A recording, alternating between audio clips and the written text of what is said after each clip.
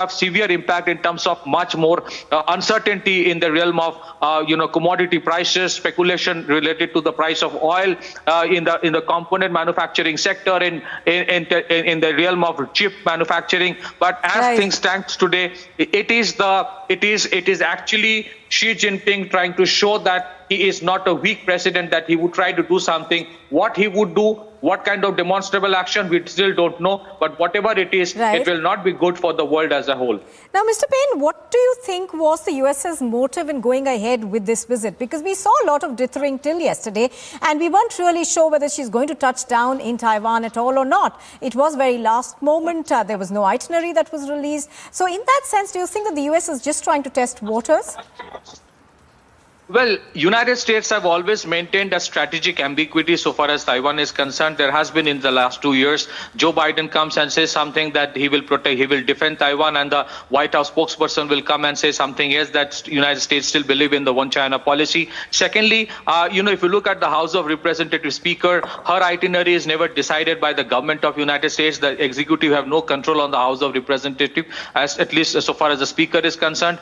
So I think in one way, if she had gone to several other countries in Southeast Asia and the Asia Pacific region, and if she had not gone to Taiwan, it would have meant that United States is blinking and chickening out in the face of Chinese threats. And so that's why I think she has gone. But at the same time, the itinerary was not released because the United States and the American establishment, especially the Pentagon, also was very apprehensive about the security of the plane itself while it was traveling. That's why neither the itinerary was released nor the flight path was actually released before it actually she landed over there. So overall, I think, yes, there is also perhaps a certain level of compulsion on the part of the American president and the government there as well. Remember, just like the Chinese economy, the United States economy is also not in the good shape. It has almost shrunk by 1% because of recessionary trends. The inflation is also very high over there. So it may also be that there is a tendency to divert attention. Whether they want a full-fledged confrontation with China or not, we don't know.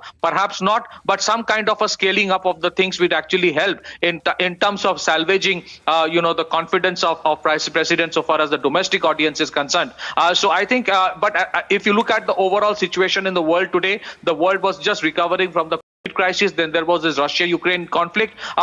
This kind of a situation probably in certain way could have been avoided. But at the same time, I think a lot of countries are also very happy for one simple reason, that this kind of brazenness has been shown by China on several occasions. They never cared two hoots about international laws. So once the Chinese are now facing it, I'm sure there are many other countries who are in the South China Sea or probably in the South Asia. They are very happy that the Chinese are actually testing something which they have done for a long time. So overall, as you look at it, there are a lot of subterfuges in this entire traveling. But at the same time, the world is looking at a lot of uncertainties. Many of the smaller countries might face bankruptcy if the prices of commodities rise again, if the price of oil rise again. We have seen what happened to Sri Lanka. It might happen to many of the smaller countries. Bigger countries like India might still survive because they are resilient, they have economic depth. But the smaller countries, irrespective of whether a war happens or not, a war-like situation creates speculation, and that would not be good for the overall economy of the world. All right, stay with us. I'm going to go back to Jason Lee. Jason, the US, of course, says that China is overreacting and that this is just a visit of Nancy Pelosi, who is the speaker. And there have been visits in the past. There were, of course, 6 legislators, I think, who went earlier this year. Is that the thought that's being held in Taiwan as well, that China perhaps is overreacting? Oh, well, people in Taiwan are used to that, and it doesn't really bother them because they overreact about almost everything, so that that's not really like a news item to them. So they wouldn't really think too much about that. Right, but economic sanctions, that's something that will bother the people over there, considering, as Pratikrit Payne was mentioning over there, that there is a symbiotic relationship between Taiwan and China in terms of being joined, at the hip over economics. Yes, this is why I was emphasizing that this is the more strategic approach to the situation, and I predict that Xi Jinping will go down this path and not military action, even against the Jimin and Matsu Islands, which are small islands that they could take easily. I highly doubt that they would take those islands because it would give the rest of the world an excuse, especially the United States, to sanction them on many things that would hurt them very much. So I predict that they want to be the ones handing out the sanctions and not the other way around. All right, Patik Prain as well as Jason Lee do stay with us. We'll come back with the two of you shortly. Now, China, of course, is planning to carry out military drills and missile tests of the Taiwan coast between the 4th and the 7th of August in the wake of Nancy Pelosi's visit.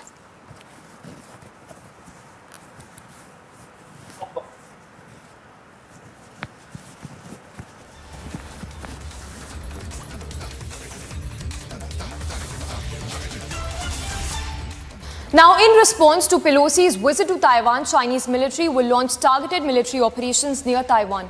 The extensive and unprecedented military drills and military tests from August 4th till the 7th of August can be seen as one of the most serious show of force by China around Taiwan since at least 1995. This essentially means that China will undertake long-range live-fire exercises in the Taiwan Strait and in waters off Taiwan's east coast. And if reports are anything to go by, 21 Chinese aircraft have already entered Taiwan's defense zone. The Taiwan's defense ministry, meanwhile, condemning the Chinese provocation, said that the move will not help China's international image and will also hurt people on both sides of the strait.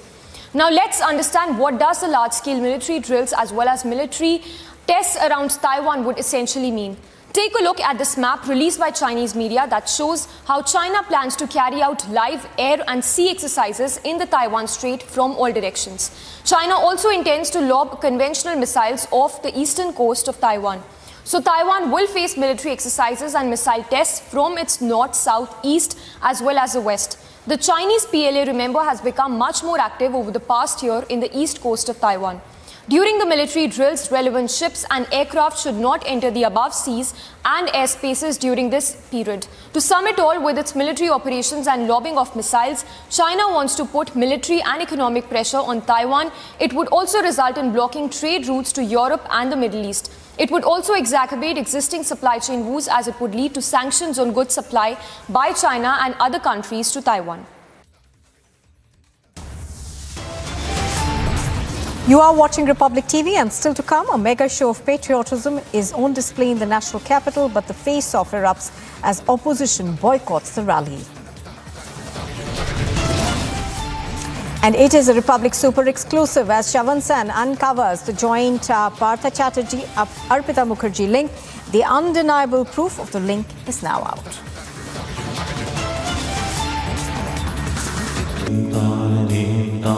In the CBSE 2022 boards, the toppers for classes 12 and 10 are from Amity once again. At Amity, we are privileged to educate brilliant students and express our gratitude to our teachers and school leaders who passionately work for the success of our children.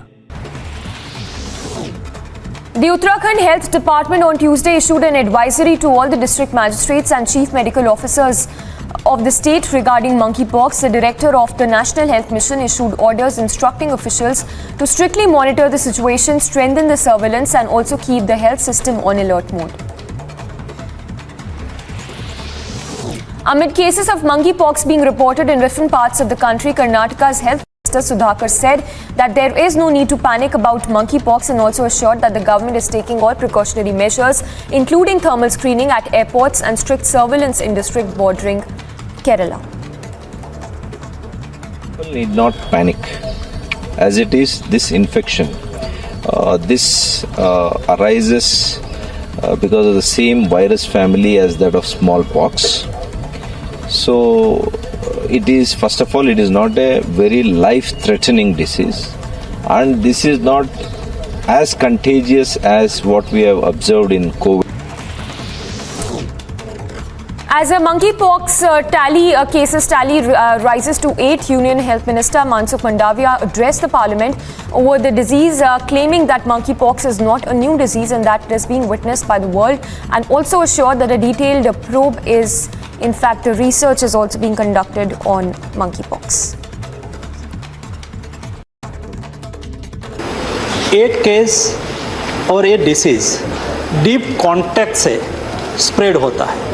माँ को होता है तो बच्चे को होने की संभावना होती है, हस्बैंड को होता है तो वाइफ को होने की संभावना होती है, कोई पैसिफिक समुदाय या तो पैसिफिक को ही हो ऐसा नहीं है। डीप कॉन्टैक्ट जिसको हो उसको होने की संभावना होती है और इस तरह से ये केस फैलता है। The protesters are trying to exert force on the barricades and trying to break it down. Mr. Chatterjee, would you like to oppose?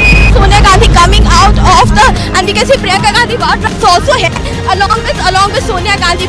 Sanjay Raut sitting outside his residence. He has come out. He has come out.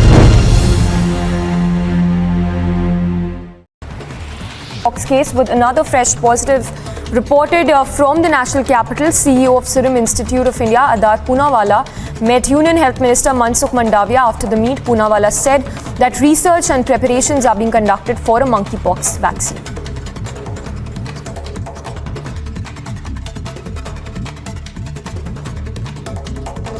बहुत अच्छी हमेशा तरह हम vaccine की सब तैयारी कर रहे हैं और मिनिस्टर साहब को ब्रीफ किया। सर मंकी पॉक्स पे कब तक आ जाएगी वैक्सीन? अभी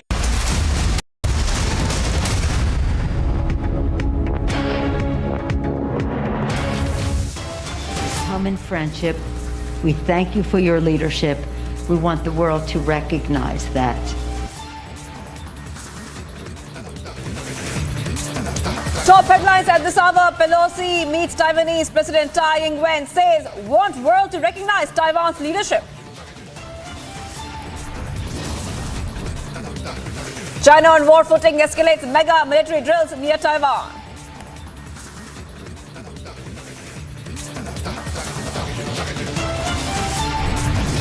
Military exercises are unnecessary responses. Taiwan has always been open to constructive dialogue, and we will work with stakeholders to bring about stability and peace in the region. Taiwan fires a big charge, accuses China of breaching the territory as Pelosi visits Taiwan.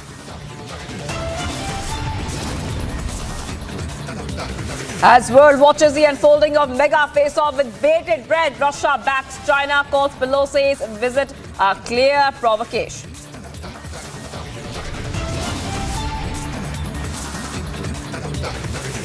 Mega show of patriotism on display in the national capital, but face-off erupts as opposition boycotts rally.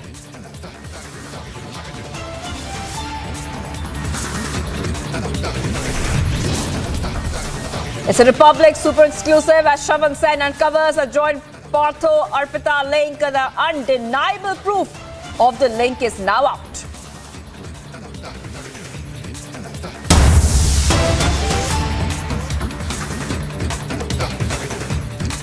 Viewers are getting in visuals right now of opulence, pomp and show for Siddaramaiah's birthday. 5 lakh descent for Siddaramaiah show.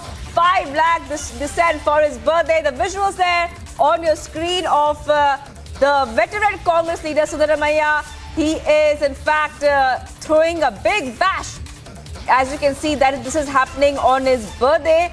And in fact, on your screen, you can see many visuals of opulence and show, and 5 lakh descending for Siddaramaiah. I want to go straight back to Niranjan. Niranjan, that this looks like a repeat of his 2005 show last time. So does that mean he's trying to project himself as a leader, a tall leader once again? Well, he is one of the tall leaders already. So, you know what he's now trying to project himself as, and you're looking at the pictures, you know, on the surface device in the newsroom, tells you how well this has been planned. But people who understand Karnataka politics and are watching Karnataka politics, if you can take the visuals right now on the surface, you will see that thousands and thousands of people, 5 lakh people almost have gathered, right? 5 lakh people have almost gathered for this Siddaramaiah 75th birthday bash. Now, the thing is, why are we doing this story? We're doing this story because Congress is hurtling towards chaos in another state. There are 3 Congress chief ministerial candidates. There are 3 Congress chief ministerial candidates, and all 3 of them want to be the chief minister. Shiv Kumar, DK Shiv Kumar, he's actually the Congress president there, and tradition has it that usually the Congress president or the KPCC president becomes the chief minister if at all they win, the elections, right? Now, here's the situation in Karnataka. There is a BJP government in the state, and the BJP is really fighting hard to retain the state of Karnataka. And at a time when the BJP is fighting hard to retain the state of Karnataka, even before the elections, even before they win the elections, even before they contest the elections, even before the chief ministerial face is announced, there are three, not one, not two, but three chief ministerial candidates for the Congress party in Karnataka. There's DK Shivkumar, there's Siddaramaiah, and then there is Patil. Now there is a history to it. The reason why we're telling you the story is that Rahul Gandhi is descended here because even Rahul Gandhi knows that if there is one state where perhaps they have a chance, it's in Karnataka. They have a chance, they can fight. But even before the fight, there is a huge fight on who will be the face of the Congress party. Siddaramaiah until recently was, until a few years back was in the JDS. He jumped ship from the JDS to the Congress party. So there was opposition even before he became the chief minister. People said he's an outsider. Why was he being made the chief minister? He, however, was made the face, and he was on the chair for several years before the BJP came back to power. But now, there is also DK Shivkumar. He's a very tall leader. He's the KPCC president. Like I said, traditionally, it's usually the KPCC president who usually, if any party wins, if the Congress party wins, traditionally he becomes the chief ministerial face. But then there is another leader, contender in the ring with Veerappa Moily, a very senior leader, former union minister, also throwing in the name of Patil, SR Patil recently. So it's complete chaos. I think Dr. Shankara Guha is joining us on the phone line. Dr. Guha, what's going on? 5 lakh people at a birthday function. There have been heavy rains, floods in different parts of the state.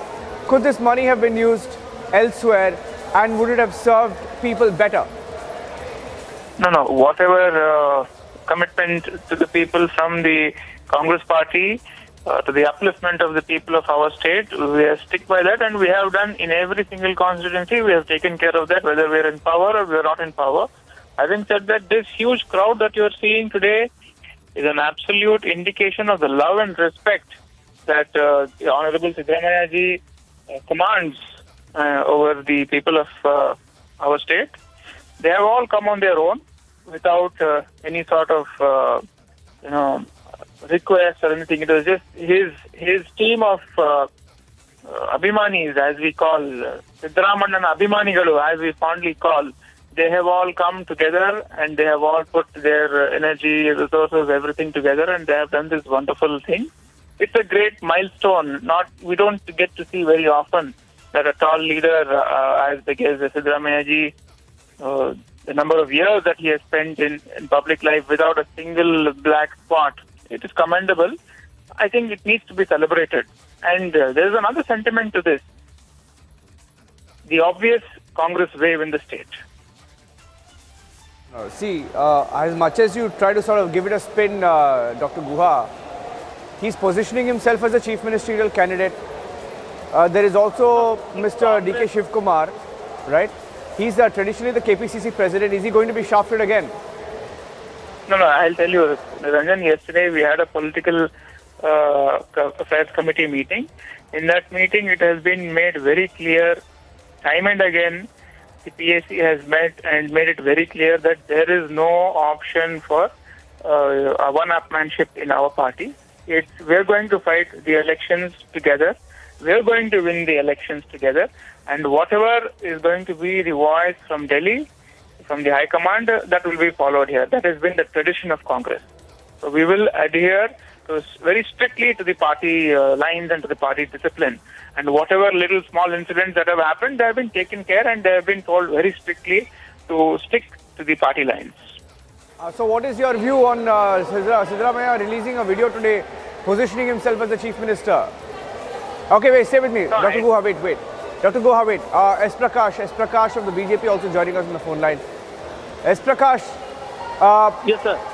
5 lakh people, we are told, are attending this event in Davangere in Karnataka, right? 5 lakh people, and I don't know how much of money has been spent, because it takes money to ferry people, bring people in trucks, buses, etc. Now, by conservative estimate, how much do you think is being spent And what do you have to say about this show for a 75th birthday? Half the state is marooned. More than 20 people have lost their lives in Karnataka. In just 2 days, more than 10 people have died due to the floods. Thousands are homeless today. Lakhs are suffering due to the floods. Mr. Siddaramaiah, an ex-chief minister of the state, instead of celebrating his birthday, he should have reached out to those affected people and provided relief to those who are suffering today. However, he has chosen to celebrate his birthday by spending more than 200 to 300 crores by mobilizing 2-3 crores lakhs of people in Davanagere. It is very 300 crore? Sensitivity is lost. Are you saying 200-300 crore? How are you getting that number? No, that's just a random figure. He got that figure in his mind just now. So he just said that. Mr. Prakash, you being a very senior man, I think you should understand that we are not the BJP. We don't have the sort of resources that you have. I don't need your certificate. Okay, it is your own party. I am sure you don't need my certificate. The certificate will be given. I am given by not the people seeking of your Karnataka in the certificate. next I election. don't even know Neither who do I you need are. a certificate, sir. I don't know who you are.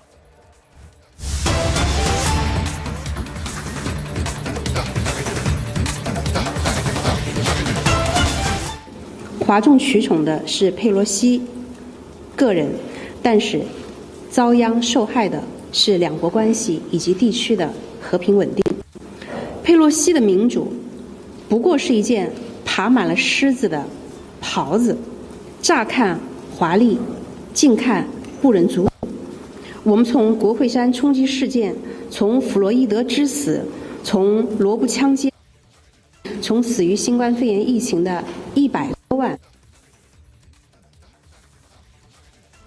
民主的虚伪和冷酷，我们也从美军在伊拉克、叙利亚所作所为，以及喀布尔大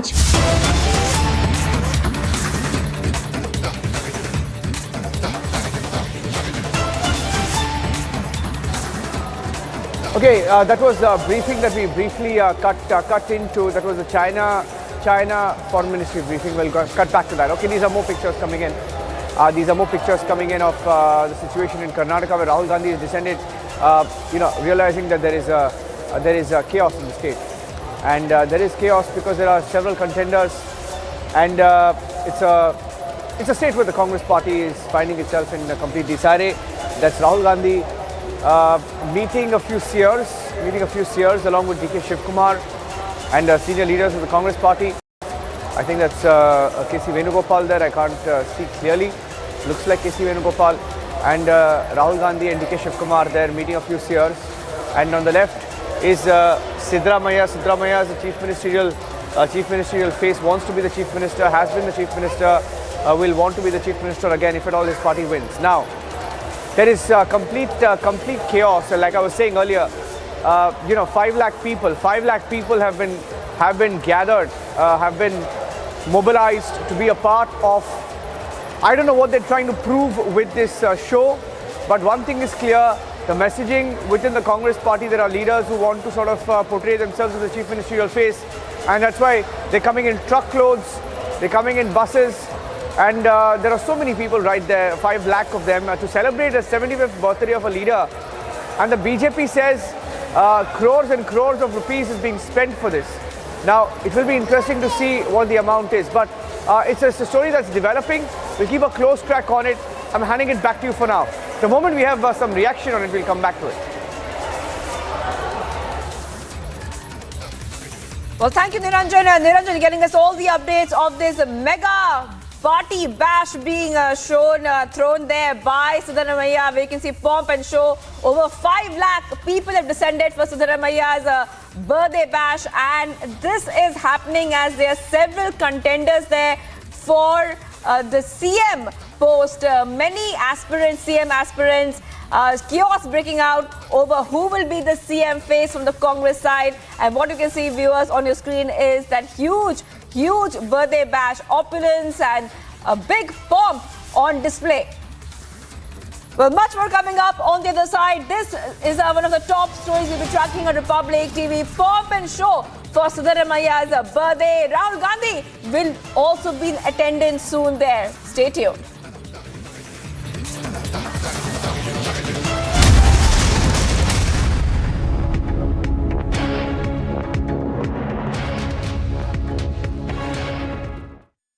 The protesters are trying to exert force on the barricades and trying to break it down. Mr. Chatterjee, would you like to respond? Sonia Gandhi coming out of the, and we can see Priyanka Gandhi is also here, along with Sonia Gandhi. Sanjay Raut sitting outside his residence. He has come out. He has come out. Fox case with another fresh positive reported from the national capital. CEO of Serum Institute of India, Adar Poonawalla, met Union Health Minister Mansukh Mandavia. After the meet, Poonawalla said that research and preparations are being conducted for a monkeypox vaccine.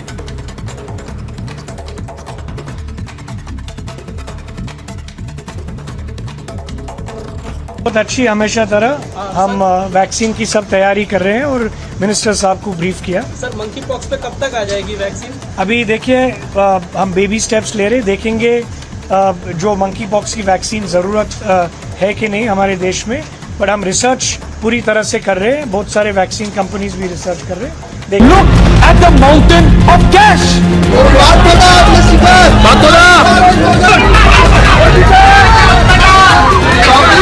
Rahul Gandhi को हिरासत में लिया जा रहा है। बड़ी खबर, बड़ी जानकारी।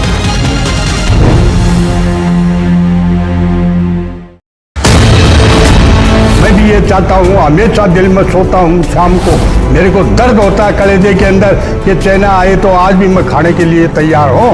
युद्ध भूमि में दुश्मन से जब हम लड़ा करते थे, तूफानों को मोड़ दिया करते थे। अभी जितना बॉर्डर पर मारते हैं उतना तो हम रोड पर छोड़ दिया करते थे।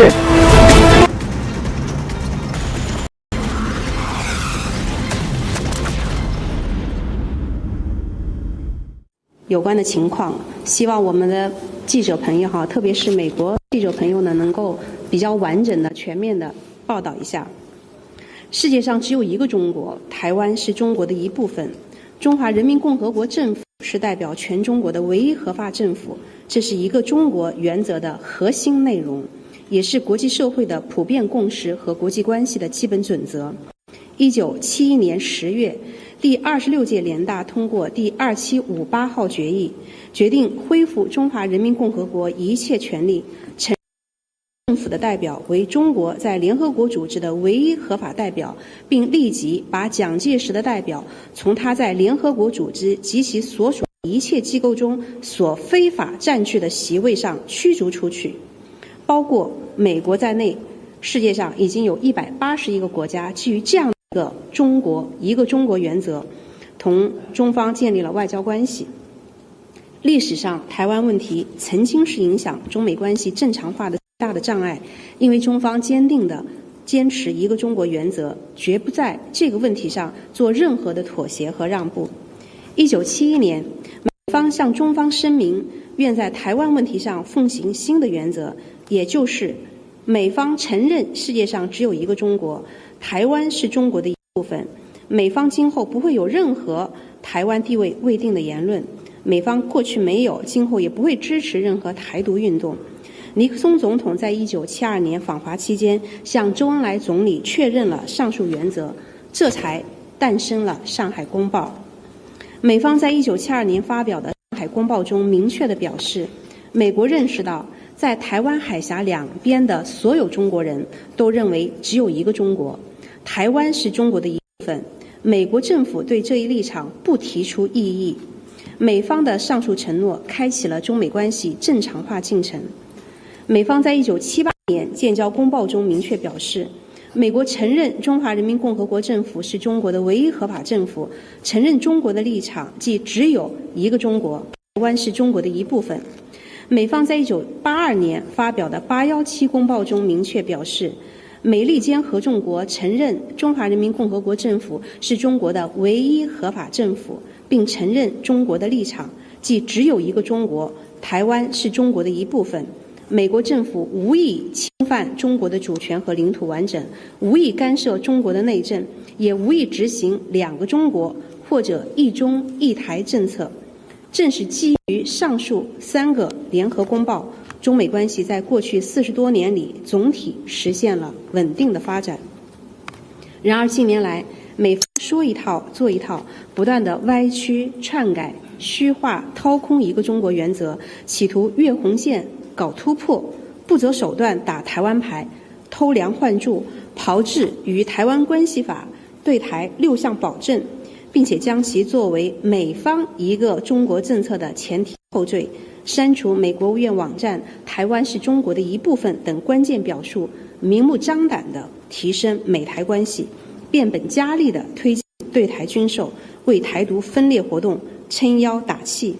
对于美国政府3号人物串台企图，美国政府本应该严加约束，但却放任纵容，这才是当前台海局势紧张的根本原因和事实真相。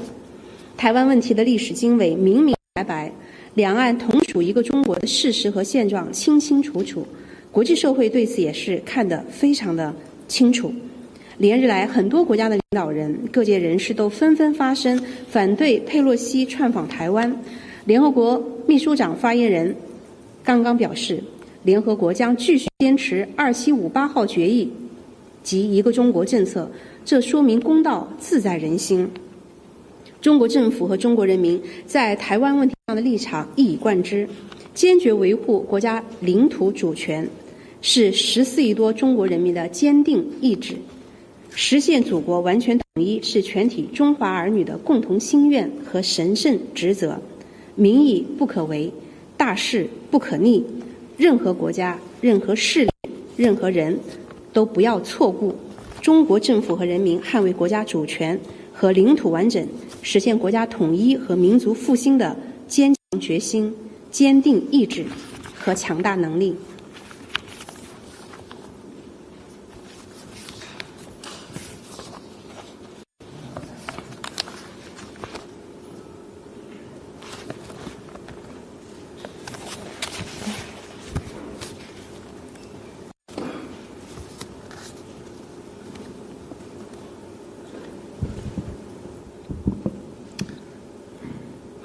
Just to follow up, a question from Bloomberg on the possible countermeasures that you mentioned. You said call for patience on details regarding that, but can you elaborate a little bit on whether there will be sanctions directly on Taiwan?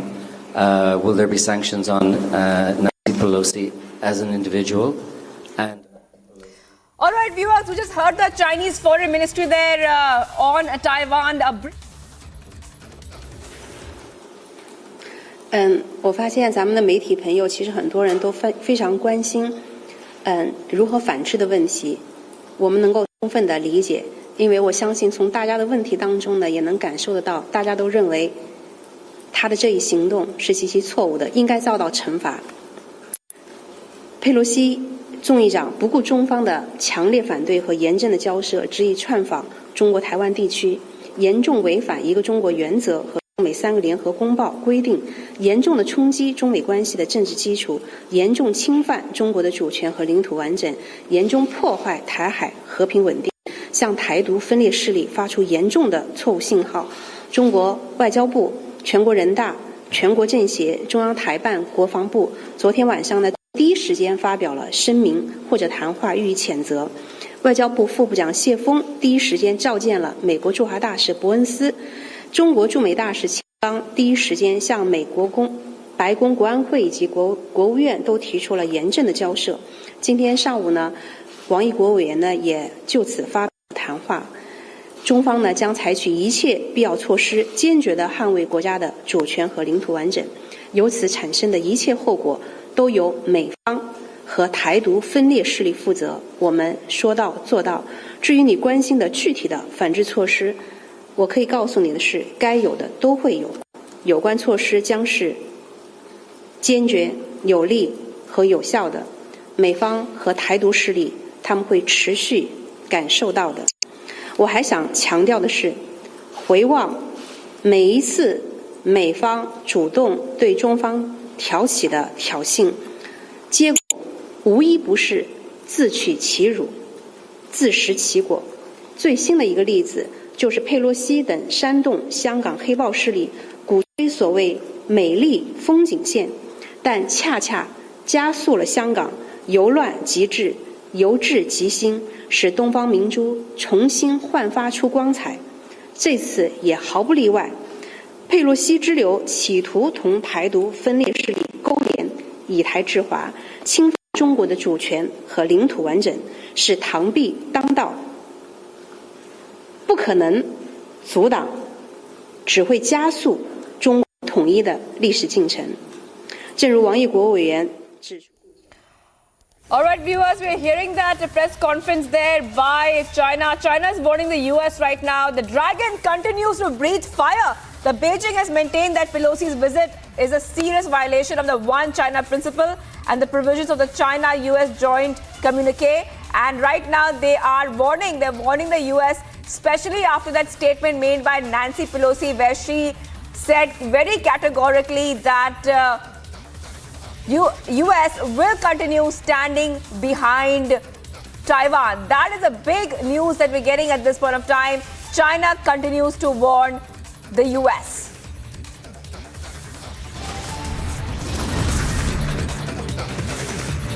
Well, much more coming up on the other side, viewers. Rattle, China is in a flux right now after Nancy Pelosi said that US will continue standing behind Taiwan no matter what.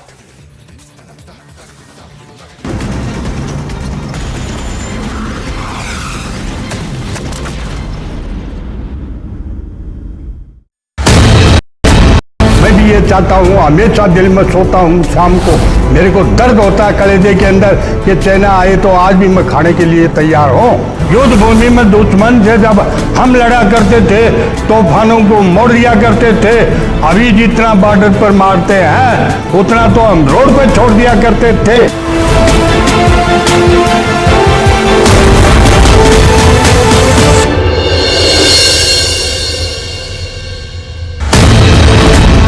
The only thing which is still in his mind is Naam, Namak and Nishan. Naam of his battalion. Yes. Namak, of course, he is eating off the banner, and the Nishan of the banner he is carrying.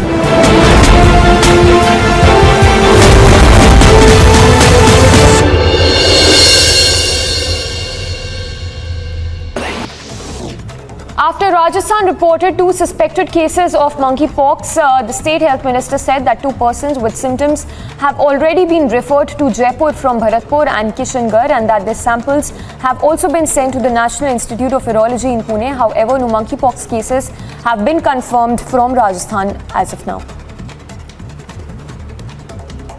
पूरी तैयारी है, दवाइयों का सारा इंतजाम है, पूरा उनको जैसे कोविड से लड़े ना उस तरह पूरी तैयारी है मंकीपॉक्स के, और लगता है मंकीपॉक्स केस राजस्थान में अभी नहीं है।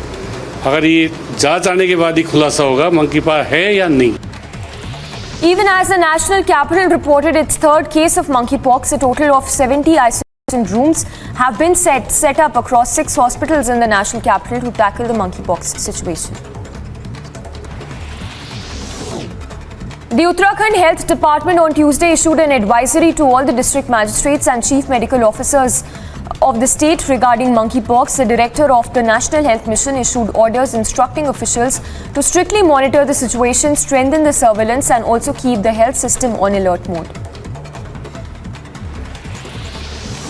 Amid cases of monkeypox being reported in different parts of the country, Karnataka's Health Minister Sudhakar said that their road has been blocked by the Congress workers, the high voltage drama. Nancy Pelosi lands in Taiwan.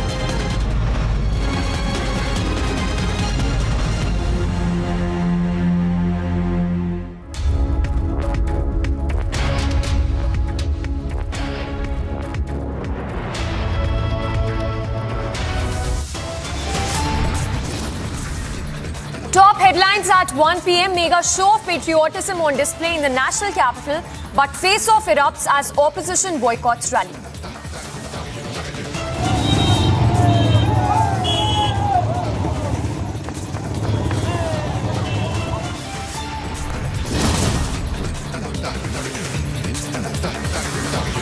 It's a Republic super exclusive as Shravan Sen uncovers joint Partha Arpita link. The undeniable proof of the link is now out.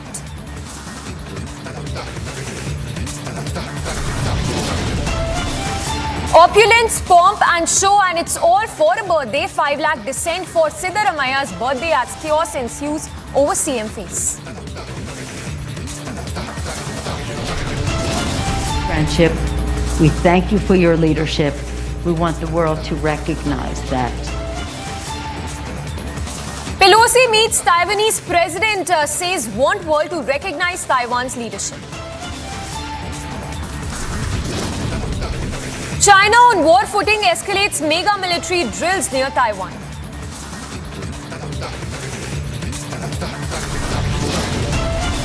Taiwan fires big charge, accuses China of breathing the territory as Pelosi visits Taiwan.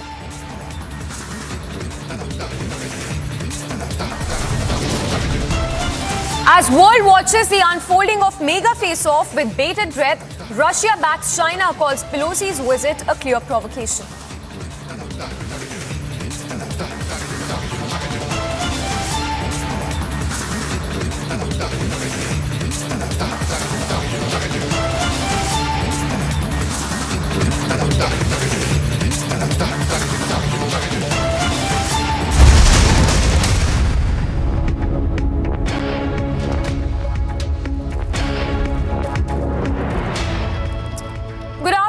Thanks for staying tuned. You be live and breaking, and I'm Samiksha Srivastava.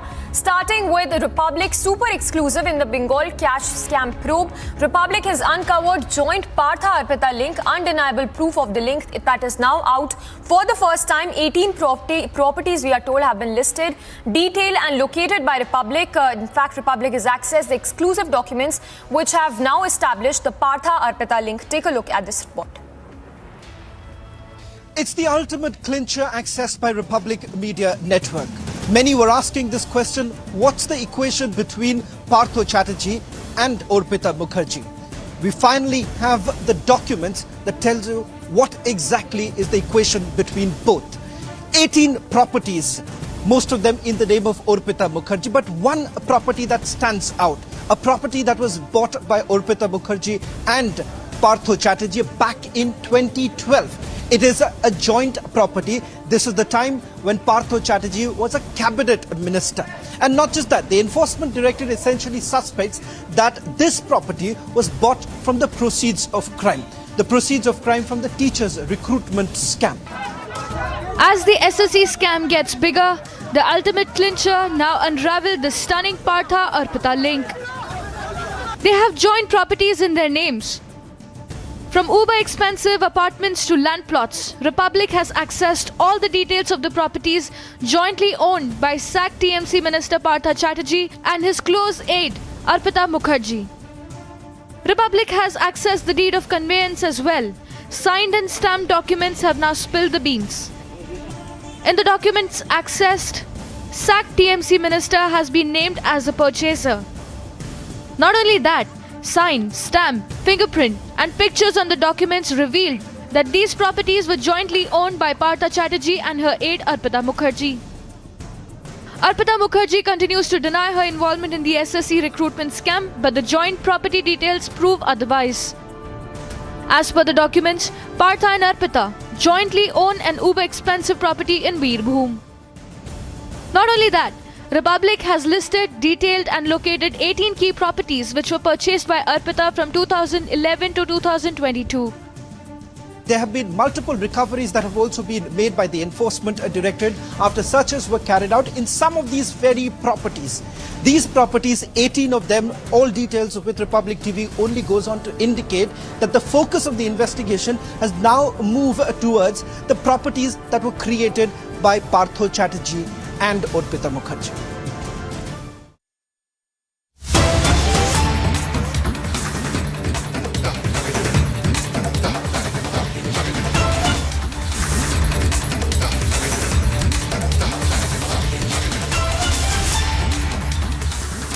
Well, a mega face-off, a political face-off that has now erupted over the Tiranga Yatra.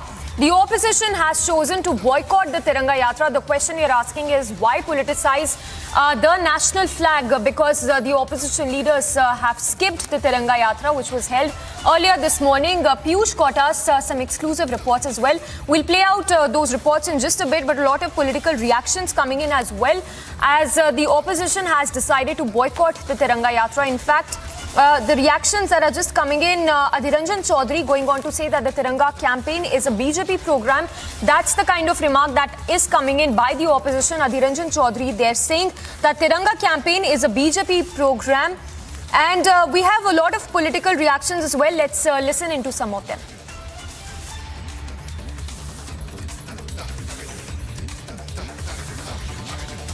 Ma'am, आज programme है, तिरंगा यात्रा निकाली जा रही है, क्या message आप?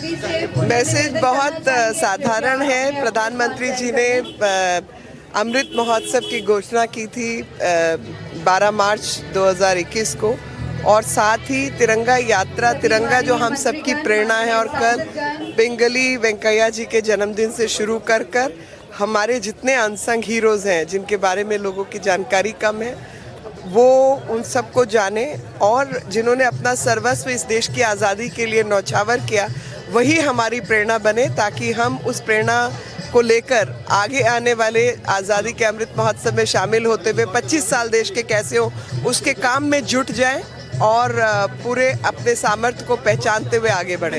कल्चर का इवेंट है, ये मैसेज क्लियर जाना चाहिए, क्योंकि कुछ पार्टी के जो एमपीज हैं उनमें कंफ्यूजन है कि बीजेपी का ये इवेंट है। आप चाहेंगे कि पार्टी अक्रॉस लाइन जो है एमपीज इसमें आए? मैं चाहूँगी कि सांसद अक्रॉस पार्टी लाइन इसमें पहुँचे, क्योंकि तिरंगा किसी एक पार्टी का नहीं, तिरंगा देश का है। क्या मैसेज देना चाहेंगे इस तिरंगा यात्रा के? मैसेज, ये पूरा देश इस अमृत महोत्सव काल में अपने पूर्वजों को याद करके, जिन्होंने त्याग, तपस्या और बलिदान के बल पे आज भारत को आज़ाद किया, अंग्रेजों को भगाया, और दुर्भाग्य से देश को टुकड़े टुकड़े करने वाले लोग आज भी इस तिरंगे को अपमानित करने का काम कर रहे हैं। और आज मोदी जी पूरे देश में एक उत्सव का वातावरण, आज गांव में, शहर में, जब हम घर घर झंडा लेकर के उत्सव मनाएंगे, तो लोगों के मन में राष्ट्र के प्रति एक नई भावना की जागृति होगी, जो हम बचपन से मनाते आए। दुर्भाग्य है कि मोदी जी अगर तिरंगा उठा रहे हैं तो विपक्ष उनका उल्टा, अगर उसके हाथ में कोई चाइना थमा दे तो वो भी थम लेंगे। मैंने मोदी का विरोध करते करते मोदी करेंगे भारत माता की जय, तो उनके जुबान से क्या निकलेगा भगवान जाने। देखिए, पूरे देश के अंदर एक प्रेरणा दी गई है कि हम हर घर पर तिरंगा लगाएं, तो उसी मकसद से एक उस प्रेरणा स्वरूप में सब सांसद भी जो है वो तिरंगा यात्रा निकाल रहे हैं, ताकि देश के अंदर एक अच्छा संदेश है।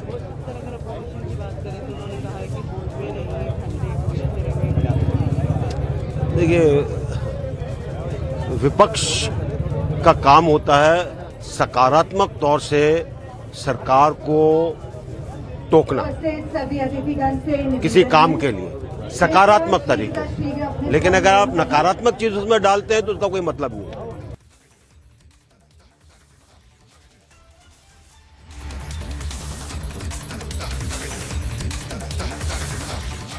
देखिए, देशभक्ति की भावना जगे और हर नागरिक, हर हिंदुस्तानी भारत के लिए कंट्रीब्यूट करे, और जब हम सब अपने हुनर से, अपनी मेहनत से, अपना जो भी क्षेत्र में, कार्य क्षेत्र में काम कर रहे हैं, वहां पे और अच्छी तरह से काम करें, अपने आप भारत मजबूत होता है। यही देशभक्ति की भावना है। ये तो तिरंगा यात्रा है भैया, हर हिंदुस्तानी जो देशभक्त है उसको जुड़ना चाहिए आज के दिन। This precious moments must remind us of countless sacrifice. देश का एकता के लिए, आजादी के लिए जो महानुभावों ने कुर्बानी दिया, अपना जीवन त्याग किया, इन महानुभावों का हम सब लोग इस समय पे याद रखना है और याद करना है, और हमारा बच्चों को याद दिलाना है। This is a great tribute we can really pay to them. We proudly hoist our national flag reflect on our national values, recount tales of bravery and social harmony from our freedom struggle. That is only my appeal. I don't want to make a long speech. Please recall the memory of the great sacrifices made by the freedom fighters, the path shown by our people, and the values that we have inherited from Indian culture, heritage. They have to be preserved and passed on, irrespective of caste, creed, sex, religion and region. India is one. We are one nation, one people, one country. This has to be remembered by one and all. देश कौन देशभक्त है सब जानते हैं। कितना देशभक्ति है कि हमारे देश को आज़ाद करने के लिए जो अखबार निकाला गया था आज़ादी की वो जंग के समय, उनके खिलाफ आज जिस घिनौने साजिश हो रहे हैं उसको भी थोड़ा याद करो और उसको भी देखा करो। जिस पत्रिका को सामने रख के हिंदुस्तान की आज़ादी की लड़ाई लड़ी गई थी उसके ऊपर किस तरीके के जुल्म और अन्याय हो रहे हैं ये भी देखा करो। Today, the Ministry of Culture, Government of India had organized a Tiranga bike rally from Red Fort to Parliament. This was meant for all MPs. But it is very unfortunate, as per media reports since morning, only the BJP NDA MPs came to the program and the other MPs from various opposition parties, Congress, Samajwadi, Aam Aadmi Party, NCP, TMC, all of them chose to boycott this program, chose to boycott the Tiranga. The Tiranga does not belong to one party. The Tiranga does not belong to BJP. Nor was this program a BJP program. It was clarified by the Parliamentary Affairs Minister and other authorities that this was a program for the entire country for all parliamentarians. Yet, some who believe in Parivar Tantra perhaps feel that insulting the institutions and symbols of Loktantra is the best way to do politics and to do Rajniti over issues of Rashtraneeti. These are the same people who sometimes make questions on the Rashtrapati, who sometimes make questions on Supreme Court, on Election Commission, on Sansad, and now even the Tiranga. It is unfortunate that even something as pious and as important a symbol like the Tiranga, which reflects the collective consciousness of 135 crore Indians, was sought to be politicized. Perhaps this could have been avoided. Will these people not put up the Tiranga in their display pics of social media or outside their houses between 13th to 15th August merely because they hate one party or one person? That should not be the way politics is done in a democracy. We may have matbhed, but it can never be manbhed against the institutions of our democracy, against the institutions of our nation, and against the symbols of our nation that are sacred to us. Perhaps their attendance at such a program would have given a good message to the entire country, and perhaps then flying the Tiranga outside their house between 13th to 15th August, or even changing their social. देखिए, आज़ादी का अमृत महोत्सव सरकारी कार्यक्रम नहीं है, ये देश का कार्यक्रम। देश को आज़ाद हुए 75 साल पूरे हो रहे हैं 15 अगस्त को। इस सिलसिले में हर भारतीय अपने घर पे झंडा फहराए 13 से 15 अगस्त के बच्चे, इसके लिए प्रचार प्रसार, वातावरण निर्माण, उसके लिए आज कार्यक्रम था तिरंगा यात्रा का। So as you just heard, Adhiranjan Chaudhary there politicizing the event and the centre there, the government, the BJP there also appealing to the opposition to take part in the Tiranga Yatra, whereas the opposition continues to oppose it. And moving on to more news then, a cabinet reshuffle of the West Bengal government announced earlier by the Chief Minister of the state is expected to take place today. We are told several ministers, new and old, are expected to be included in the ministerial berths that have been emptied as a result of several factors, including some ministers passing away, whereas Partha Chatterjee, who's also been sacked as a minister as well as from the party. As she addressed the SSC scam in West Bengal. হ্যাঁ, আমাদের একটা রিসাপল করতে হবে। তখন সুব্রতদা মারা গেছে, senior leader. সাধন পান্ডে মারা গেছে, সিনিয়র লিডার। পার্থ চ্যাটার্জি জেলে আছেন। এদের কাজগুলো কে করবে? কাউকে না কাউকে তো কাজগুলো করতে হবে। অনেকগুলো মিনিস্ট্রি ফাঁকা পড়ে আছে। West Bengal Chief Minister Mamata Banerjee spoke of a need for a cabinet reshuffle. The cabinet shuffle she spoke about is scheduled to take place today and is expected to be the biggest since the state came to power in 2011. With the state's leader of opposition calling the teacher recruitment scam the biggest in the country's history since independence. After independence इस 1000-2000 का हरियाणा में भी हुआ, 3000 teacher का scam. ओ उसकी ex chief minister अभी भी तिहाड़ में है। आपका त्रिपुरा में लेफ्ट रिजिम में 11000 primary teacher recruitment supreme court ने खारिज किया है। वो पार्टी का कैडर का रिक्रूटमेंट था। लेकिन बंगाल में जो हुआ है इट्स ए बिग स्कैम। इसमें करीब 80-90 लाख अनएम्प्लॉयड एजुकेटेड यूथ का इन्वॉल्वमेंट है, ये छोड़ना नहीं। The reshuffle could be seen as an overhaul for the cabinet as it faces major criticism over the large amounts of funds uncovered by the Enforcement Directorate. The minister stated that 4 or 5 new faces would be inducted into the new cabinet, while a similar number of members of the present cabinet would be utilized for party work. Further adding that some portfolios may also be reshuffled among existing cabinet ministers. Sources believe Babul Supriyo, Tapas Roy, Partha Bhomik, Snehasis Chakraborty and Udayon Guha are some of the names that are doing the rounds for induction into the cabinet.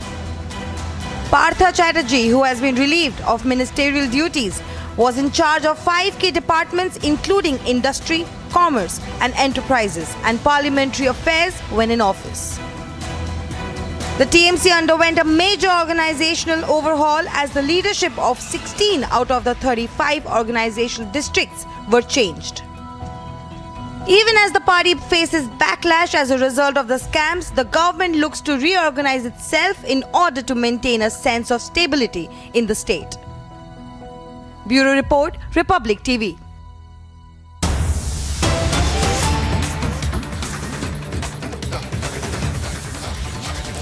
And more breaking updates coming in, this one with regard to the face-off that has erupted over the Har Ghar Tiranga campaign of the centre.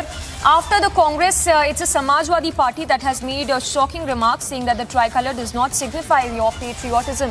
That's the remark coming in from Shafiqur Rahman Bark of the Samajwadi party. Let's listen into that remark that's been made by Shafiqur Rahman of the SP.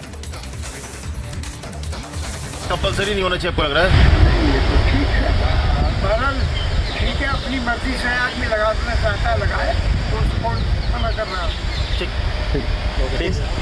जो सरकार सत्ता पक्ष है BJP कह रही है कि जो नहीं आ रहे हैं वो उनकी देशभक्ति पर सवाल खड़े हो रहे हैं, जो तिरंगा के साथ नहीं जुड़ रहे हैं।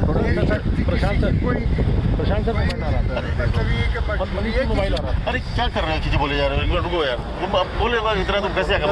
तो माइक भी नीचे कर लो, सबका मोबाइल में आ जाएगा। भाई जो आदमी अपने देश में रहता है उसका देशभक्त है, उसमें क्या परेशानी? अगर वो झंडा अपने घर पर नहीं लगाएगा देशभक्त नहीं होगा क्या वो? बीजेपी अब कह रही है कि उन्होंने भाई जो आदमी अपने देश में रहता है उसका देशभक्त है, उसमें क्या परेशानी? अगर वो झंडा अपने घर पर नहीं लगाएगा देशभक्त नहीं होगा क्या वो? बीजेपी अब कह रही है कि उन्होंने सारे नेता बोल रहे हैं कि क्या विपक्ष सांसद अपने घर पे तिरंगा तो लगाएंगे ना? ये सवाल अब पूछ रहे हो कि देशभक्ति पे सवाल है। तो देशभक्ति झंडे पर ही थोड़ी डिपेंड करती है, आदमी के काम पर कारनामे पर करती है।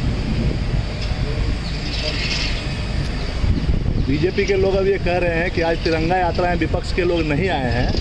आज तिरंगा यात्रा थी, सभी को न्योता दिया गया था, आपको भी भेजा गया था, बहुत सारे लोग नहीं आए हैं, उनकी देशभक्ति पे अब सवाल उठ रहा है। हमें तो मिला नहीं। आपको नहीं मिला था कोई सरकार की ओर से चिट्ठी? नहीं मिली आपको बक्सा? सर आपके हिसाब से जाना चाहिए था विपक्ष को जाना चाहिए था। तिरंगा तो विपक्ष की राय है। देखिए देश आज़ादी का 75वां साल मना रहा है, तिरंगा की बात हो रही है, तो तिरंगा हाथ में थामने, तिरंगा घर पे लगाने में आपत्ति क्यों किसी को हो रही है? तो किसी ने कोई सवाल नहीं किया भाई, वो अपनी मर्जी है, अगर लगाता है तो उसे कौन मना कर रहा? आपके हिसाब से चाहिए था सबको पूरे देश में, जब प्रधानमंत्री ने आह्वान किया है तो ये कंपलसरी तो देशभक्ति को ही सिर्फ झंडे पर ही थोड़ी आदमी के अमाल पर है, आदमी की एक्टिविटीज का है, आदमी देशभक्त है नहीं कंपलसरी नहीं करना चाहिए, झंडा लगा ले वो देशभक्त हो नहीं तो क्या झंडे से देशभक्त भक्त साहब मतलब झंडा लगाना कंपलसरी नहीं करना चाहिए, कंपलसरी नहीं होना चाहिए आपको लग रहा है? झंडे को लगाना नहीं लगाना ये कंपलसरी नहीं होना चाहिए आपको लग रहा है? ये तो ठीक है, बहरहाल ठीक है, अपनी मर्जी से आदमी लगाना चाहता लगाए तो उसको कौन मना कर रहा है। So that was Samajwadi Party MP Shafiqur Barq. I have Gaurav Bhatia of the BJP and Anurag Badoria of the Samajwadi Party. Anurag Badoria ji, ये जो बोल रहे Shafiqur Barq ji, the parliamentarian, he seems to be suggesting that hoisting a tricolor at home is not the real indicator of being a patriot or deshbhakt. Isn't that a controversial comment?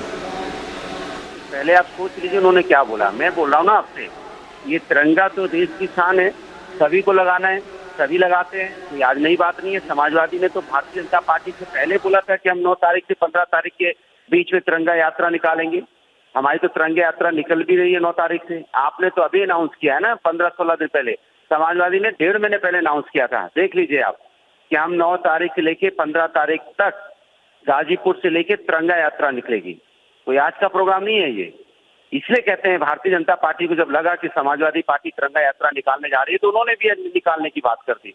अब उससे जब उनको लग रहा है कि कहीं से कोई बाइट मिल जाए, किसी के कुछ शब्दों को तोड़ लें, मरोड़ लें, कुछ कर लें, कुछ माहौल बना लें, कि कैसे माहौल बना लें कि तिरंगा यात्रा पे अपनी क्रेडिट ले लें। अरे तिरंगा पे क्रेडिट क्या लेना, तिरंगा तो हमारे देश की शान है, इस पे क्रेडिट लेने की क्या होड़, मुझे समझ में नहीं आ रहा। भारतीय जनता पार्टी ऐसा क्यों लिए अपने लोगों को कैमरा घुमा रही है इधर उधर कि कहीं कुछ मिल जाए, कुछ कोई थोड़ा बहुत कुछ इधर उधर जीभ लड़खड़ा जाए किसी की तो मैं उसी को पकड़ लूं। इसलिए मैं कहता हूं कि भारतीय जनता पार्टी इनसिक्योर रहती है हमेशा, उसको देश से कम प्यार है। ये वो लोग हैं जिन्होंने 52 साल तक अपना तिरंगा नहीं लहराया था अपने RSS के हेडक्वार्टर पे। ये वो लोग हैं जिन्होंने जब तिरंगा का अपमान किया था, जब 1948 में जब तिरंगा बना था, तब इन्होंने तिरंगा का विरोध किया था। ये तिरंगा की बात क्या करेंगे? तिरंगा की बात करेंगे समाजवादी लोग जिन्होंने तिरंगा पे हमेशा फक्र किया है। एक मिनट मेरे साथ। ओके, हाँ जी we'll come back to the story. नहीं ये कुछ और ब्रेकिंग न्यूज आ रही है। Anurag Badoria ji, thank you for speaking to Republic TV. Shehzad will come back, we have some more breaking news now coming in.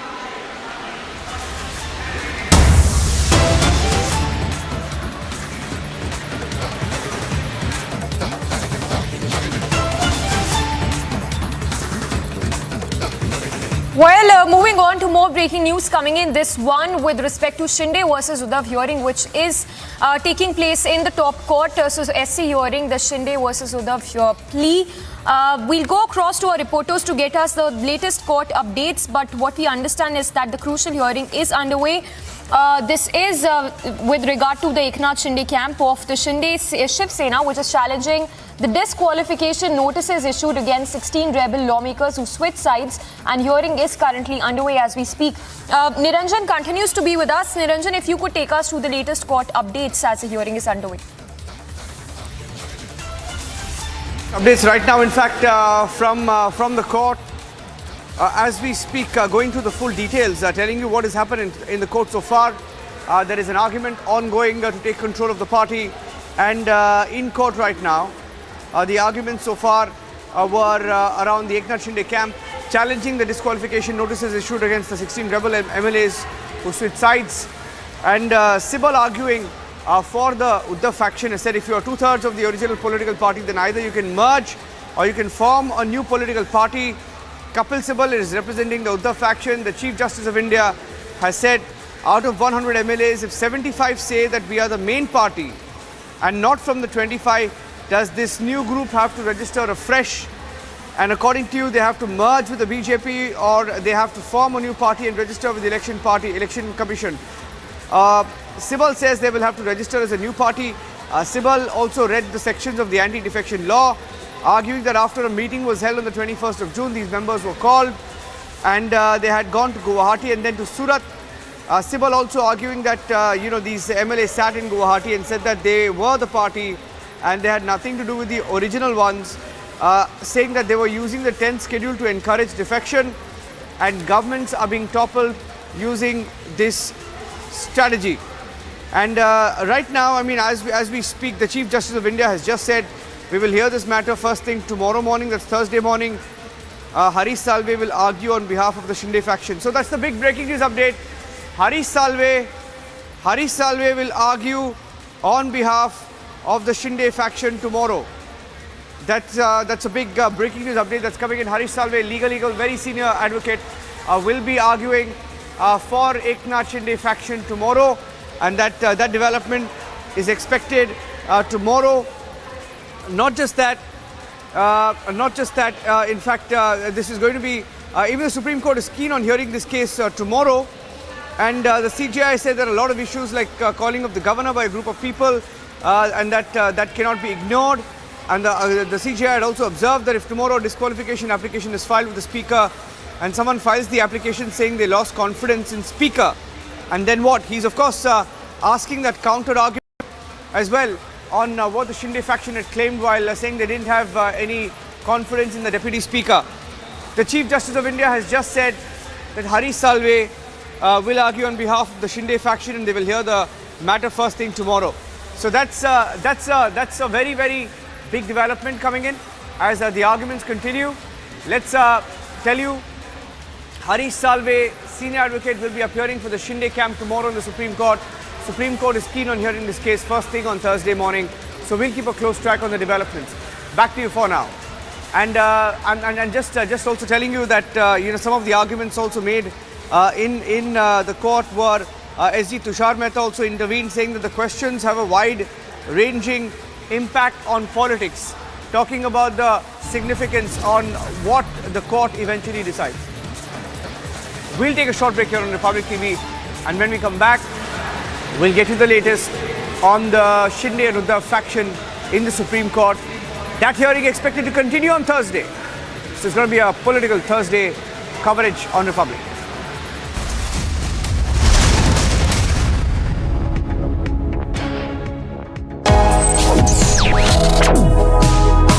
Reading allows us to become familiar with ourselves. We don't read, we won't know what is knowledge. I just find it very interesting to know people's lives, how they went through certain situations, how they dealt with things. So wherever you want to go in life, if you read books along those lines, then that would really help you in growing.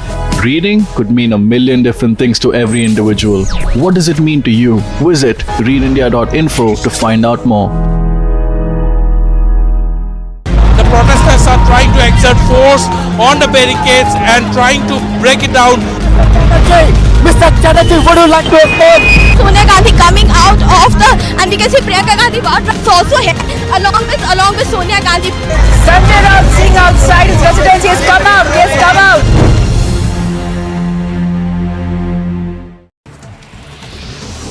Following the poisonous gas leak incident in a company in the Brandix area of Andhra Pradesh's Achatapuram, a total of 53 people have been admitted to hospital so far. Hemant, the district medical and health officer, has added that most of the patients have complained about difficulty in breathing, nausea and vomiting that has been caused due to the gas leak. Amidst infighting over the Chief Minister's face, the former Congress Chief Rahul Gandhi has urged the party's Karnataka unit leaders to work unitedly for the upcoming assembly elections in the state in 2023, while also suggesting that they not speak publicly on the issue. Look at the mountain of cash.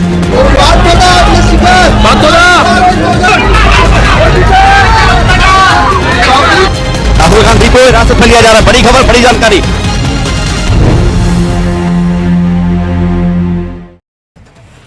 Now, Taiwan's Ministry of National Defense has highlighted that the PLA's move to conduct live-fire exercises in the sea and airspace around Taiwan from the 4th of August to the 7th highlights China's mentality to use force to resolve differences. The ministry further assured that the National Army will definitely stick to its posts and protect national security.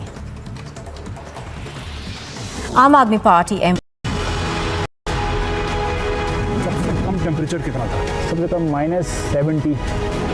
हर सैनिक को ये मौका नहीं मिलता CHN काटने का। मेरा का 22 साल के अंदर ये मौका मिला CHN काटने का। अच्छा, इसलिए बहुत गर्व है मेरा को। छोटी बात नहीं है साहब, बहुत बड़ा कलेजा चाहिए, है ना साहब।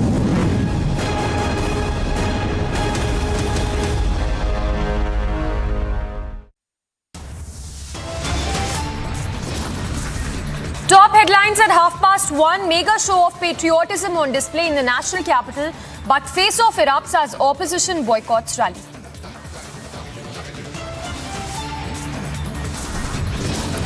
It's a Republic super exclusive as Shravan Sen uncovers joint Partha Arpita link. The undeniable proof of the link is now out. Opulence, pomp and show, and it's all for a birthday. 5 lakh descent for Siddaramaiah's birthday as chaos ensues over CM face. And friendship, we thank you for your leadership. We want the world to recognize that. Pelosi meets Taiwanese president, says want world to recognize Taiwan's leadership.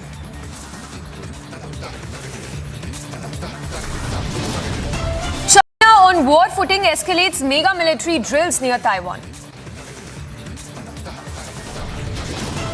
As world watches the unfolding of mega face-off with bated breath, Russia backs China, calls Pelosi's visit a clear provocation.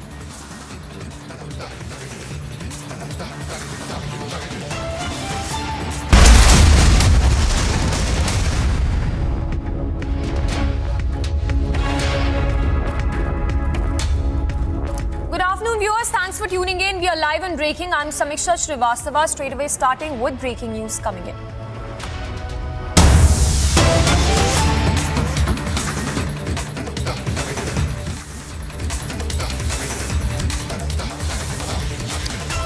And more breaking updates coming in. This one on the Amravati hate killing probe. We are told the NIA has detained 2 persons in Amravati Umesh Kole's murder case. That is the latest coming in. Amravati-based pharmacist Umesh Kole, 54, remember, was hacked to death on 21st of June night after he wrote a post in support of the former BJP spokesperson Nupur Sharma on social media. So the NIA there detaining 2 people in connection with the Amravati hate killing case. We'll go across to our reporters to get us more information, but what we understand is that 2 arrests, in fact 2, accused have been detained by the NIA in connection with the Amravati hate killing probe. In fact, the visuals on your screens are of the accused who've been detained by the NIA in connection with the Amravati hate killing. We have Sandeep also joining us to get more details. Sandeep, if you could give us details of these 2 accused who've been detained by the NIA. So yes, remember on 21st of June, Umesh Kole was stabbed by a few people, and in this case NIA had registered an FIR and 7 people have been arrested so far. And in the same sequence, now 2 people have been detained by the central agency investigating this cases. Those 2 people who have been detained out here, their names are Murshid Abdul Rashid, he's 41 years old, and Abdul Salim, that is 23 years old people. So 2 have been detained. Possibly NIA could arrest them by today evening and possibly could produce them in the courthouse tomorrow. Remember, the brutal killing of Umesh Kole took place after he made a social media post. He posted a social media post in support of Nupur Sharma, post which the chemist, 51-year chemist, was killed and in fact stabbed to death. So in the same sequence now, the agency have earlier also made arrest. Now 2 detention is being done. Possibly arrest could be made by today evening. Samiksha. Yes. Sandeep, just a follow-up question. If you could, for our viewers, take us through the various angles that are being looked into when we talk about this case, since the NIA has also taken over it, the Pakistan link as well for that matter. Take us through the angles that are being probed, looked into by the NIA. See, when we talk about the Nupur Sharma case and the several killings that took place across the country, so NIA is constitutively, investigating all these matters. And in fact, remember the Udaipur killing that took place and Umesh Kole's death also. So a constitutive investigation is underway. The NIA is suspecting international links, or whether these people were funded from Pakistan or not, or who are the gurus, in fact, the people who were guiding them to do that, to do such kind of killing in country India. So definitely these are the possible angles that NIA is investigating. So far 7 arrests has been made in Umesh Kole case and 2 detention has been done. So we'll have to see what more actions or what more things that comes up into the light in upcoming days. Samiksha. All right, Sandeep, thanks for the moment. So Sandeep getting us crucial details with regard to the Amravati hate killing case, where we are told that the NIA has detained 2 accused. Sandeep, thank you for the moment. We'll keep coming back to you. So that is the latest, in fact, coming in, tracking all the latest on that. Remember, Umesh Kole was hacked to death, and this was with after he had posted a social media post, put out a social media post in support of Nukushan. And tracking all the latest on that as well, but more news coming in. This one from Kerala's Kollam, where we are told a shocking video has emerged. From Kollam, we are told a 19-year-old man was brutally assaulted in public by bikers who were in an inebriated state, in an intoxicated state in Kollam district. Now, as per police, the boy refused to lend a packet in fact, it was a packet of chips that the boy refused to lend to the bikers. He was initially pushed to the ground and was then kicked by the 2, even as onlookers were trying to stop them. The group is now absconding following this incident. The victim is identified as Neela Kantan. In fact, the visuals on your screens as well, in which you can see how this particular person who's been identified as Neela Kantan was assaulted by a group who seemed to be in intoxicated state. And this just because Neela Kantan refused to lend a packet of chips to them, is what we are getting to know.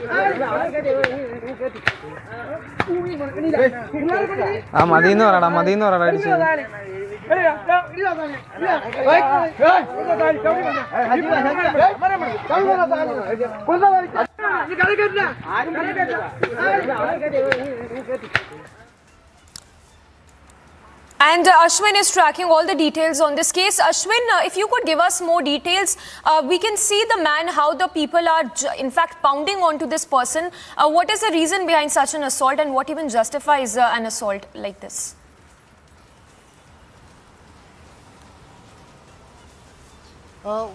Something which is unbelievable, what the police reports are saying is that the people who attacked him actually forced him to share a packet of Lays which he was eating, and that he denied, and because of which this attack followed. This is something completely unheard of. But what we also get to understand is that the people who asked for this packet of Lays were also in an inebriated condition. There were about 8 people as per the local reports, and only 2 people who went into attacking this 19-year-old boy named Neelakantan. He was attacked so badly that he was also rushed to the Kollam Medical College Hospital. Now we also get to understand that one person has been taken into custody and the other person is absconding, is what the latest police reports are. And the cases have been charged for under section 308 as well. But the police is still not caught hold of one of the main accused who was seen in this audio tape. But what we also understand, there were a group of 8 people who were traveling together, and then they went into bullying and then led to the attack of this 19-year-old boy called as Neelakantan. Yes. Also, just briefly, if you could tell us when did this incident happen? And we were also given to understand that there were people who were standing by. They did not. They tried to stop. Still, the accused failed to retreat.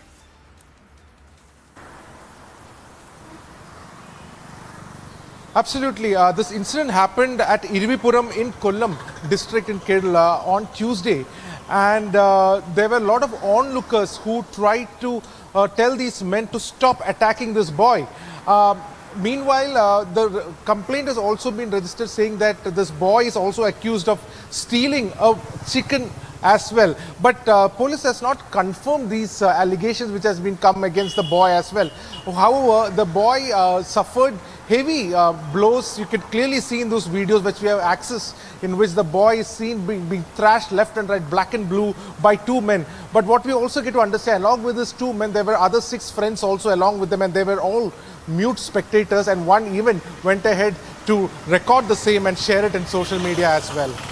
Yes, all right, Ashwin, thank you for the moment. So Ashwin getting us those details of this case. Coming to light from Kerala, where a man was assaulted for only refusing to lend a packet of chips.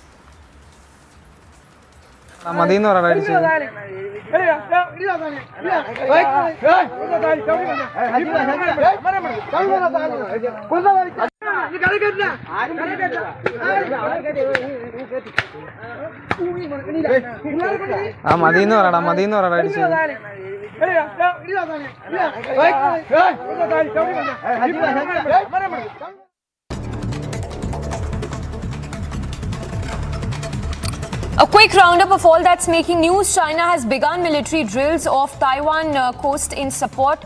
In fact, in response to US House Speaker Nancy Pelosi's visit to island, US House Speaker Nancy Pelosi and her delegation arrived in Taiwan amid fierce protests and promises of countermeasures from Beijing. Meanwhile, Chinese Foreign Ministry summoned US envoy after Pelosi landed in Taiwan as an official protest. Slamming the opposition for not participating in the Tiranga rally in the national capital, BJP leaders slammed the opposition's move and said that the flag does not belong to any specific party, and even asserted that the opposition should have attended the Tiranga Yatra.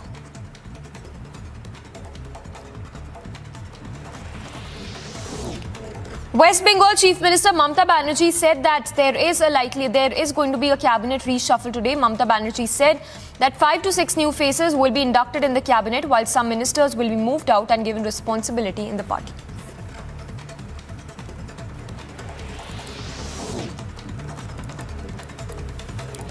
The income tax, in more news coming in, the ED attached builder Sanjay Chabaria's assets amounting to over 250 crore rupees and assets worth 160 crore rupees of Avinash Bhosle in Yes Bank DHFL fraud case. The attached assets of Sanjay Chabaria are in form of a land parcel located in Mumbai's Santa Cruz amounting to over 116 crore rupees.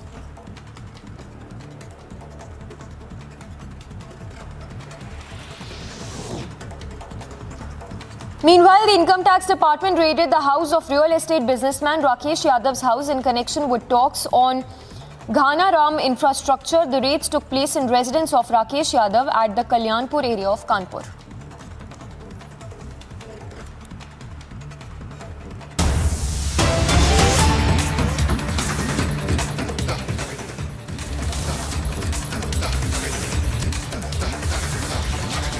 And more setback coming in for the Congress from Telangana to Haryana. It seems the Congress has been completely deserted, is what we are given to understand. This as former Congress leader and former MLA Komarati Reddy, Rajagopal Reddy, has announced his resignation from the Congress party. He spoke exclusively to Republic.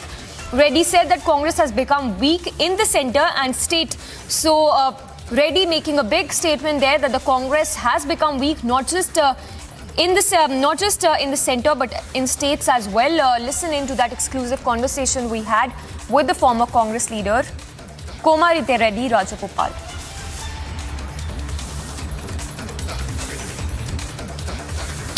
So it's a double setback for the Congress from Telangana to Haryana. What it appears is that Congress seems to be getting completely deserted. Vadra Congress dropped like a hot potato in just 2 states is what can be seen from the developments we are seeing over the past few days.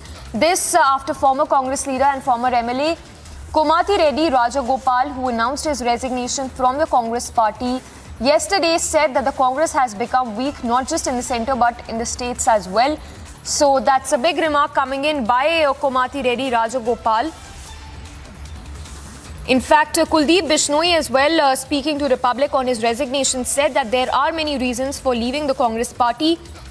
Going on to add that he is impressed with Prime Minister's work and that's the reason he's joined the BJP. That's the remark coming in from Kuldeep Bishnoi on his resignation. Speaking to Republic, he said that my workers said that since I have a good vote bank in Haryana, why shouldn't he join the BJP?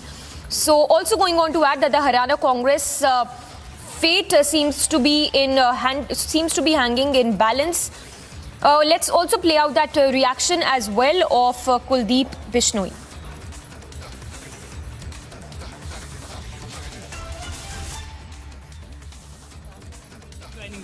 There are many reasons to leave Congress party. There are many reasons to leave Congress party, but to join, I will not go on that. But I want to join BJP because our great Prime Minister, Mr. Narendra Modi, I am extremely impressed with his working, the way he meets, the way his thought process is for development of the nation.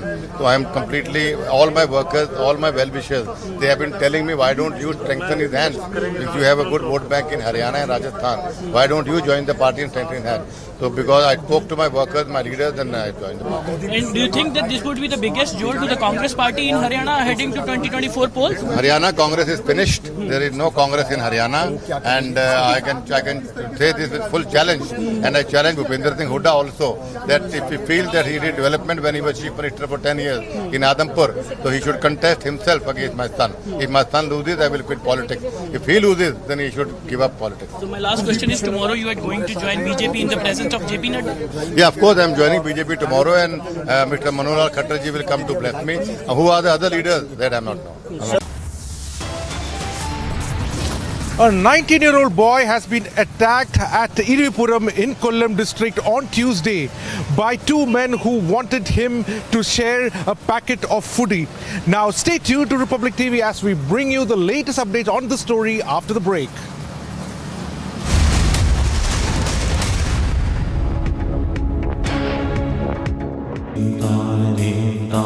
In the CBSE 2022 boards, the toppers for classes 12 and 10 are from Amity once again. At Amity, we are privileged to educate brilliant students and express our gratitude to our teachers and school leaders who passionately work for the success of our children. Now, Taiwan's Ministry of National Defense has highlighted that the PLA's move to conduct live fire exercises in the sea and airspace around Taiwan from the 4th of August to the 7th highlights China's mentality to use force to resolve differences. The ministry further assured that the National Army will definitely stick to its posts and protect national security. Aam Aadmi Party MP Raghav Chadha has given a suspension of business notice in the Rajya Sabha to discuss the imposition of 12% goods and services tax on sarais around Sri Harmandir Sahib, Amritsar, and has demanded a discussion on it. The opposition has appealed to the government to acknowledge the problem of rising inflation affecting the poor in India and to fix it.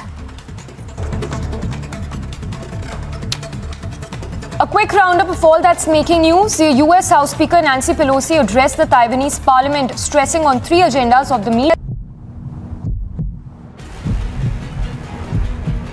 Tiranga bike rally, which is now kick-started from Red Fort of Delhi towards the Vijay Chowk. A clear message being sent out by the people from Delhi to hoist the Tricolor from 13th of August till 15th of August. Remember that the people across the country are also celebrating Azadi Ka Amrit Mahotsav, 15 years of independence. Bharat Mata Ki Jai, Vande Mataram. These are the chants with which these people are taking part in this huge Tiranga rally.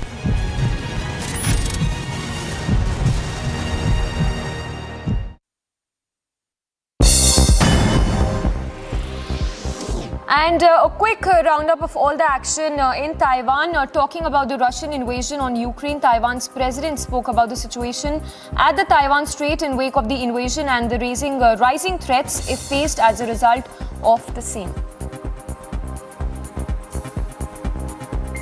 Russia's invasion of Ukraine earlier this year has made security over the Taiwan Strait another focus of worldwide attention. Aggressions against democratic Taiwan would have a tremendous impact on the security of the entire Indo-Pacific. Taiwan's president, speaking at the conference, stated that the country is committed to pursuing its defensive interests and that to work towards a stable Indo-Pacific region. We will do whatever it takes to strengthen Taiwan's self-defense capability. Taiwan is committed to maintaining peace and stability in the Taiwan Strait, and we will make Taiwan a key stabilizing force for regional security, ensuring a free and open Indo-Pacific, as well as the stable development of global trade and supply chain.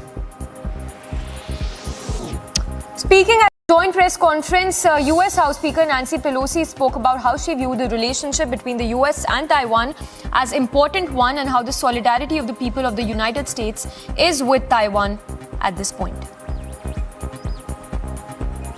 Put it in perspective, over 4 decades ago, the Taiwan Relations Act was building a strong bond between our two countries, advancing our shared interests of governance, economy, and security, while respecting the One China policy. Our solidarity with you is more important than ever as you defend Taiwan and your freedom. The speaker went on to mention how China stood against Taiwan's participation in certain meetings and was harming relations of the country with the US. Important to note that members of Congress, several of them had made trips just earlier this year. 5 senators, bipartisan, came, again, including the chair of the Foreign Relations Committee, Mr. Menendez, came. Not too much of a fuss was made. Individual senators have made trips or plan to make trips. And I just hope that it's really clear that while China has stood in the way of Taiwan participating and going to certain meetings, that they understand that they will not stand in the way of people coming to Taiwan. Speaking about the manner in which China influenced Taiwan, Nancy Pelosi spoke about how the country used money to influence the workings of the state, saying that China uses soft power. Your question comes in the context of right now a struggle between autocracy and democracy in the world. We cannot back away from that. And so as China goes and uses its soft power, money and whatever, into many countries in order to get their support at the UN and other bodies, we have to recognize if that has effectiveness, because it's a lot of money and it's promises that may or may not ever be kept. Nancy Pelosi also reiterated how what mattered more was the success of Taiwan and that the US wished to have a good economic exchange between the two countries. Mainland China. We're here to talk about Taiwan. We have our our Taiwan Relations Act. We support the communiques, this, that, and the other thing that have gone before. So we're supporters of the status quo and the rest. I don't want anything to happen to Taiwan by force. So strength, and one of the biggest sources of strength is democracy. स्थापित करने की दिशा में कार्य कर रहा है। हो सकता है कुछ लोगों के लिए लगता हो कि ये नौजवान क्या कर सकते हैं, लेकिन मेरा ये मानना है कि हमारा ये नौजवान ऊर्जा से और प्रतिभा से भरपूर है। जब भी इसको अवसर मिलेगा तो अपनी प्रतिभा के माध्यम से, अपनी ऊर्जा के माध्यम से उत्तर प्रदेश को एक नई अर्थव्यवस्था के रूप में स्थापित करके देश की सबसे बड़ी अर्थव्यवस्था के रूप में स्थापित करने में अपना योगदान देगा।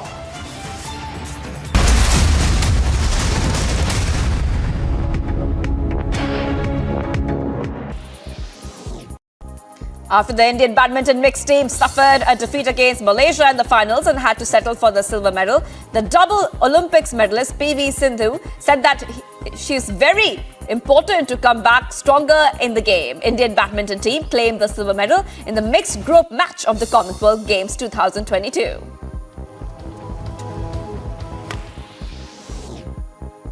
Suryakumar Yadav's blistering half-century and final cameo of unbeaten 33 by Rishabh Pant guided India to a 7-wicket win over West Indies in the third T20I of the 5-match series of Warner Park, St. Kitts. Chasing a target of 165, Men in Blue got off to a great start as their openers Rohit Sharma and Suryakumar Yadav started the game by playing aggressively.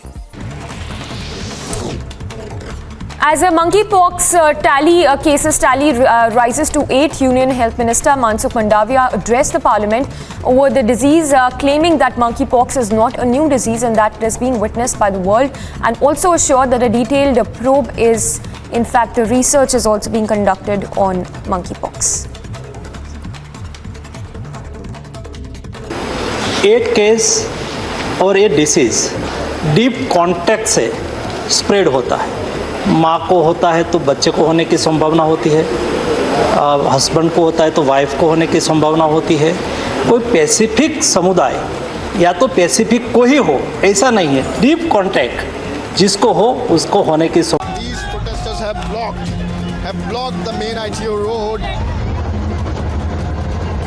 Nancy Pelosi lands and she's coming down now. Nancy Pelosi.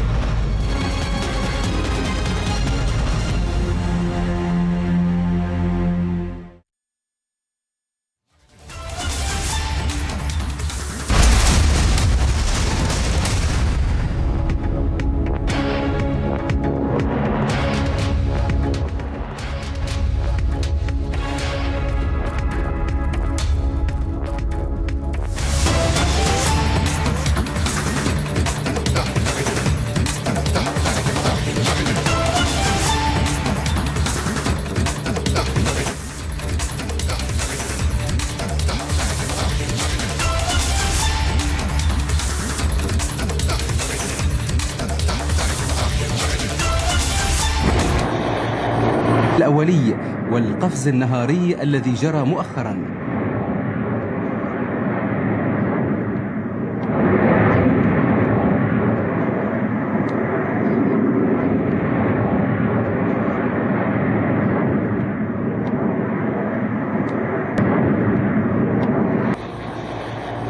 الأولي والقفز النهاري الذي جرى مؤخرا.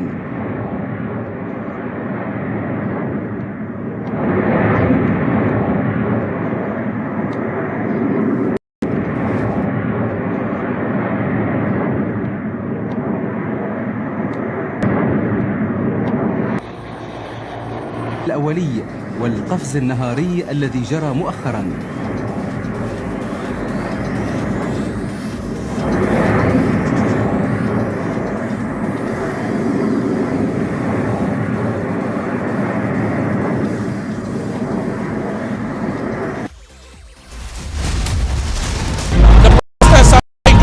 Force on the barricades and trying to break it down.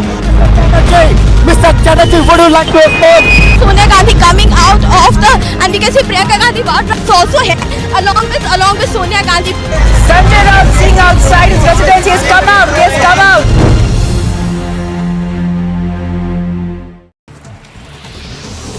Following the poisonous gas leak incident in a company in the Brandix area of Andhra Pradesh's Achatapuram, a total of 53 people have been admitted to hospital so far. Hemant, the district medical and health officer, has added that most of the patients have complained about difficulty in breathing, nausea and vomiting that has been caused due to the gas leak. Amidst infighting over the Chief Minister's face, the former Congress Chief Rahul Gandhi has urged the party's Karnataka unit leaders to work unitedly for the upcoming assembly elections in the state in 2023, while also suggesting that they not speak publicly on the issue. Look at the mountain of cash.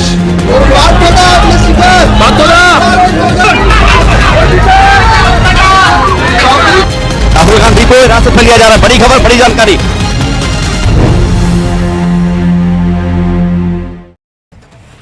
Now, Taiwan's Ministry of National Defense has highlighted that the PLA's move to conduct live-fire exercises in the sea and airspace around Taiwan from the 4th of August to the 7th highlights China's mentality to use force to resolve differences.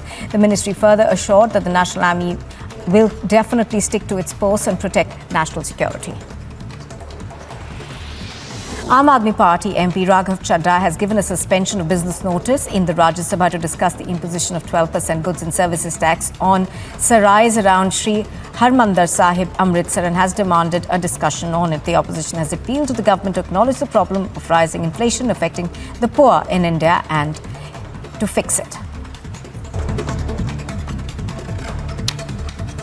A quick roundup of all that's making news. The US House Speaker Nancy Pelosi addressed the Taiwanese parliament, stressing on 3 agendas of the meet. Pelosi said that US delegation was looking forward to working together with Taiwan.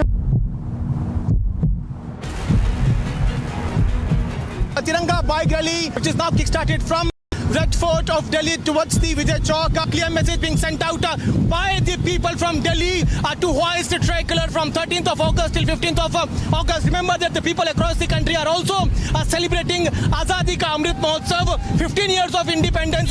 Bharat Mata Ki Jai, Vande Mataram. These are the chants with which these people are taking part in this huge Tiranga rally.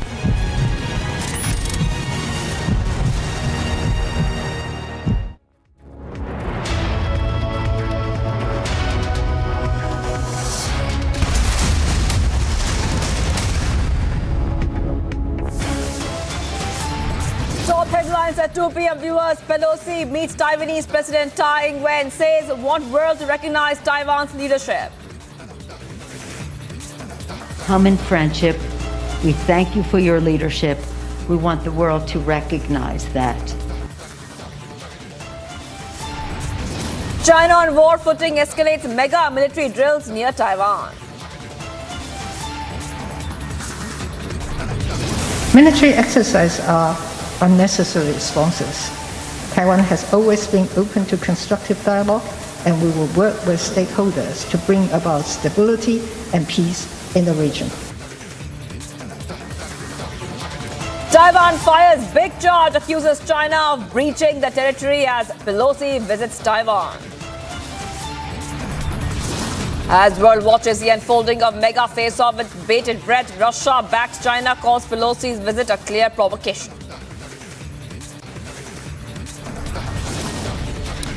Mega show of patriotism on display in national capital, but face-off erupts as opposition boycotts rally.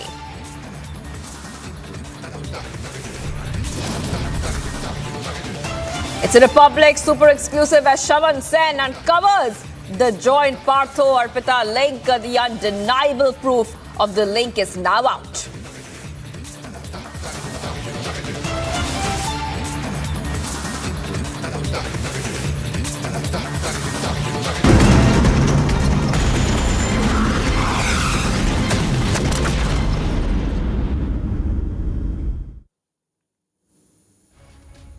Viewers, we continue to be live and breaking on Republic TV. I am Shivangi Shukla. Let's go to the big global story that's making headlines all over the world. Nancy Pelosi has met President Tsai of Taiwan, and many important statements had come out where she praised Taiwan as an island of resilience and said the U.S. commitment to democracy there was ironclad.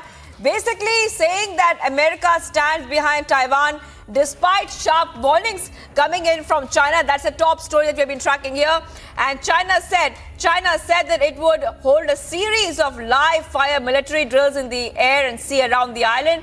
And just a short while ago, Chinese Foreign Ministry also said that the US is playing with fire. So China continues to saber rattle at this point of time. At the same time, they are warning US and Taiwan of action, saying that the US is playing with fire with the statements that have been made and Nancy Pelosi's visit there. Let's have a look at all the reactions coming in and what Nancy Pelosi said and what did the President Tsai of Taiwan say just a short while back.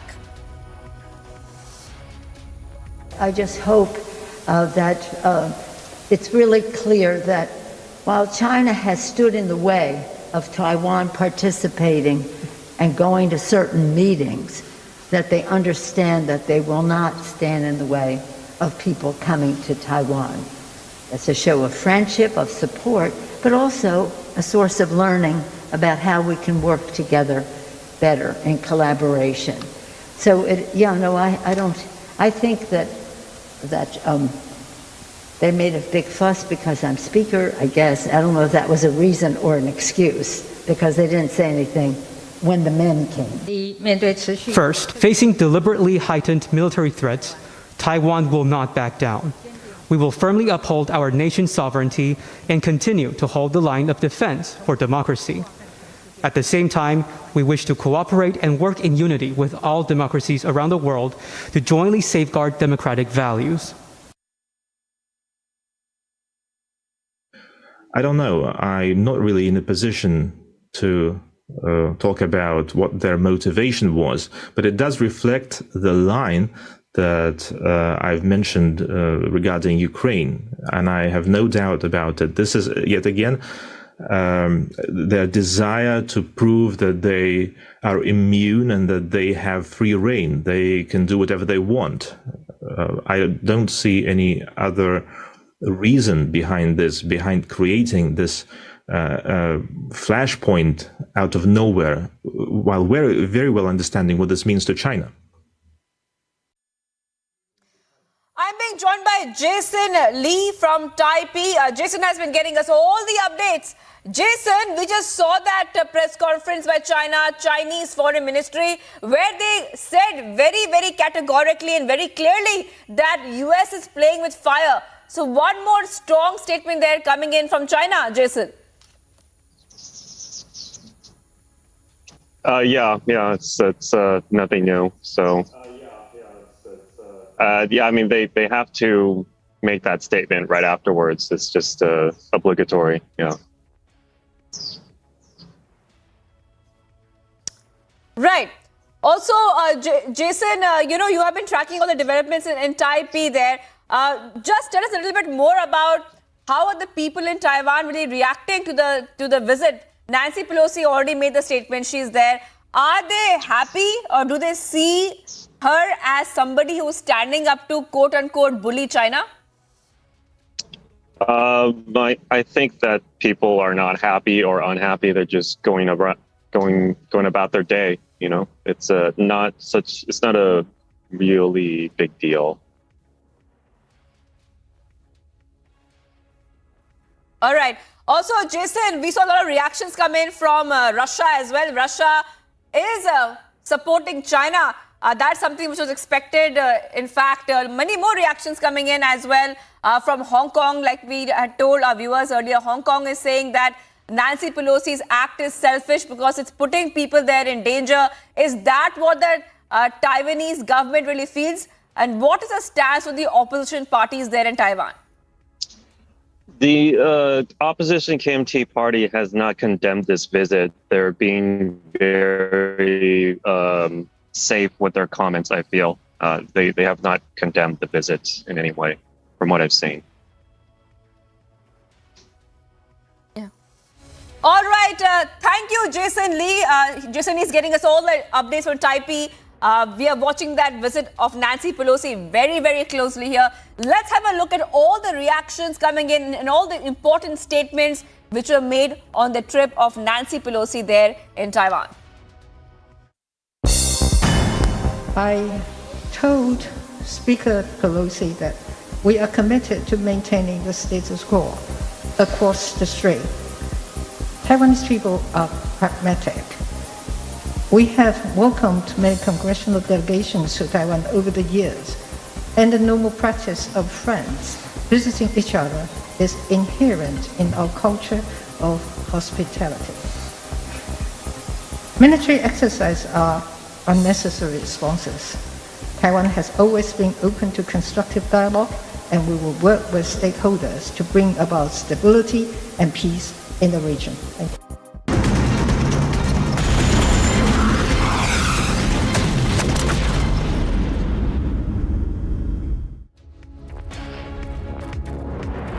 Viewers, let's take you through the other big story we have been tracking. That is the Tiranga rally, which has happened in New Delhi, where we saw many parliamentarians on a bike, and they were waving the flag of India. But a massive political face-off also has erupted.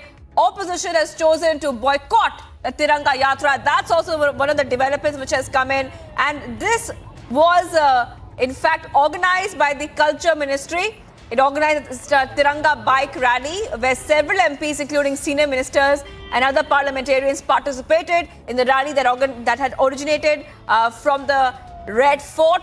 However, a massive face-off has spewed over Tiranga Yatra. The opposition has chosen to boycott the Yatra that was held from Red Fort to Vijay Chowk on Parliament Road earlier this morning. And the BJP has lambasted the opposition for prioritizing Rajniti over Rashtra Niti. So that is the big story right now coming in. Now, the Tiranga bike rally, the visuals of which you are seeing on your screen, was flagged off by the Vice President and Rajya Sabha Chairman Venkaiah Naidu at the Red Fort. And Anurag Thakur, who is the Information and Broadcasting Minister, also rode a bike from Red Fort with BJP leader Meenakshi Lekhi and Smriti Irani. So those are the visuals there on your screen of the Tiranga rally. Also, we got a lot of reactions coming in from the BJP and across party lines. Let's have a look at what those reactions and what the political leaders are saying about this big story we are tracking here. Right behind me, you can see sea of tricolors, people taking part in this Tiranga Yatra with chants of Vande Mataram, Bharat Mata Ki Jai. You can see Venkaiah Naidu is the one who had basically flagged off this entire Tiranga rally, and this rally will go towards the Vijay Chowk in Delhi. We are in Parliament and a message is being sent out. Sir, क्या message देना चाहिए sir? Message क्या देना चाहेंगे आप? भारत की शान बान आन की प्रतीक है तिरंगा। आज आज़ादी का अमृत महोत्सव के शुभ अवसर पर सभी सांसदों ने भारत माता के जयकारा लगाते हुए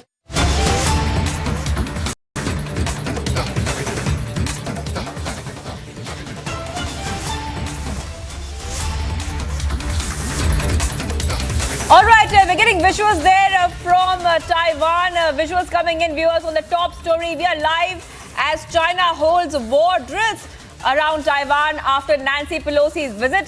First on Republic of the visuals coming in. Remember that Taiwan has fired a big charge on China, saying that China is aggressively trying to take over the island nation. And these are the top updates we're getting right now. Just a short while back, viewers, we saw that Nancy Pelosi had met Taiwan's President Tai Ing-wen in Taipei, despite sharp warnings from China. And we saw that China has said that they would hold a series of live fire military drills in the area, in the sea around the island. Now, Taiwan says a move violates the island's sovereignty and amounts to a blockade. And the speaker's trip, Nancy Pelosi's trip, is not backed by President Biden, but it's very significant, viewers, because it's the first by a senior U.S. official in 25 years. So right now, Pelosi will be leaving from Taiwan. The visuals of that on your screen, that's the jet waiting for her to take her back. She had a very short visit, but a very significant visit, something that has grabbed the eyeballs from all over the world, from multiple nations, with China saber rattling once again, saying that they do not approve of the visit. They are very, very careful of foreign dignitaries coming to Taiwan because they believe in the one China policy. So Beijing has made it no secret of its fury at US Speaker Pelosi's visit to Taiwan. Senior Executive Editor Abhishek Kapoor is joining me. Abhishek, it was a very short trip, but it was a very significant trip. Take us through the details of what do you think we can expect next? Well, it will be interesting to see what happens next on across the Taiwan Strait. Shivangi, remember, we have had almost 24 hours, at least 18 hours of Nancy Pelosi visit in Taipei, Taiwan. And Chinese had made so many protestations and, twisting and turning and creating scenes and issuing démarches to Americans and American diplomats and breathing fire, carrying out those military drills, essentially made a mockery of their own power in many ways. If you look at it on the visit of a U.S. speaker to Taiwan, something which has been off and on. Though, of course, this was the first time in 25 years that a U.S. Congress speaker was visiting, but we have had other substantial visits between the two sides, exchanges between the two sides. So I think the Chinese perhaps misread, perhaps in the arrogance of their power, misunderstood how the world sees this development. And we have seen how the global opinion has been pro-Pelosi, in favor of Pelosi's visit, and China sort of stands isolated except for one sole support that came in from the Russians. So while Nancy Pelosi has spent about 18 hours in Taiwan making those important engagements, including most importantly a press conference where she stood her ground and said that the U.S.-Taiwan relationship is guided by the Taiwan Relationships Act of 1979, and remember that predates the understandings that were subsequently reached between the U.S. and China, as it is called, the three communiques and the three understandings.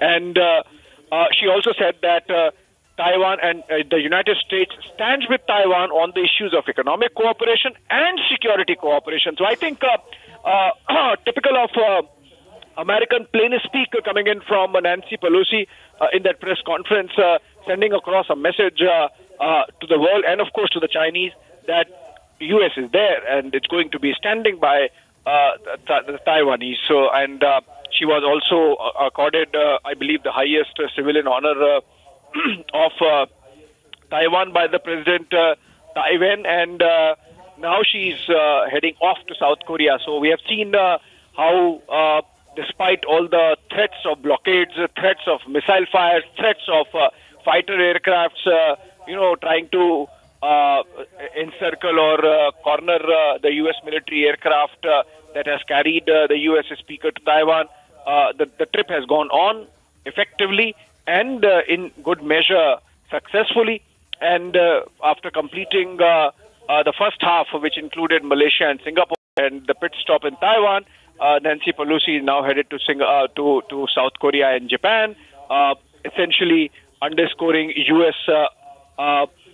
alliances in Indo-Pacific and old friends. So I think America has made its point. There was a sudden wobbliness initially when we got reports that both the State Department and the Pentagon have raised some issues or warned against the visit. But subsequently, we have seen the American administration led by Joe Biden really rallying around Nancy Pelosi and a visit to Indo-Pacific with the spokesperson John Kirby, for example, or even National Security Advisor Jack Sullivan, commenting that since she's the U.S. speaker and she's visiting, the government of the United States will take care of the visit. And we have seen how some military activity was seen off Okinawa with the American jets also flying out. There was an escort provided not just by the Taiwanese Air Force to Pelosi's military aircraft, a Boeing C-40C, but also by the U.S. Air Force as well. So I think Americans have, for the time being, made their point. The Chinese can bid their time. They have done that traditionally.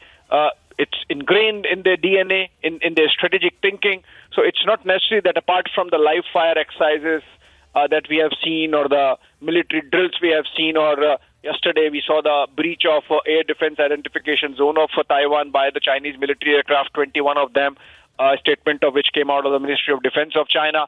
And this is the fourth time, in fact, they have done it in the last 6 or 8 months. Those things might continue. There might be increased military push aimed at intimidating Taiwan. We saw earlier the Taiwanese president saying that the Taiwanese won't be cowed down, and the kind of support that the United States has promised. Obviously, it emboldens and gives a moral boost to them. We saw how, for example, in the month of May, just ahead of the Quad Summit, President Joe Biden had said that if need be, America would intervene militarily also in Taiwan, though, of course, that was later clarified by Pentagon as saying that, or the State Department by saying that what President Biden meant was that United States will take care of all military supplies to Taiwan in case of a military conflict with China. So it's a very important geopolitical flashpoint that we are seeing in front of our eyes, and there are ideological moorings to this confrontation that has happened between the United States and China. So while for US, Taiwan is an oasis of democracy. When you look across the Taiwan Strait into the authoritarian China, China believes that Taiwan is integral to their territorial sovereignty and integrity, and that the formerly called Formosa, Taiwan essentially belongs to China, and the United States cannot breach the understanding on one nation and two systems and cannot treat Taiwan as independent and separate. In the pictures, of course, these are from earlier in the day in Taiwan, where Nancy Pelosi and President Taiwan were together, and that's the occasion where the two delegations engaged, conversations happened, and of course, as I said, a civilian honor also bestowed on the U.S. speaker. There was a personal sense of gratitude among Taiwanese to Pelosi that saw many of them coming out onto the streets in welcoming the U.S. delegation when it landed yesterday, and from the airport to the hotel where all these citizens of Taiwan were lined up and welcoming the U.S. delegation, and subsequently we have seen this civilian honor given. Remember, Taiwan Strait and the South China Sea effectively takes care of almost one-third of the global trade. Sea lanes pass through that, and it cannot be that there is one bully and China cannot be controlling access to this very important commerce sea lane that is there catering to supply lines globally. So I think in that sense, there is apart from the ideological dimension of democracy and the United States and the rest of the free world backing Taiwan, there is this aspect of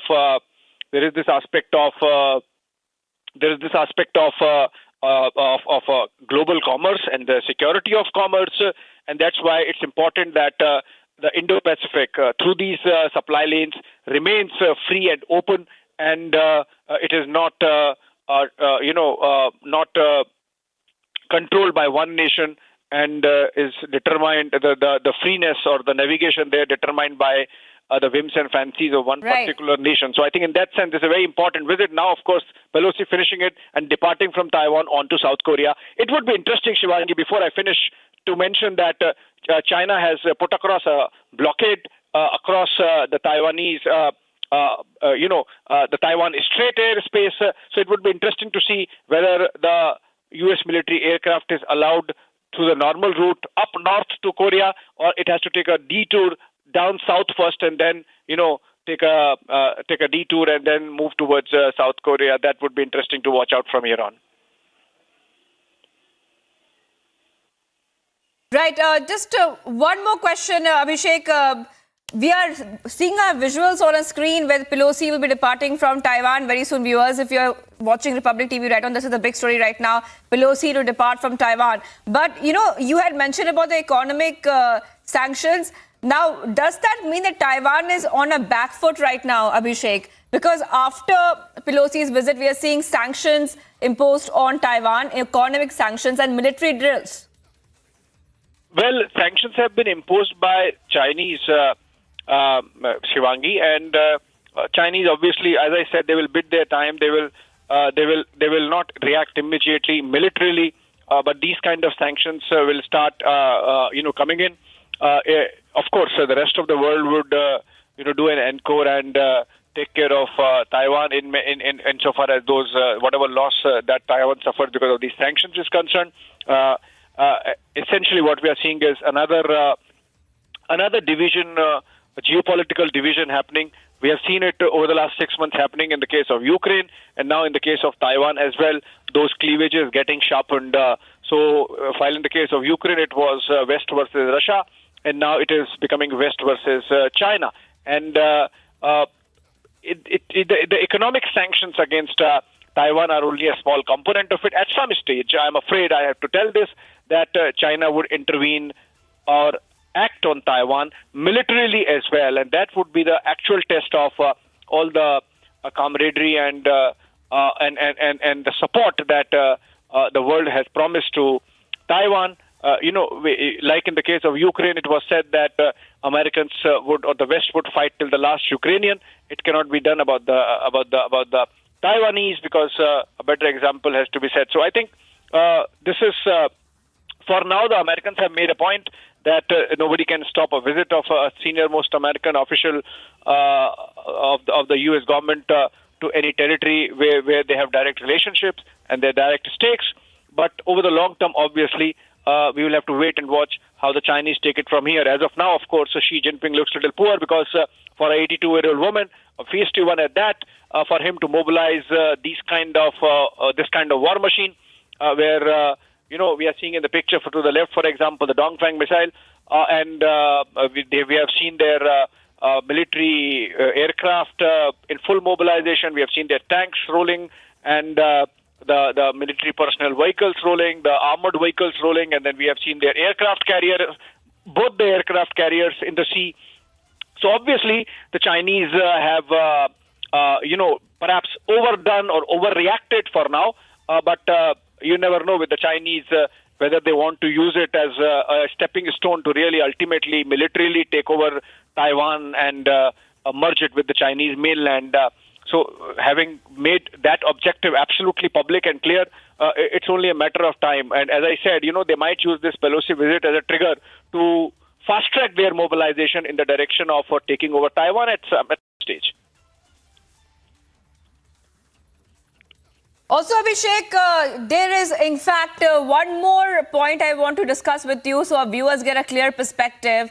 One part, and when I talk about one part, I mean China, I mean North Korea, I mean Russia. They are seeing it as a provocation. But on the other side, a bit of the what we call the Western nations, US and other allies, are seeing it as somebody, Nancy Pelosi, going there and standing up to quote-unquote bully China. Is that how this visit is being looked at globally? See, China is not a Bakri standing in a corner that it can be bullied. In fact, it's China which bullies everyone. We have seen what China has done in Ladakh. We have seen what China has done in the South China Sea itself to other nations apart from Taiwan. We have seen what they have done with the Senkaku Islands with Japan. And the manner in which they have really indulged and supported North Korea. So it's for the Chinese to realize whether they are becoming the headache of the world. And the debt trap diplomacy that they have been practicing, putting many poor African nations under huge mountains of debt and leading to crisis of the kind that we have seen in Sri Lanka panning out over the last couple of months, and then leveraging that debt to put in military installations like we have seen in the case of Pakistan with the Gwadar port. So Chinese at some stage would have to realize that they are becoming the bad man of the Committee of Nations, and a stage might come where nobody might like them, and subsequent to which would be the real damage causing a stage, which would be that nobody would want to do business with them. There is already post-COVID this talk of China plus one, because China had effectively become the manufacturing floor of the world, shop floor of the world, and post-pandemic, people have realized that they need alternative sources. So, for example, Italy, which was the most vocal supporter of China in European Union, has now started having thoughts as to whether they should be diversifying their supply lines, in which case, the Chinese economy won't be cruising at the level that it has over the last 2 decades. So I think this crisis is an opportunity for the world also to really reset its equations with China. Remember the threats that China has been issuing to United States based on the understandings that were reached sometime in 1980s during the Nixon-Reagan era, are of a time when we had a very different world, and the USSR still existed, and the Americans were chiefly concerned about the communist ideology. They thought China is a lesser evil. They engaged, and they really did some hand-holding with China, and over the next 3 decades, as I said, China bid its time and became the economic superpower effectively that it is. And now with the kind of muscle flexing that they are doing, it is not obviously being liked by everyone. So just the way that global consensus helped China come out of the morass it was in, a communist hellhole it had become due to the Mao's, that great culture war, whatever. But if the world now again unanimously decides that they have to look for options beyond China, then of course it's going to impact their economy. So I don't know whether the strategic thinkers within China are thinking along those lines. Shivangi, you can go to Colonel R.S.N. Singh. In fact, he's joining us over the phone, and he's a little better placed to give you a little broader and deeper sense of the strategic implications of this visit of Pelosi, which is just putting in Taiwan. No, it's very, very significant strategically. This definitely will give a boost to Quad. Had China, had Pelosi and or the United States of America both down under, the Chinese pressure, I mean, I shudder to think what would have happened to the Indo-Pacific strategy and Quad. So this definitely has gone, given that much of more impetus. And maybe there will be many more regional countries who will be willing to join this, Quad effort or the Indo-Pacific effort. The second point is that everybody, is absolutely correct that, you can factor in the American by-elections and the Chinese Communist Party Congress that is going to be held, after a few months. Yes, these definitely are factors. But also factor in, the post-pandemic world, the world impacted by the Russia-Ukraine war. So, I mean, that itself, threatens to change the, global order in a very significant way. That is why the Americans have acted, and they have acted fast. And as far as our stance is concerned, well, I have always maintained that what has happened in Galwan or what are the aggressive postures by China that you see on the Indo-Tibet border, in the Arunachal sector or in the Ladakh sector, or what you saw in Doklam, it is very much linked with what is happening in India Pacific. So therefore, we have by the very geopolitical imperatives that the contemporary world dictates on us, we have to be a solid part of the Quad and the Indo-Pacific strategy. And I must say that we have been treading a very, very fine diplomatic line, but I must say we did a great mistake in the past by abandoning all our diplomatic cards, that is recognition of Tibet as an autonomous part of China, and endorsing the one-party, two systems. And in return, we have got nothing from China. So those are the mistakes. But I mean, if the Americans can change their posture despite their endorsement of one country, two systems, we also must carry out a serious rethink on the issue. All right. In fact, Jason Lee is joining us live from Taipei, and he's reporting for the Republic Media Network. Jason, the visit of Nancy Pelosi coming to an end.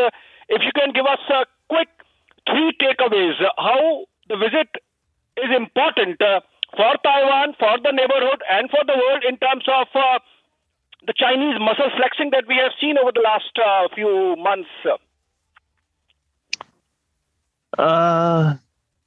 Well, my initial take is that it was a very interesting 18 hours. It feels like even shorter than that. I think that it was a bit overblown, and it really wasn't as big a deal as it should have been. And I don't think anything controversial was said. I think that House Speaker Pelosi spoke very sincerely, and that she did not violate any of the, the one China policy, and did not promote any kind of like Taiwan independence or anything. But unfortunately, this will be viewed, as we already know in mainland China, by the general public and the government as a step towards Taiwan independence, because they just don't want any high-level officials visiting the presidential office in Taiwan at all, because it makes it look like it's a sovereign state. So that's well, I don't see anything controversial about the visit. Superficially, like nothing controversial was said, but nevertheless it is controversial because it's being viewed as controversial in mainland China. Also, Jason, I mean, with the kind of histrionics, with the kind of optics that were created by the Chinese with massive war machine mobilization and all the military drills that were carried out, it seems the visit did pass off peacefully, except for some diplomatic, demarches and some aggressive statements here and there by Chinese spokespersons. By and large, the visit has been peaceful, and in fact, the Americans did make a point that they are not going to be blinking with the Chinese, whatever Chinese maneuvers and machinations are thrown at them. Yes, I think the U.S. definitely, as a whole, there was bipartisan support not to back down, and it appears that, at least so far, that the trip was a good idea. I think it fulfilled a lot of U.S. interests. Does it help the Taiwanese cause, this visit of Nancy Pelosi, in the sense that does it strengthen those forces within Taiwan which will stand their ground against the Chinese aggression? I don't feel that this trip was really about that. I think she emphasized the Taiwan Relations Act, which is more of a law, but she did not say too directly that that the U.S. would get involved in a possible hypothetical war in the future. She's not the president, so I don't think it was her place to comment on that. So that comment would have to come from President Biden. Right, and what do you think that subsequently is going to happen? You think the Chinese would calm down? They will pull back their war machine. They will stop those military exercises and the increased incursions in the Chinese Taiwanese air defense zone, that has been air defense identification zones that have been happening. You think they would be coming down? No, the air defense zone will continue to be an issue because the air defense zone Taiwan's air defense zone is so large that it goes up right along the mainland China coast. So there's no way that they're always, as long as the air defense zone is defined that way, this will continue to be an issue, and the Taiwan government wants to continue reporting it because it gives them support internationally. So that will not change. But I would hope that things would calm down in terms of military exercises, because it was a short trip. I mean, she's leaving, it's over. I don't see what they had to gain by continuing to have a lot of live fire exercises. But I do expect sanctions to be placed on Taiwan that will potentially damage the economy. Yes, Jason, Samiksha this side, if you could help us better understand the economic situation in Taiwan at this point, because of the food sanctions that have now been imposed by China, how much of that is going to impact Taiwan from an economic point of view? I did not read the list of the 100 food producers, but I think that it will have a severe impact on, the brands or the food types that were sanctioned. When this happened in 2016, it definitely had an impact on the support for the Taiwan government. And in 2016, she did lose a lot of support within the first 6 months. And some of that had to do with sanctions from mainland China, like no tourist groups, Yes. and not buying as much fish as they used to, because they said, oh, we don't really need that much fish from Taiwan, which is a strong fishing nation, you know. So I think that with local elections just 4 months away, that this is going to have an impact on Taiwan domestically, and the elections here are very much about domestic issues and not some kind of like an international perception about mainland China or something. The issue of mainland China or cross-strait relations is not what people vote about in Taiwan. Yes. And Jason, just to continue on that point, like you're telling us, we understand that not just from China, Taiwan imports a lot of food items from other countries as well. Given the military drills that are being carried out by China, do you think how much, because of the blockade that is going to lead to, will it not result in blocking those supplies from other countries as well?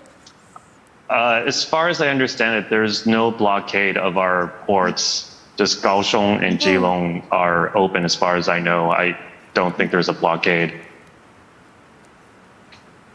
Okay.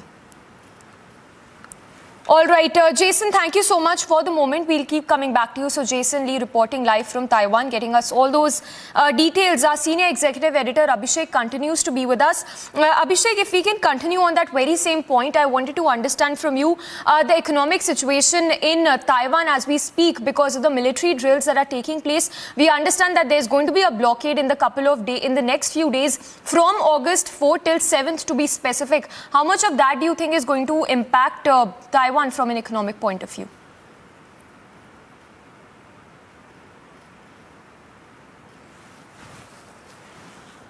All right, we'll try and connect with Abhishek again, but a lot of details that are now emerging at this point. Remember, China has said that it will not be the first to use nukes, but will not hold itself back. We have Abhishek back with us. Abhishek, we were talking about the economic sanctions here, the military drills that will be carried out by China specifically from August 4th till the 7th. How much of that will impact Taiwan from an economic point of view? Well, you see, we have seen the military drills going on as a build-up to the Pelosi visit, Samiksha, but they have just been that live fire drills, and in fact, one would say the Taiwanese across the Taiwan Strait have got used to these kind of Chinese pantomimes, as one expert called them. There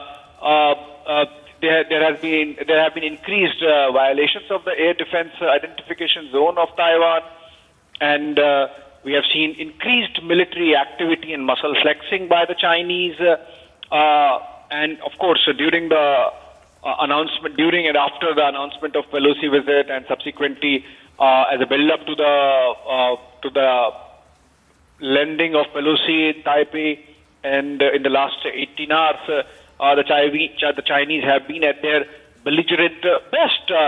They have been issuing demarches. They have been calling the American ambassador in Beijing. Their ministries of foreign affairs and defense have been alternating and making at least 2 comments a day on why Pelosi should not be going.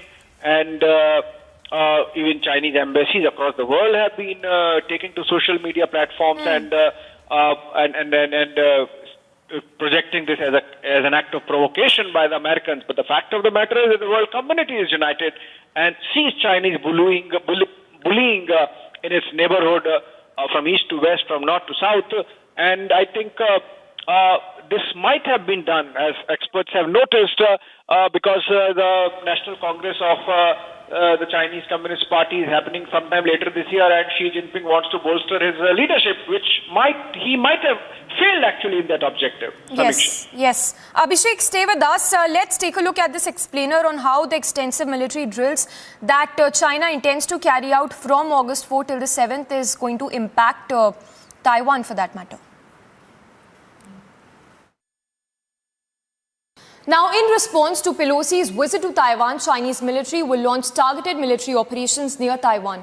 The extensive and unprecedented military drills and military tests from August 4th till the 7th of August can be seen as one of the most serious show of force by China around Taiwan since at least 1995. This essentially means that China will undertake long-range live fire exercises in the Taiwan Strait and in waters off Taiwan's east coast. And if reports are anything to go by, 21 Chinese aircraft have already entered Taiwan's defense zone. The Taiwan's defense ministry, meanwhile, condemning the Chinese provocation, said that the move will not help China's international image and will also hurt people on both sides of the strait. Now let's understand what does the large-scale military drills as well as military tests around Taiwan would essentially mean. Take a look at this map released by Chinese media that shows how China plans to carry out live air and sea exercises in the Taiwan Strait from all directions. China also intends to lob conventional missiles off the eastern coast of Taiwan. So Taiwan will face military exercises and missile tests from its north, south, east as well as the west. The Chinese PLA, remember, has become much more active over the past year in the east coast of Taiwan. During the military drills, relevant ships and aircraft should not enter the above seas and airspaces during this period. To sum it all, with its military operations and lobbing of missiles, China wants to put military and economic pressure on Taiwan. It would also result in blocking trade routes to Europe and the Middle East. It would also exacerbate existing supply chain woes. So a lot of details, a lot of updates coming in and those are in fact the live visuals that are coming in right now of Nancy Pelosi, who's seen departing from Taiwan. Tracking all these updates very, very closely. We'll go across to Jason as well in just a bit, who's reporting live from Taiwan to get us the latest updates that he's picking up. So it's the 18-hour visit that officially comes to an end of Nancy Pelosi. Tracking very closely all the updates as it is very, very significant. The the visit by Nancy Pelosi, the visit by US top official, which is significant in many ways given the fact that it is happening after almost 25 years so as to speak. The live visuals that we are getting right now is of Nancy Pelosi, who's seen departing from Taiwan. And with this, the 18-hour visit officially comes to an end. She will be flying out of Taiwan very soon. So it is, in fact, remember she touched down in Taiwan late last night at around 8:14 p.m. And the visit now officially coming to an end at after 18 hours. A very significant and important visit in which Nancy Pelosi also met the Taiwanese president as well. Niranjan is joining us from the Mumbai newsroom. Niranjan, if you can talk to us once again about how significant this visit has been of Nancy Pelosi. Well, she's come and gone, and nothing really seems to have affected the situation on the ground for Taiwan and for China. There are some new videos. If you're getting my audio, there seems to be some issue with my audio line. I'll just reconnect with you in just about 30 seconds. Abhishek is joining me right now. I think let me go across to Abhishek. Abhishek, if you can speak us through these pictures. She's leaving now. Saber rattling will continue. She's come, she's gone, 18 hours, nothing has changed. Well, on the face of it, Niranjan, yes, nothing has changed, but knowing Chinese, they can bid their time and then really get back. So obviously the world will have to wait and be on its watch insofar as what the Chinese actions would be on Taiwan. Remember, for example, I'm reading one tweet by Ambassador Deng Xijun, and he's ambassador of China to ASEAN, and he says that Speaker Pelosi's reckless, provocative visit to China's Taiwan region. The visit is a major event upgrading the substantive relations between US and Taiwan and sends a very wrong signal to the Taiwanese independent separatist forces. So forget about the bad English part of it where he's saying that the visit has actually upgrades the US-Taiwan relationship. It does upgrade the US-Taiwan relationship in the sense that this is a senior-most official of the US government visiting in the last 25 years after Speaker Newt Gingrich. This is Nancy Pelosi coming in. So the Chinese see in this a sort of a red flag from the Americans. There was a red line that was drawn by the red regime in Beijing, and that clearly has been overruled by the Americans. So I think for the short term, you would see in Niranjan that the Americans have made a point. The West has made its point that they stand with free world, they stand with democracy, they stand with democratic forces around the world, and Taiwan in many ways represents that. It's the democracy that the West would want China to emulate.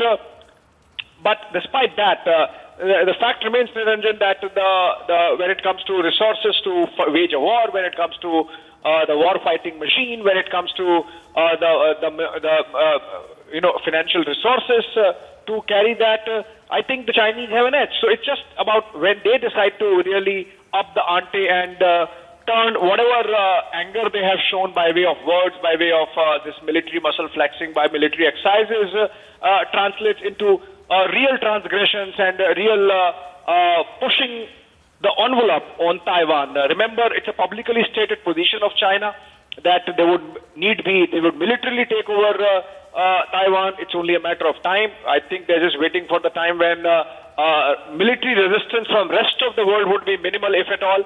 And the fact that U.S. President Joe Biden in the month of May, just ahead of Quad Summit, said that United States would help or intervene militarily in Taiwan, which was later corrected by the State Department as meaning that U.S. would be militarily standing by Taiwan. What is important is, Niranjan, just my one takeaway, if you are listening, from this entire 18 hours that Nancy Pelosi spent in Taipei, in the press conference that she addressed along with the Taiwanese President Tai Wan, she mentioned the Taiwan Relations Act of the United States of 1979, but she refrained from mentioning the third communique and the three understandings which subsequent Reagan and Nixon administrations had signed with the Chinese. So I think in that sense,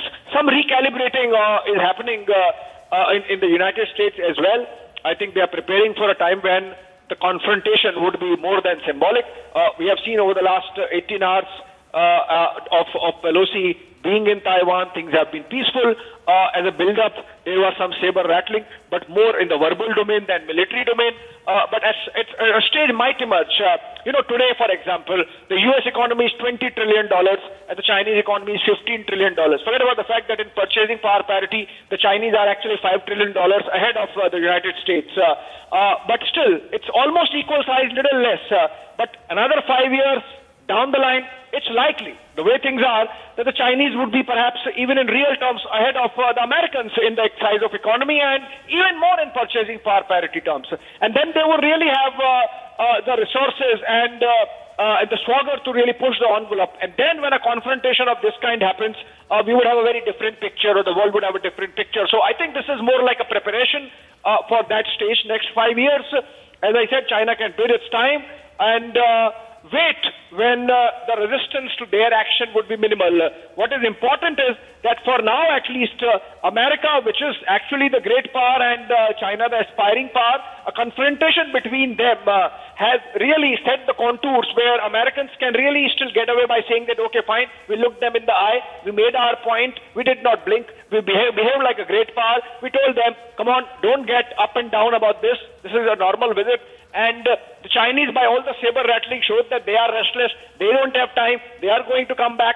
So I think that's how this has really gone over the last few days, few weeks, and of the last 18 hours. Now in the pictures, Pelosi finishing off the last of the formalities where I believe some Taiwanese government officials want selfies, want pictures, last bit of communication. And then she would be boarding the aircraft and out of the Taiwanese airspace on to South Korea to complete the remaining half of her Indo-Pacific visit to friendly nations. What is important is that it cannot have been just Pelosi's initiative, her call. Obviously, the might of the American establishment was there, and that's why the Chinese also, I think in their prudence, decided, Niranjan, that they will make their point, they will do some muscle flexing, they will send across a message that they are restless, and stop there.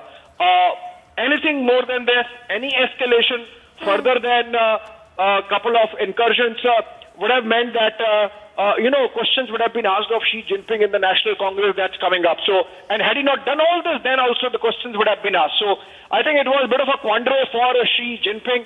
Americans really poking a finger in the eye.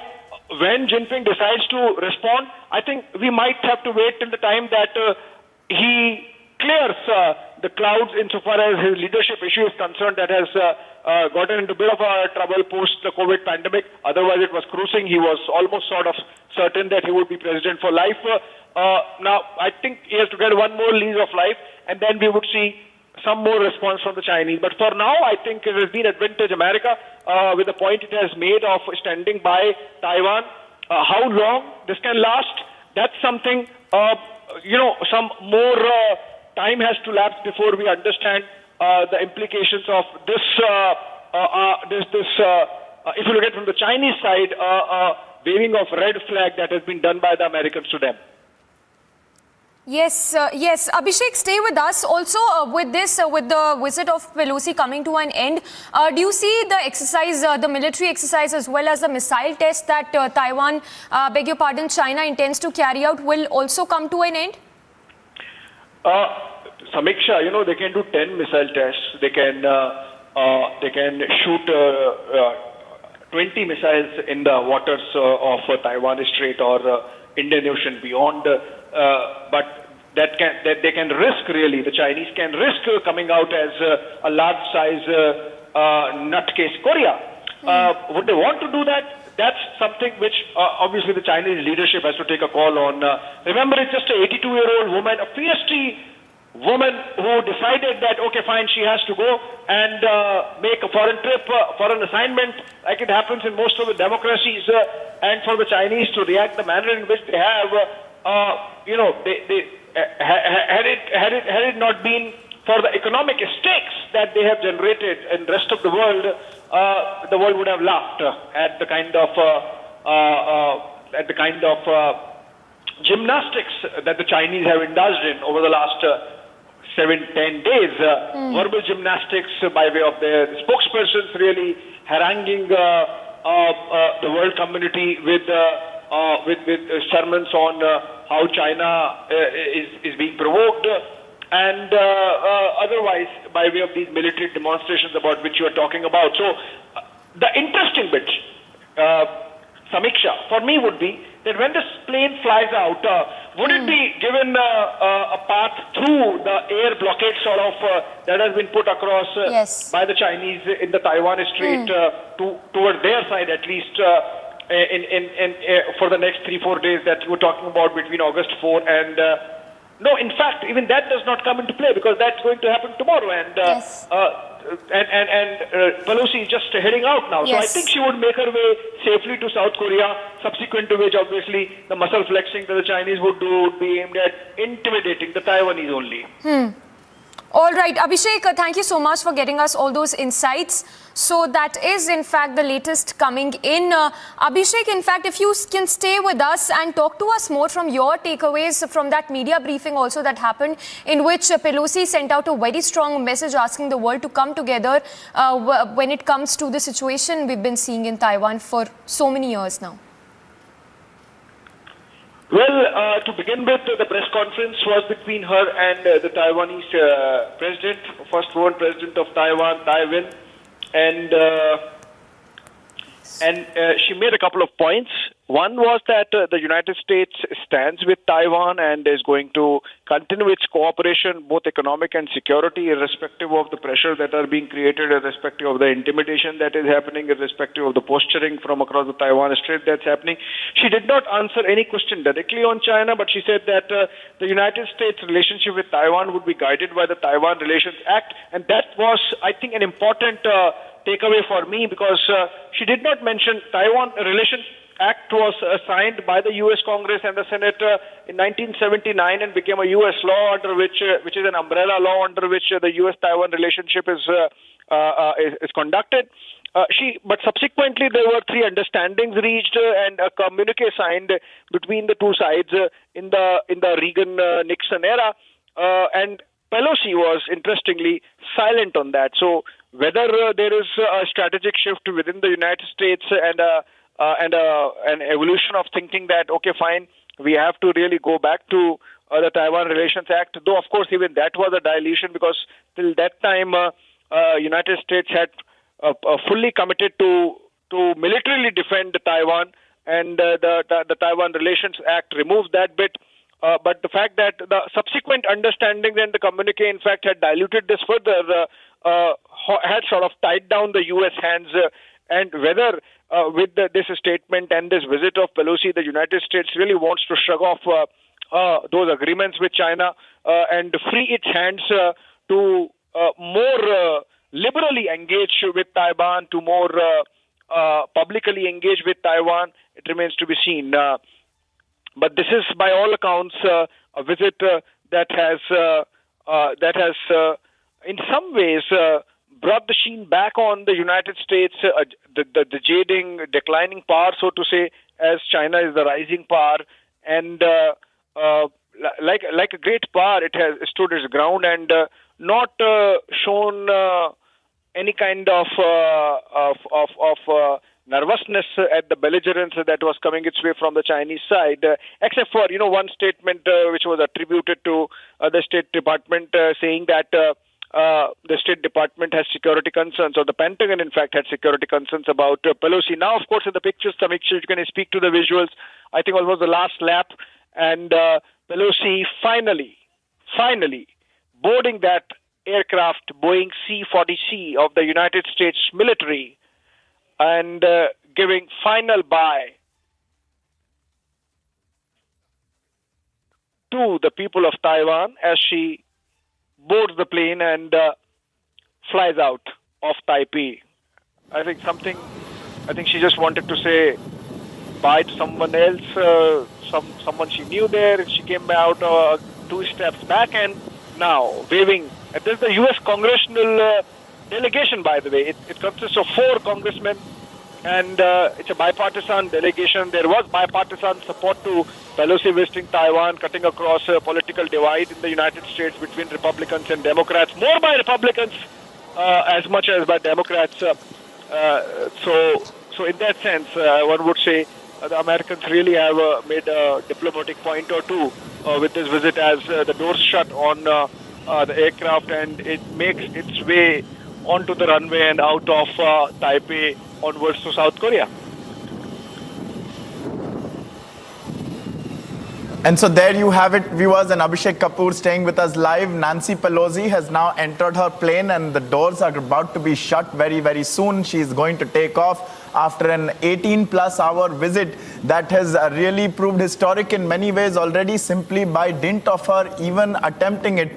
There were a lot of warnings, there was a lot of saber rattling by China, and that saber rattling is possibly likely to continue now because there has been a bit of a disruption in the status quo that China would like the world to also follow. Remember, viewers, China prohibits all nations from having formal ties with Taiwan. It claims that it alone has sovereignty over Taiwan, and that is a nominal sovereignty at the moment, but there has always been a hanging threat that nominal sovereignty could turn into some kind of military action to formally take over from it. We still have Abhishek Kapoor with us, who has been telling us various facets of the importance of this visit. Abhishek, if I could come to you for a question. A lot of the time people talk about how, say, the Ukraine invasion could have been a pretext for China attempting something similar. Now, with the US having made a move with Nancy Pelosi's visit, do you see China perhaps trying to use this as an opportunity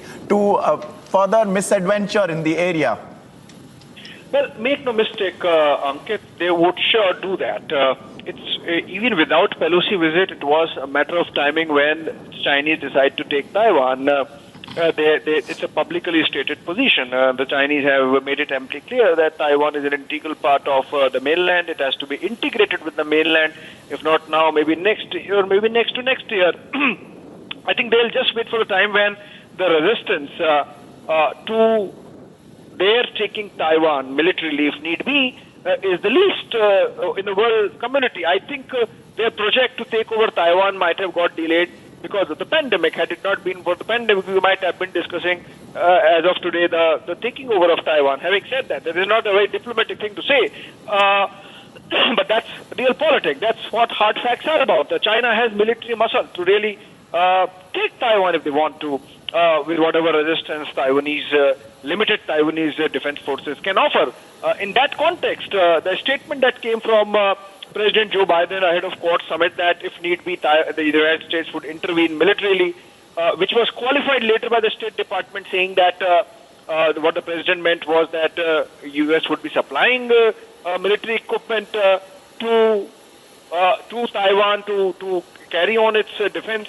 In which case, would it be a Ukraine-like situation? Since you began by asking about Ukraine, it became a joke that Americans are willing to fight the Russia-Ukraine war till the last Ukrainian.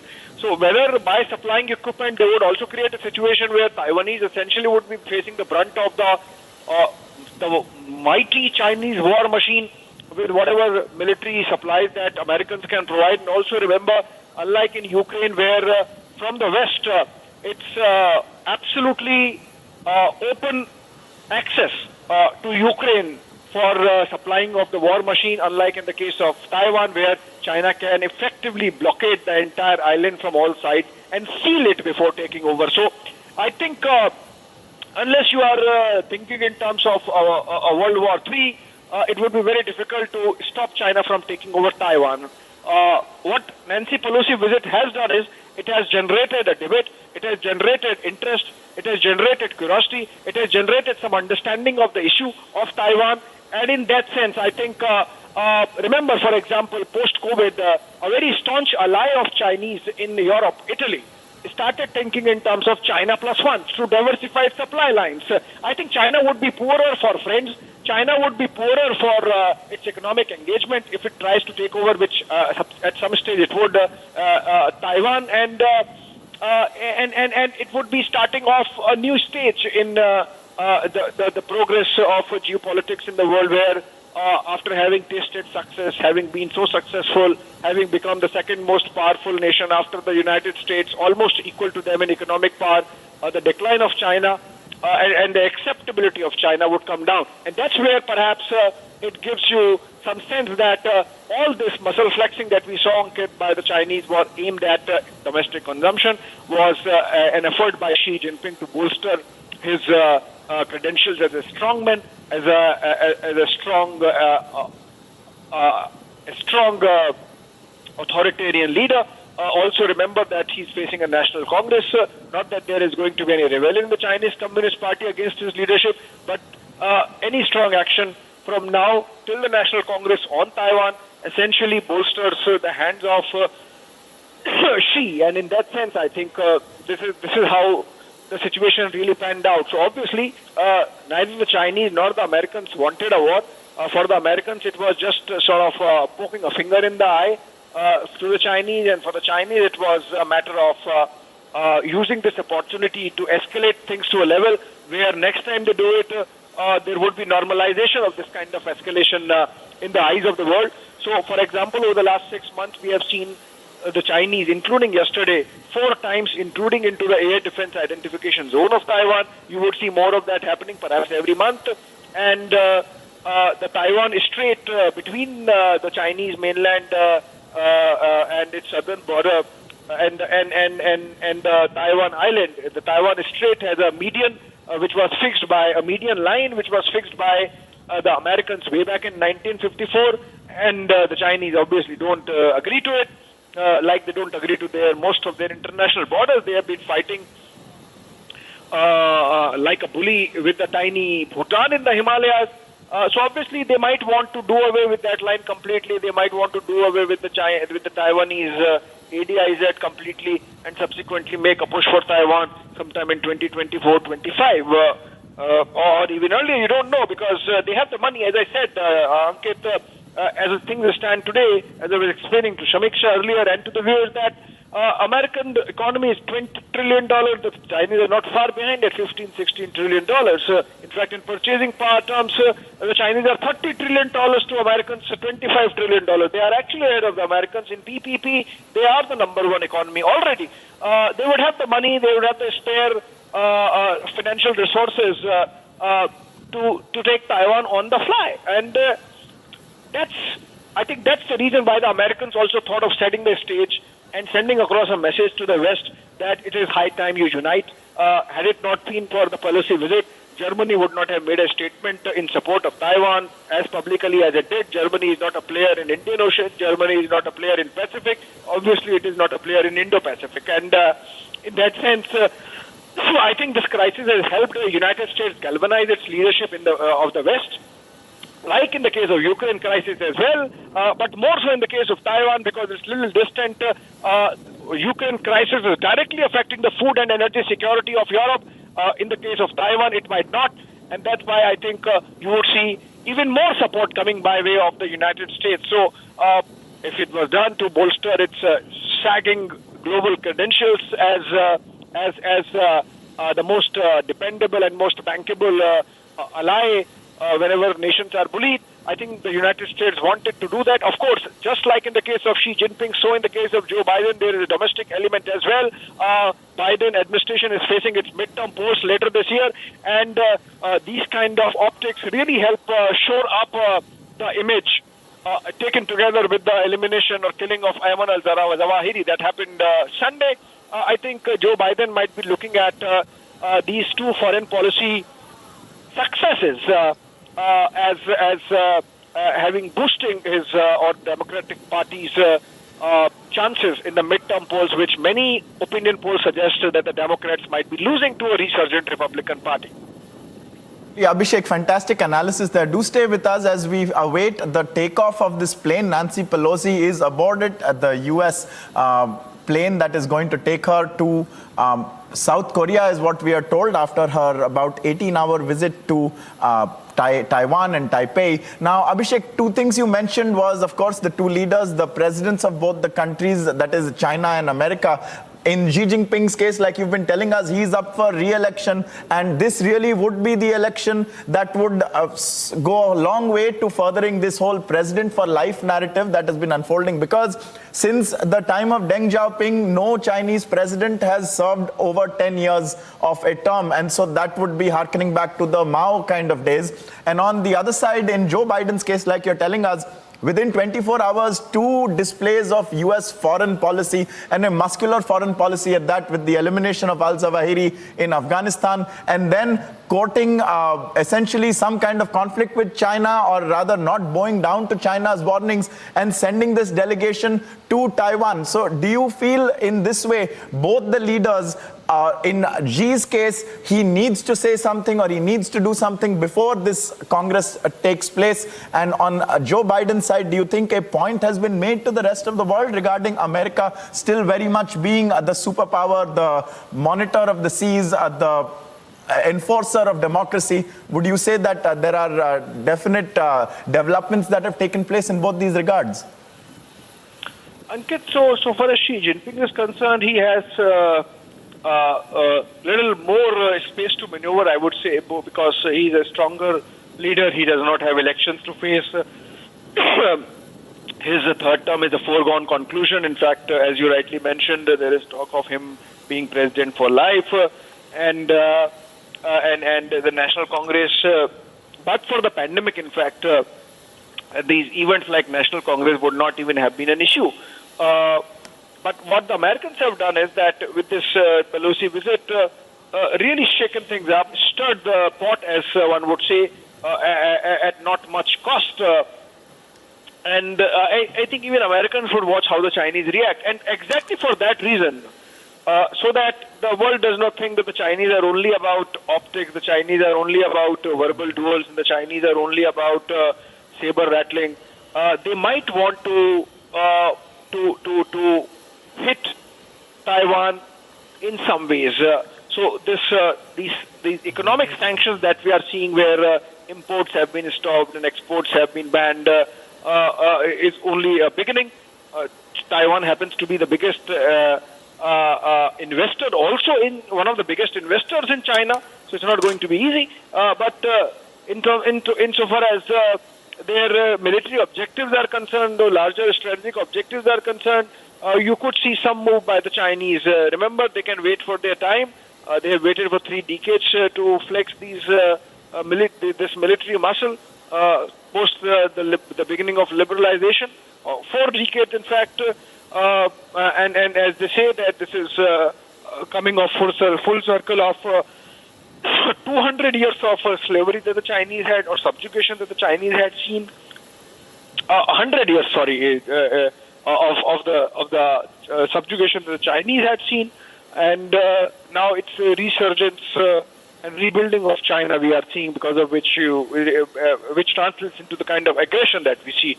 So far as Joe Biden is concerned, he might have had, in fact, if you look at the way democracy functions in the United States, he might have immediate objectives. He might have immediate returns in mind by going ahead with this visit. As I was mentioning earlier, it could not have been Pelosi deciding on her own, though of course she's a very important part of the constitutional scheme of things in the United States, but it just cannot be that Pelosi decided to visit Taiwan and the Pentagon was not on board and the State Department was not on board, or full preparations did not go in. We saw how just when Pelosi's plane was landing yesterday in Taipei, there was a formation of aircraft that flew out of Okinawa, which is a huge American base, and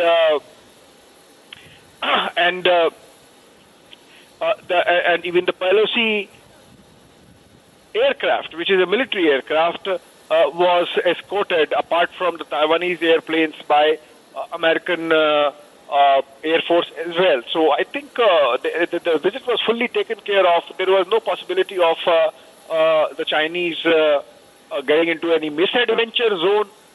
I think if you look at it from the strategic eyes, both sides perhaps were testing the systems of the other. And for example, the satellites of America and China, they would have been monitoring the activity. Their warships in the seas would have been checking each other's radar systems. There would have been a lot of tech intelligence going in and information gathering happening. So these are very deep and double deep, I would say, military strategic exercises that go on. So in the cameras, we are only seeing that 82-year-old woman waving to the crowd and coming in, making those statements about saving democracy. But the nuts and bolts of the visit would be about testing the military infrastructure of the Chinese by the Americans, or by the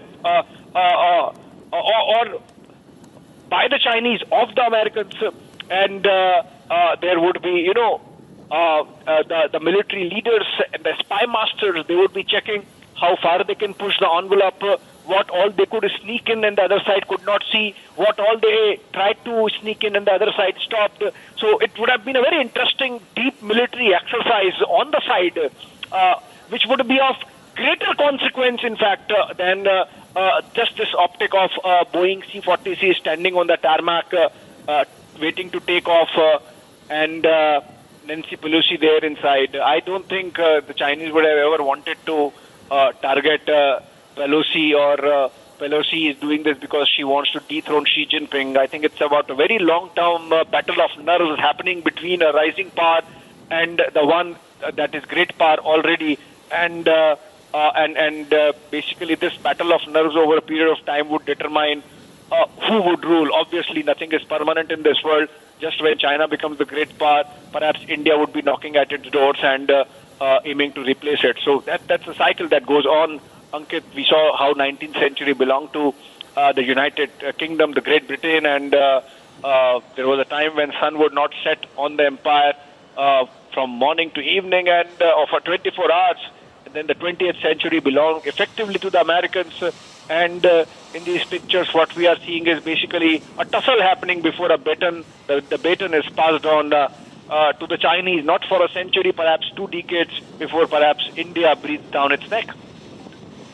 No doubt, Abhishek, putting together some stirring commentary there, pulling together geopolitical shifts that have taken place over the last couple of 100 years. In fact, if I would say, he remains with us while we bring you these visuals of Nancy Pelosi's plane standing on the tarmac at Taipei airport. It was just over about 18 hours earlier that she had landed there in Taipei, the capital of Taiwan. And at that time, the situation had been a lot graver, at least insofar as the warnings that were being made by China are concerned. If you'll remember, viewers, that flight of Nancy Pelosi's and the path that it took to reach Taiwan was the most tracked flight path I think there has ever been by flight radars, the online services that one can use to track such things. And so there was a keen interest in how she would make it there. There was also word that around the same time that she was landing, a number of Sukhoi Su-35 flankers of the Chinese Air Force had taken off. And there was also a movement of various tank battalions, heavy missile systems, and other assorted paraphernalia towards the Taiwan coast from the Chinese mainland. And so there was a definite element there that there could be some kind of escalation. Of course, whether or not it was overblown, it's perhaps too early to say. We had Abhishek just say a short while earlier in response to China declaring that it would undertake military drills and that it would test hypersonic cruise missiles and things of that nature, that China can do it as much as it wants. It can turn into a sort of North Korea giant-esque figure. But at the same time, there has been definitely a move made by the US in this visit of the Speaker, Nancy Pelosi. It's the highest official to visit China for 25 years. Abhishek, do you see this? Of course, 25 years earlier, there would have been a very different China. Certainly, how you are putting it, if it's a clash between a rising economic superpower and one that is perhaps not willing to cede territory. The previous visit would have come under very, very different circumstances. How do you how do you see this current visit, so to say, being a totally new development? Does it override a lot of the past declarations and treaties that America has, say, with China, that China has been trying to enforce over the world? Do you see this leading to a further paradigm shift? Could perhaps other countries now send their representatives to Taiwan? Well, Ankit, so you have to understand the backdrop of this this issue that exists, the Taiwan issue. Formerly, it was called Formosa, and the reason why it has different system is that when Mao's army bombed the headquarters, so to say, and took over or grabbed power, the party that was there in China was the Kuomintang and the leader Sun Yat-sen, urban ruling elite, sophisticated, and Mao brought in the peasantry with him and brute force of gun with which they captured power. So obviously the Kuomintang with Sun Yat-sen had to run away. They ran for their life, escaped China mainland, and settled in Formosa, which is now called Taiwan. So in many ways, what we are seeing is a contest between two political ideologies of the same DNA, same genes, same set of people. In that sense, if China says one nation, it's almost like the Akhand Bharat resonates in that. And at some stage, you can't stop China from really grabbing Taiwan because it's about a political contest. So what? Like in the case of 1949, when Mao captured at gunpoint from Sun Yat-sen, so in the case of Xi Jinping, really using those Dongfeng and other missiles and the fighter jets that they have now, taking over Taiwan from Taiwan, the president of Taiwan, or whosoever is ruling whenever China decides to get in. Right. I think what is important is that the way things stood in 1997, because that's the question you asked, China had carried on liberalization and had almost become soft floor of the world, but still did not have the money muscle to really take on America. So, for example, in 2001, when the Chinese were handheld and brought into the World Trade Organization, the Chinese GDP was $1 trillion. In 1997, it would have been $800 million. At that time, the United States GDP was $10 trillion. Right. 10 times that of China. Abhishek, I bid you to stay with us. We have also Major General K.K. Sinha joining us, and this is just as we also hear that 6 F-15 fighter jets of the US and 3 tanker aircraft have taken off from the US base in Okinawa, Japan, just at about the time as this plane is set to take off from Taiwan. Now, Major General K.K. Sinha, how do you see the military posturing?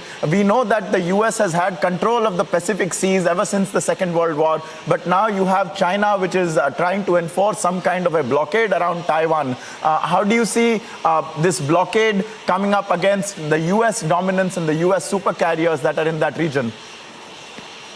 What is happening, especially in the East China Sea and the South China Sea, because both the China Seas are there involved in it. And Taiwan is sitting, in between, dividing this area. And what they have done, the Chinese is all around Taiwan, about 6 places. They have tried to put some type of excise. Now you can call it a naval blockade or things like that. But they have not stopped the passage through Taiwan Strait. They are saying that they are going to carry out the exercise, and that's why they have warned that no aircraft should actually come into this airspace. That is one. But in the preparation of United States of America, and as far as Nancy Pelosi's visit is concerned, I think that it is very beautifully cropped out. After 6 months, what's happening in transatlantic, now they are stepping to the Indo-Pacific. It is all planned. And, 4 carrier groups, the 7th Fleet over there, then the deployment of the embarked carrier air wing group, it is the embarked. And what you are saying is very correctly now in Japan. If you say whether the Guam or Palau, with the Japan and Senkaku, if these aircrafts have taken off, from there, they will be coming towards the Senkaku side because Senkaku has been added into the...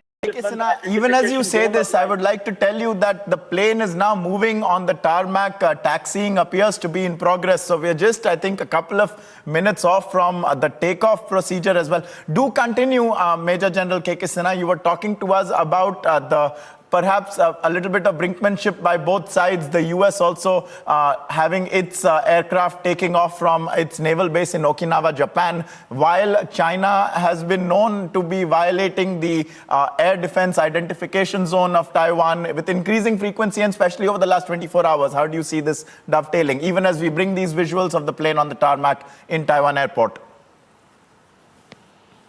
Of brinkmanship that the Chinese are getting exposed. When she came through, from Malaysia, when she came through Brunei, Philippines, she got exposed in the area of that 9-dash line, what they call it. But, they are not able to do it, what they say it is like. But the day and night flying, as on today's world, it is same. There is no difference. Now what is happening, they are just before this.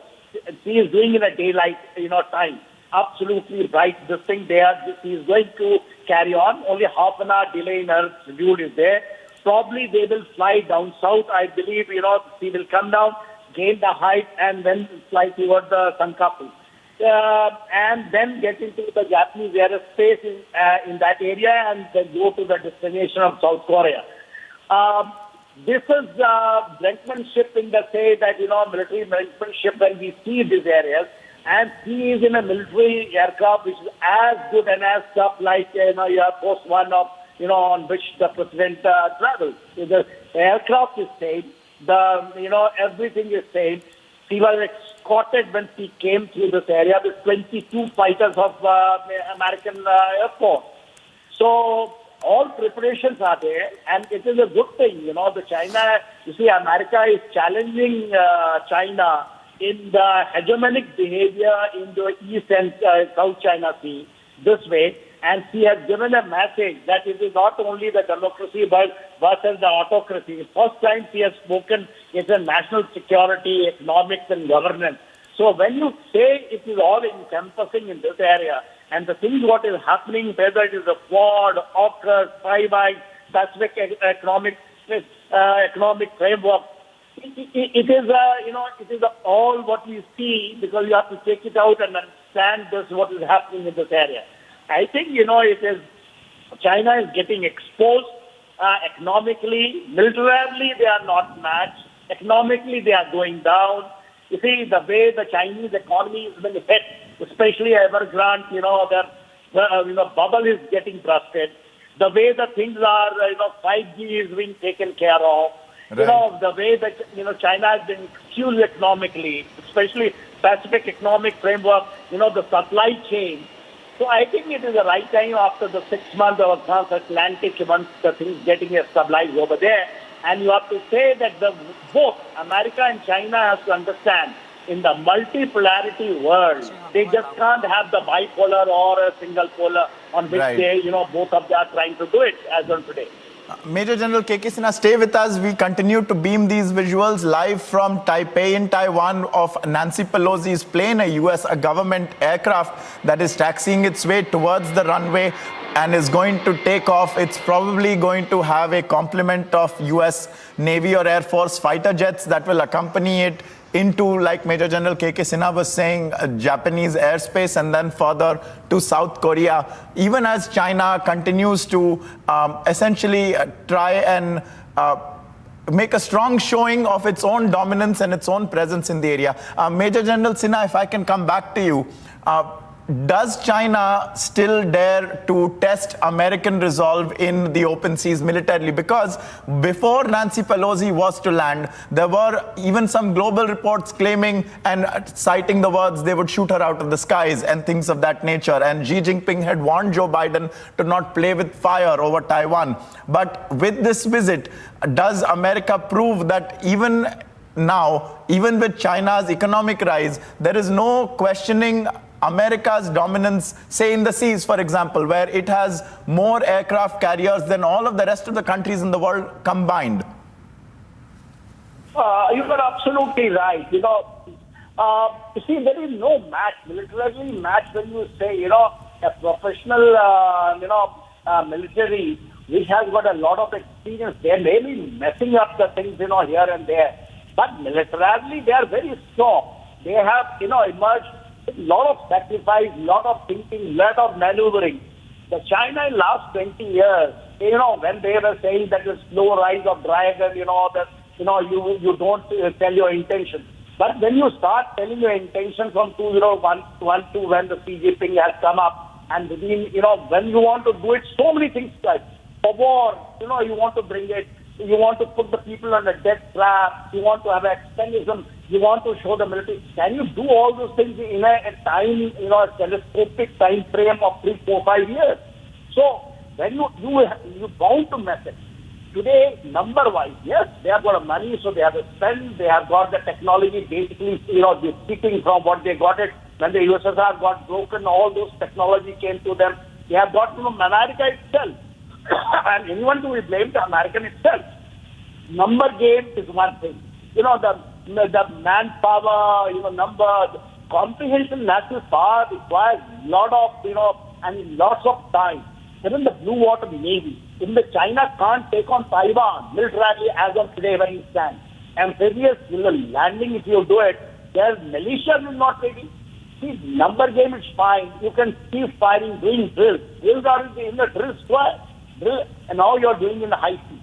You take it, that China will totally get exposed. It will get, now I think real things are happening in Indo-Pacific. And if the nuclear policy has to be believed that this type of visits are going to be more. And if it is number of more, every time China is going to do it something, if they have got a gut, they should try to block it now. If it happens, mind you, it will carry on. And the China will go down. The time has come, the China has to understand this. 21st century was the century of Asia. And India and China joining hands. And this is exactly Modi was telling them, when he went to Wuhan, that let's do it. Don't become the, Major General Sinha, the plane is taking off. The plane has picked up speed. And there you have visuals, even as Major General KK Sinha stays with us. Nancy Pelosi has departed Taiwan. There are the first visuals of the plane on Republic. We've been tracking this story from hours before she was set to land, and now her trip is over. This has changed something, although what exactly it has changed will only likely come to the fore in the times to come. But most certainly, the highest ranked American official to visit Taiwan in 25 years has just concluded her trip. 82-year-old US House of Representatives Speaker Nancy Pelosi had met all of Taiwan's leaders, including its president. She essentially ignored China's warnings, and China had been increasing the amplitude of its warning, increasing the decibel, with US President Joe Biden himself being warned by Xi Jinping to not play with fire. Since then, America has responded. It's called whatever China does, bellicose rhetoric, and words and phrases of that nature have been used. So there has been a dramatic escalation with China attempting to assert its dominance and its one China principle. But the US is not playing ball. Nancy Pelosi called China's bluff, and now she's on her way out. Of course, she still needs to make it to her next destination. She's likely to be joined in the skies by the US fighter aircraft. We've heard that just a short while ago from Japan, several US F-15 Eagle strike fighters have taken off, and there are likely to be more in the skies as well. So she's likely to be joined by an escort very soon. But she's on her way now to South Korea. She's likely to take the Japanese airspace route to there. China also continues and maintains a strong presence in the area. This presence has been increased ever since Nancy Pelosi landed. We saw a flurry of activity last evening around her landing. We had seen how China was sending tanks and anti-aircraft missile systems, very heavy weapons, along the coastline facing Taiwan. And it has also announced that it will conduct military drills, which are already underway over the next several days around the Taiwan island. This is an island, viewers, which is just 150 or so kilometers off the Chinese mainland.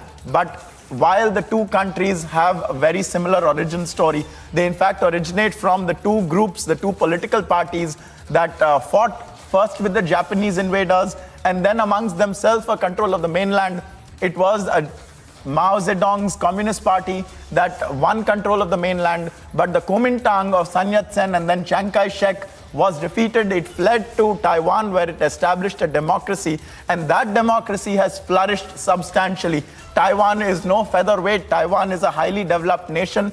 Technologically, of course, it doesn't have the population, it doesn't have the absolute economic chops that China may have, and the military chops as well, but it has a lot of allies, even though a lot of those allies don't maintain formal relations with it. You have to, for instance, at the Olympics, Taiwan is referred to as Chinese Taipei and things of that nature, and so on and so forth. And so now Nancy Pelosi has departed and has flown out of Taiwan.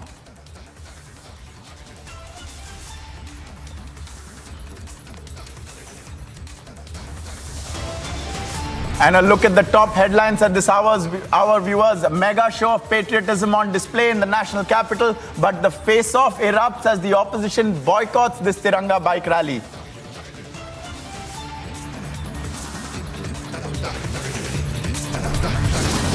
The BJP has hit back at the opposition. It says, don't politicize the tricolor. The message is clear.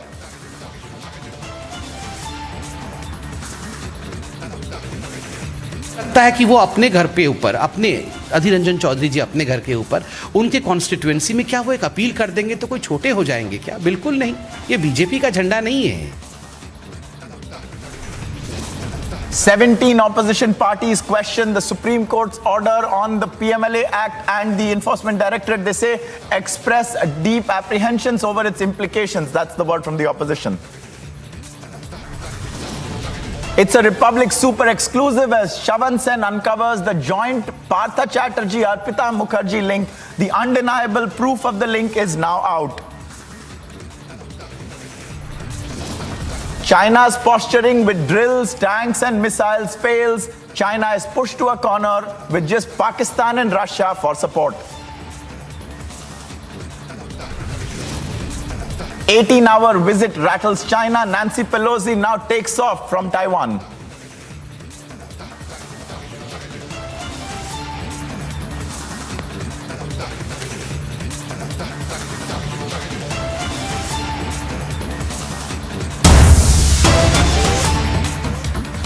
Viewers, in breaking political news, 17 opposition parties, including the Trinamool Congress and the Aam Aadmi Party, plus one independent Rajya Sabha MP, have signed a joint statement expressing deep apprehensions, they say, on long-term implications of the recent Supreme Court judgment upholding amendments to the PMLA Act, and they have called for its review. This is the breaking story that we have for you this minute. Even as viewers, you have tracked this on Republic in its entirety, the two facets. One was the Supreme Court's landmark verdict, wherein it upheld the Enforcement Directorate's powers under the PMLA, most notably the power to probe and the power to arrest persons without, for instance, submitting an FIR, without having to present the ECIR that it files, which the Supreme Court said was an internal document. over this. Even then, there was quite a lot of chagrin from the opposition leaders. In fact, that petition against the PMLA Act had been filed by over 200 people, one of whom, for instance, was Karthi Chidambaram. And we've seen since then, the ED has been unrelenting.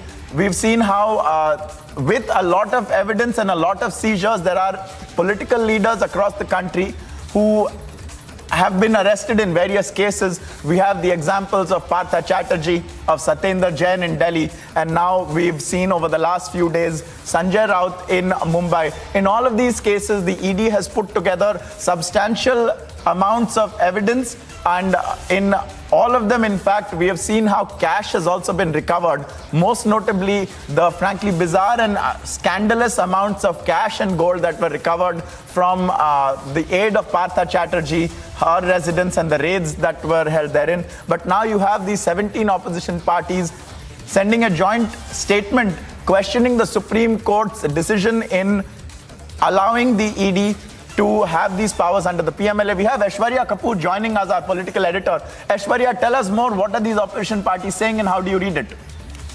Well, at this point of time, this shows just a sense of desperation and frustration on their part that all of these political parties and these MPs do not want the agencies to work. Imagine this.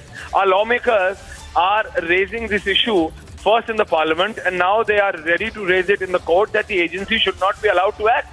They are saying that the agency, which will only act after finding prima facie evidence against an individual, only because they have been chosen by the people, only because they are privileged enough to sit in the parliament, that they should not be acted upon, even after if they have committed crime, and that's a big if. But let the agencies investigate.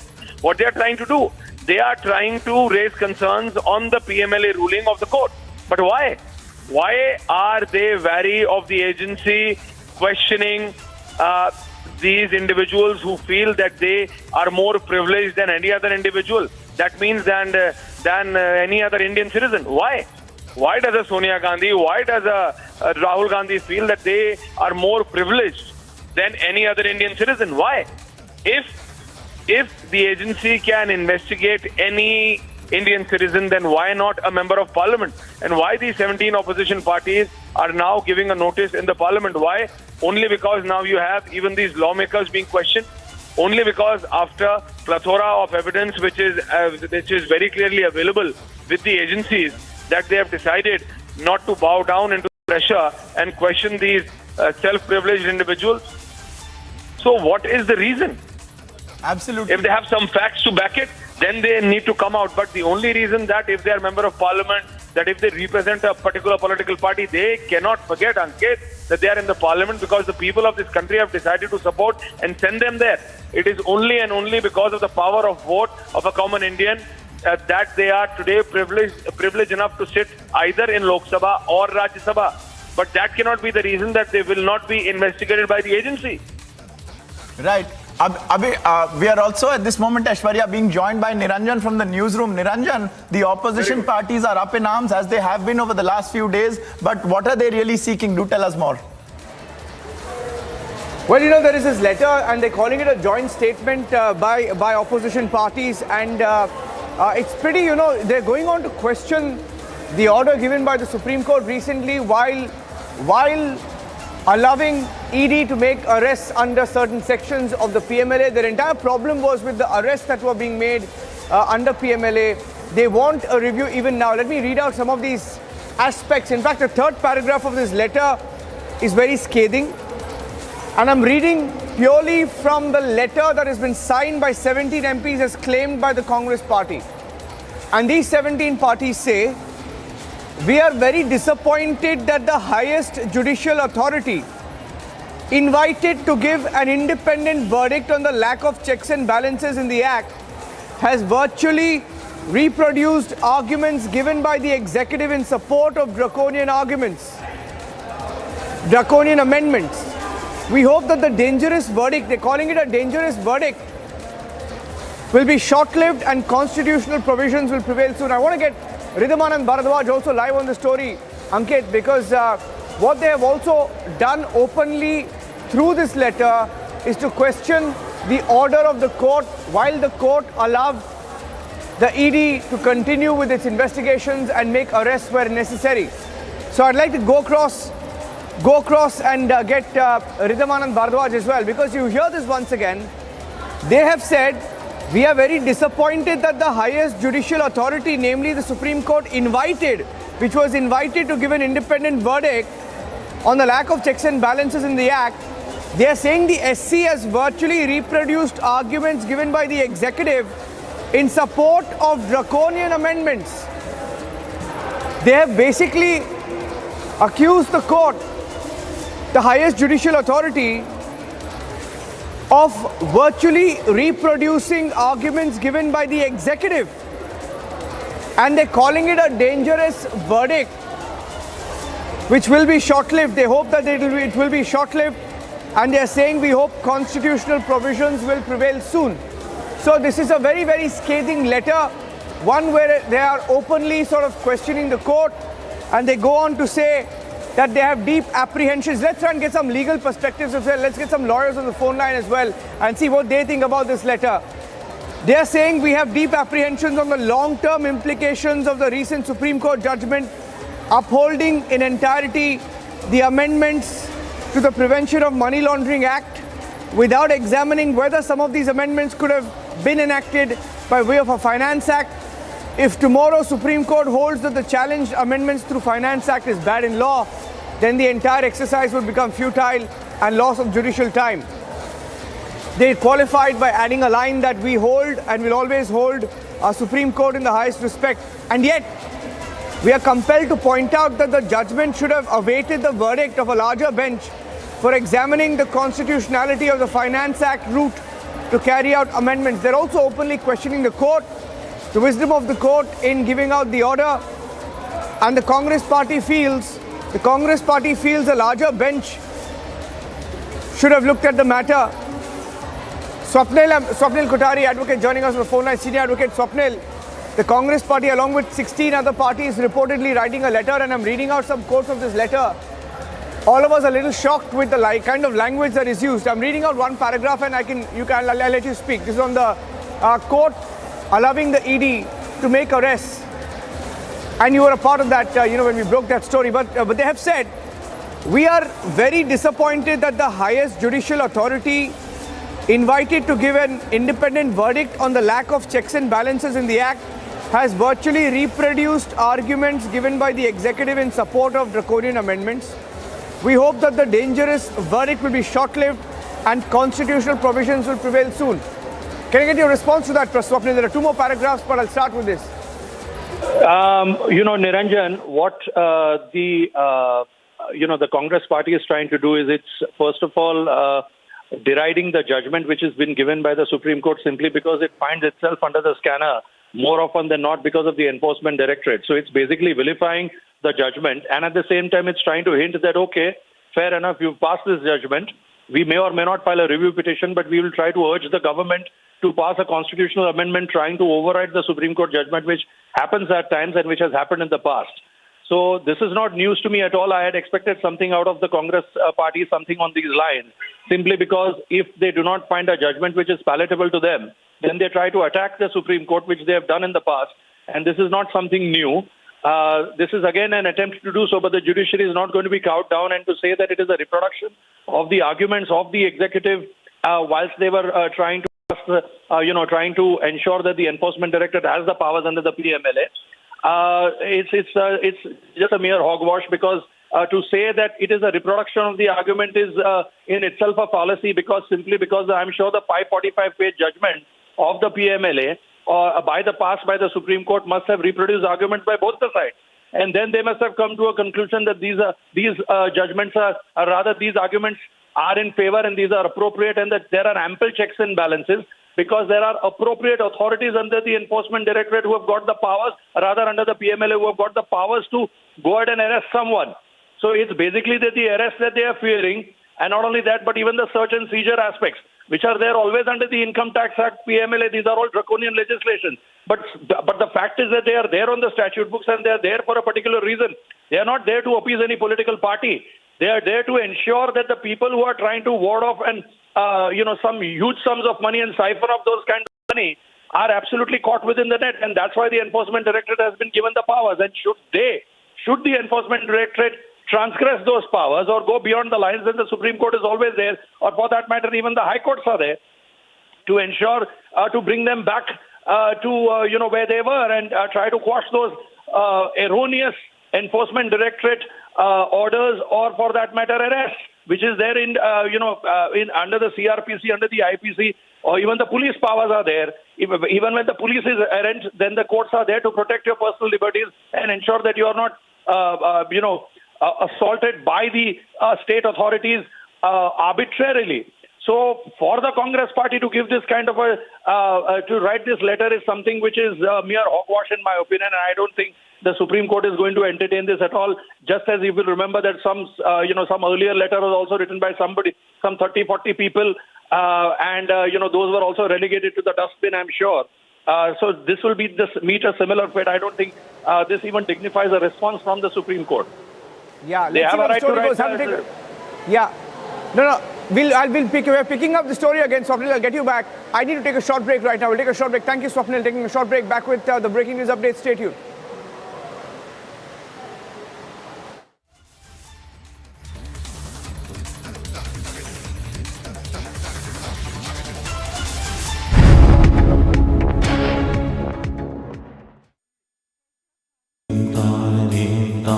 In the CBSE 2022 boards, the toppers for classes 12 and 10 are from Amity once again.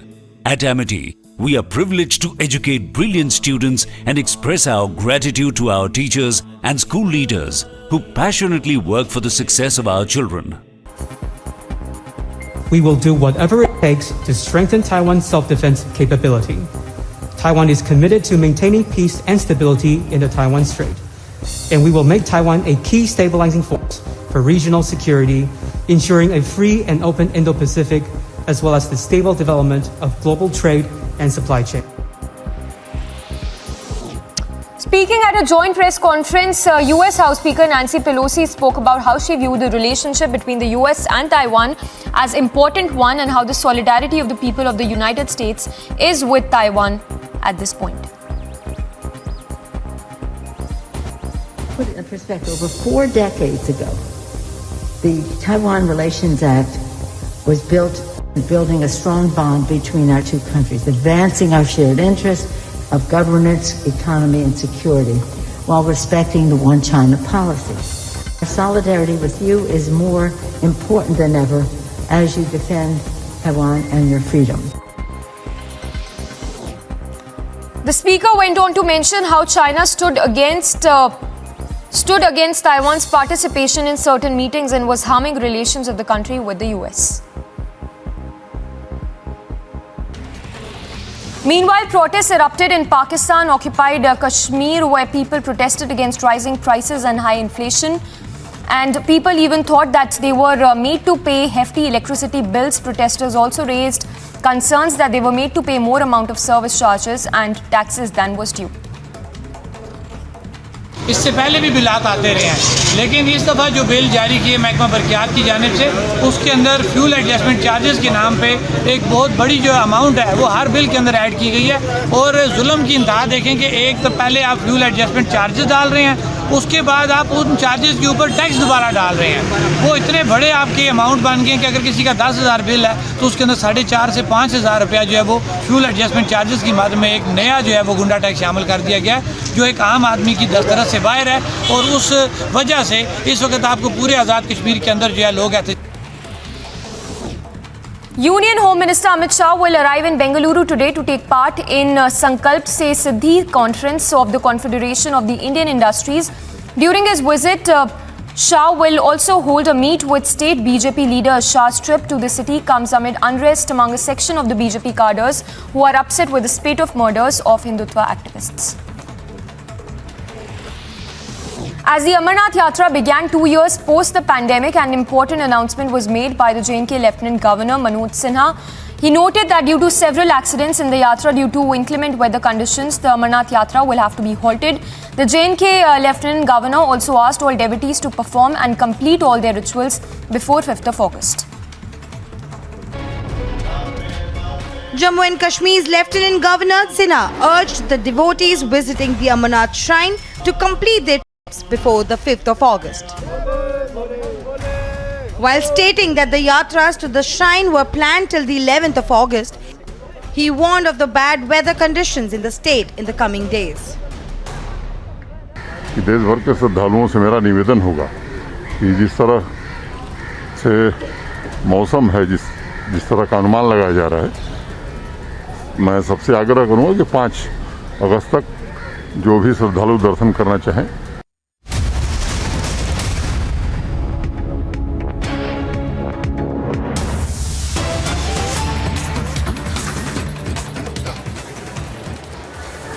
Getting in breaking news in the first pictures of the Tiranga.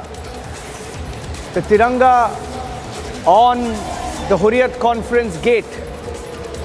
First picture now coming in as the Har Ghar Tiranga campaign rages through India as the entire country comes together. This is a picture that's coming in. I'd like to go across to Zinat or Arawat. I will go across to them and get their first response to this and get more details. And we'll go across and get you the details. The first picture coming in from Srinagar, where there is two tirangas, two flags on the All Parties Hurriyat Conference Central Secretariat Office in Srinagar. We are taking a short break and we are coming back with the live coverage. Stay tuned.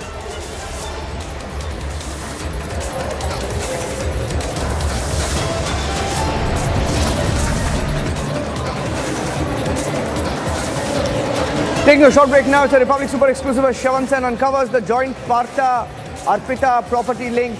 The undeniable proof of the links now out.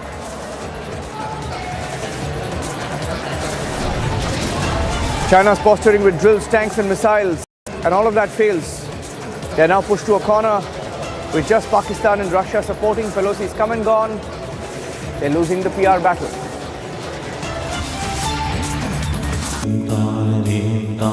In the CBSE 2022 boards, the toppers for classes 12 and 10 are from Amity once again. At Amity, we are privileged to educate brilliant students and express our gratitude to our teachers and school leaders who passionately work for the success of our children. Your question comes in the context of right now a struggle between autocracy and democracy in the world. We cannot back away from that. And so as China goes and uses its soft power, money and whatever, into many countries in order to get their support at the UN and other bodies, we have to recognize if that has effectiveness, because it's a lot of money and it's promises that may or may not ever be kept. Nancy Pelosi also reiterated how what mattered more was the success of Taiwan and that the US wished to have a good economic exchange between the two countries.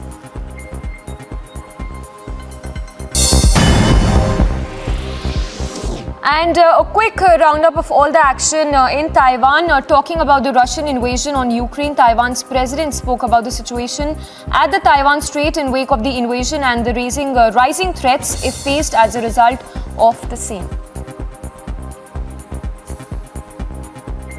Russia's invasion of Ukraine earlier this year has made security over the Taiwan Strait another focus of worldwide attention. Aggressions against democratic Taiwan would have a tremendous impact on the security of the entire Indo-Pacific. Taiwan's president, speaking at the conference, stated that the country is committed to pursuing its defensive interests and that to work towards a stable Indo-Pacific region. Meanwhile, protests erupted in Pakistan-occupied Kashmir, where people protested against rising prices and high inflation. And people even thought that they were made to pay hefty electricity bills. Protesters also raised concerns that they were made to pay more amount of service charges and taxes than was due. इससे पहले भी बिलात आते रहे हैं, लेकिन इस दफ़ा जो बिल जारी किए महकमा बरक़ियात की जानिब से, उसके अंदर फ्यूल एडजस्टमेंट चार्जेस के नाम पे एक बहुत बड़ी जो अमाउंट है वो हर बिल के अंदर ऐड की गई है। और जुल्म की इंतहा देखें कि एक तो पहले आप फ्यूल एडजस्टमेंट चार्जेस डाल रहे हैं उसके बाद आप उन चार्जेस के ऊपर टैक्स दोबारा डाल रहे हैं। वो इतने बड़े आपके अमाउंट बन गए कि अगर किसी का 10,000 बिल है तो उसके अंदर 4,500 से 5,000 रुपया जो है वो फ्यूल एडजस्टमेंट चार्जेस की मद में एक नया जो है वो गुंडा टैक्स शामिल कर दिया गया जो एक आम आदमी की दस्तरस से बाहर है। और उस वजह से इस वक्त आपको पूरे आज़ाद कश्मीर के अंदर जो है लोग ऐसे। Union Home Minister Amit Shah will arrive in Bengaluru today to take part in Sankalp Se Siddhi conference of the Confederation of the Indian Industries. During his visit, Shah will also hold a meet with state BJP leader. Shah's trip to the city comes amid unrest among a section of the BJP cadres who are upset with the spate of murders of Hindutva activists. As the Amarnath Yatra began 2 years post the pandemic, an important announcement was made by the J&K Lieutenant Governor Manoj Sinha. He noted that due to several accidents in the Yatra due to inclement weather conditions, the Amarnath Yatra will have to be halted. The J&K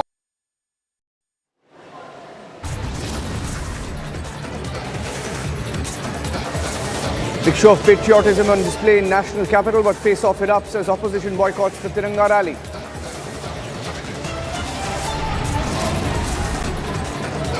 Tricolor at the Hurriyat office in Srinagar, the biggest symbol of the Tiranga campaign. लगता है कि वो अपने घर पे ऊपर, अपने अधीर रंजन चौधरी जी अपने घर के ऊपर, उनके कॉन्स्टिट्यूएंसी में क्या वो एक अपील कर देंगे तो कोई छोटे हो जाएंगे क्या? बिल्कुल नहीं, ये बीजेपी का झंडा नहीं है। BJP hits back at the Congress party and those questioning the Tiranga rally says don't politicize even the tricolor now. 17 opposition parties question top court order on PMLA, express deep apprehensions over implications of the Supreme Court verdict.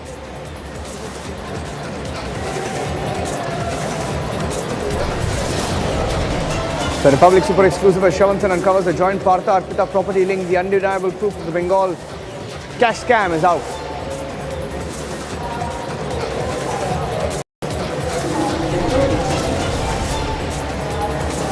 China's posturing with drills, tanks and missiles failed. China pushed to a corner against Taiwan and America, with just Pakistan and Russia supporting it.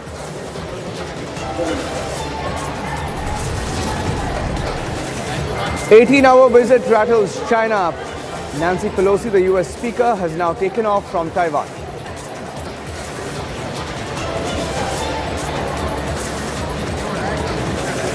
Hurriyat wala.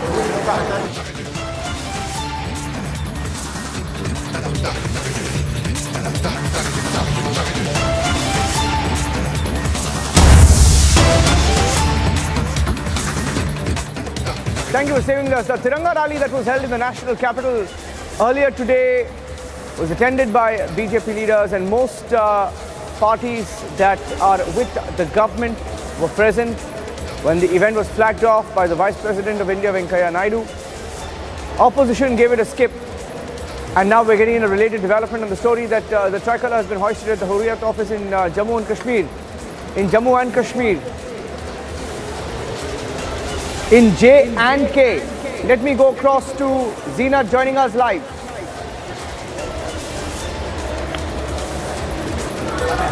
Zina, yes, we are filming a visual of the Hurriyat conference office at Rajbagh, where a Kashmiri Pandit activist known as Dr. Sandeep Mawa, he hoists a tricolor at the Hurriyat office in Rajbagh. Although this office is shut for the last since 2019 after NIA carried raid in the Kashmir. 1 minute, Zina, be with me. Zina, be with me. There's a big controversy now. There's a live shot. Earlier, a few minutes back, we saw the flag at the Hurriyat office. Now that flag has been removed. There's a live shot. Let me show you the live shot. The live shot is on Live View 1. Can I ask can we take the earlier and now, please? Earlier and now. Zina, look at this. It's been removed. Do we know who removed it, Zina?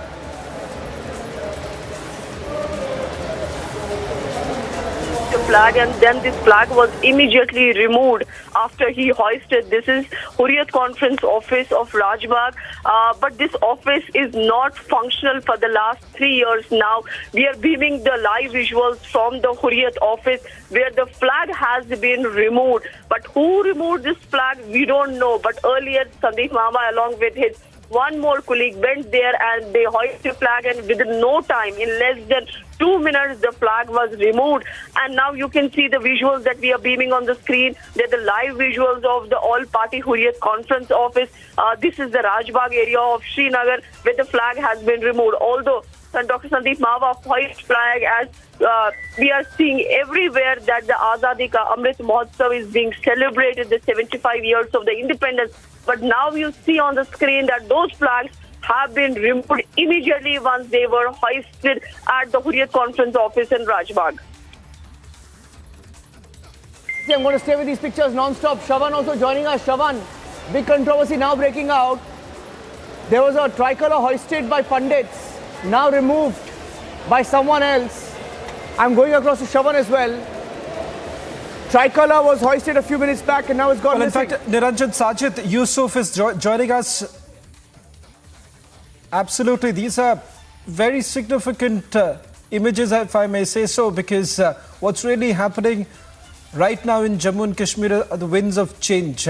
In fact, Sajid Yusuf is joining us on this broadcast. Sajid Yusuf is from the fame of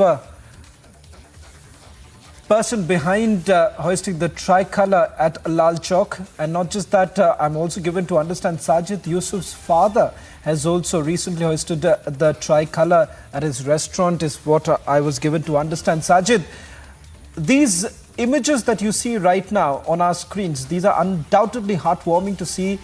What was not done in the past has finally been done. Yeah, absolutely.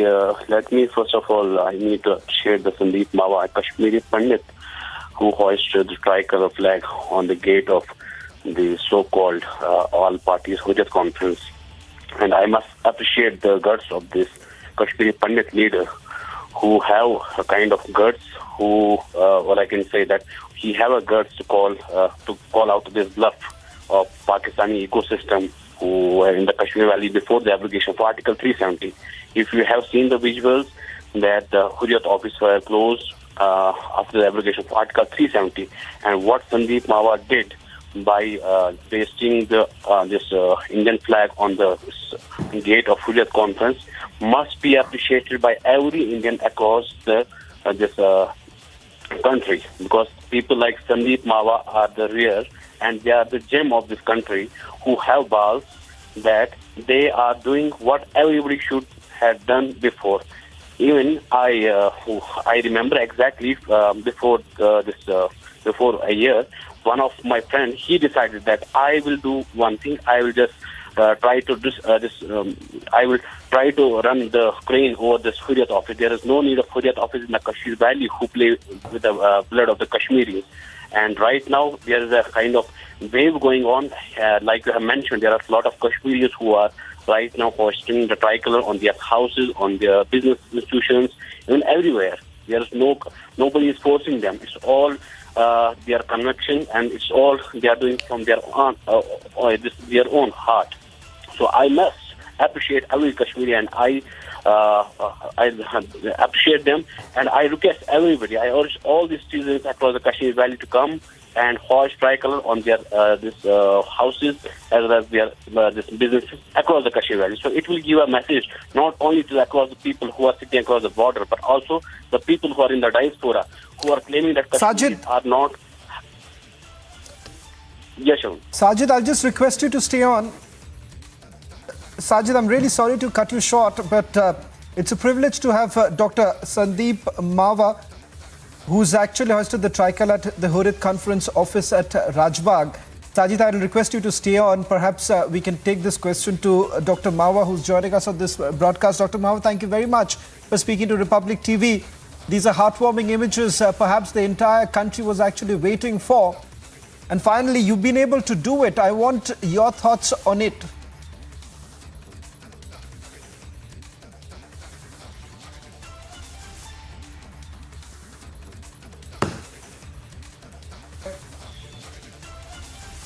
Dr. Mawa, if you can hear me.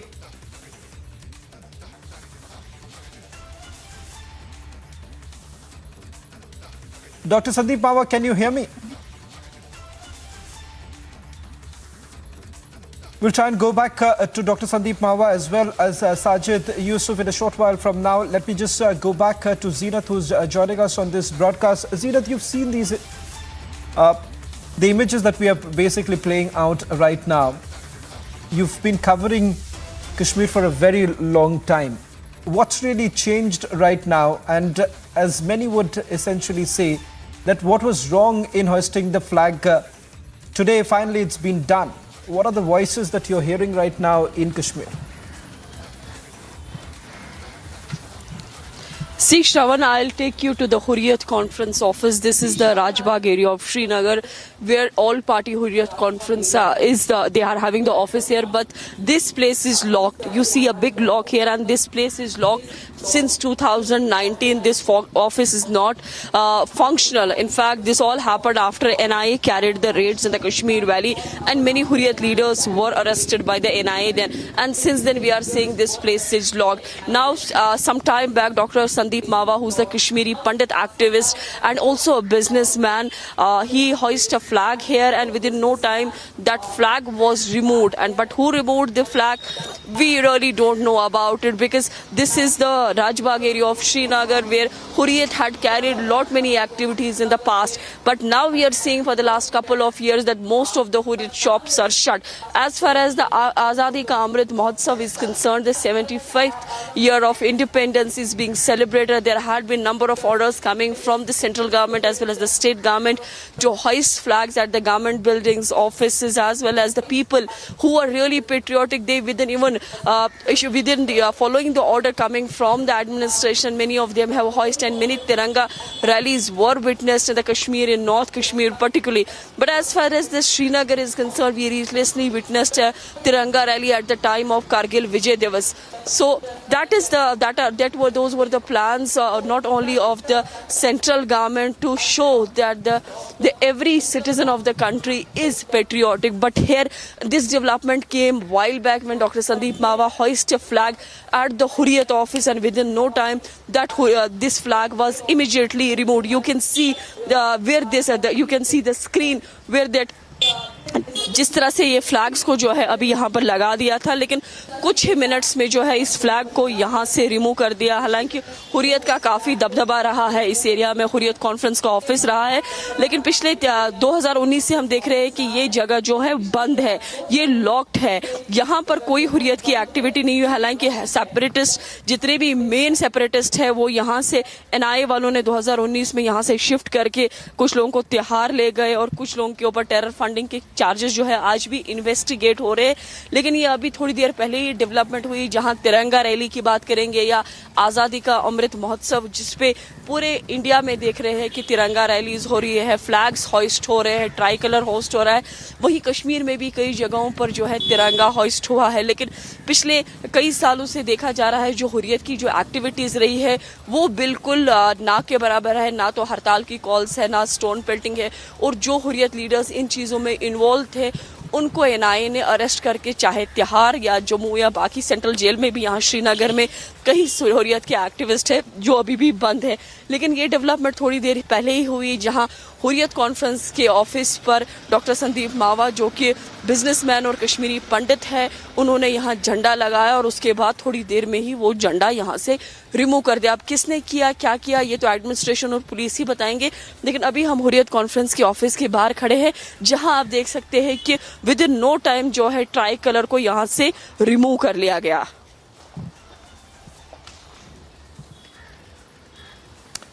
Well, Zeenath, just to take one more question with you, just the timeline as to when exactly did that happen? Has anyone witnessed it?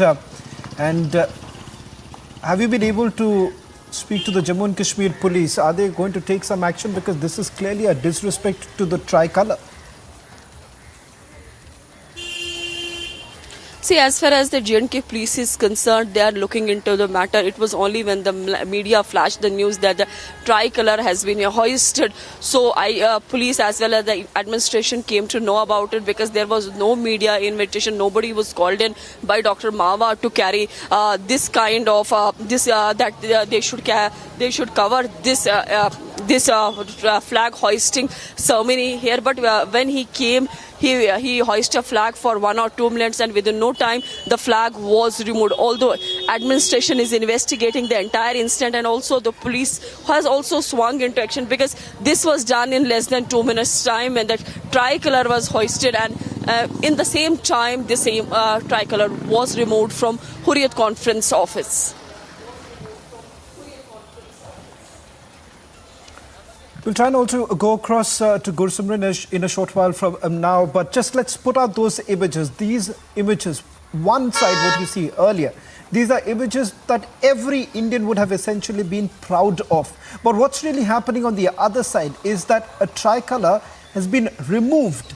This perhaps is the biggest disrespect to Tiranga. This at a time when the government is essentially saying that Har Ghar Tiranga, we celebrate 75 years of India's independence.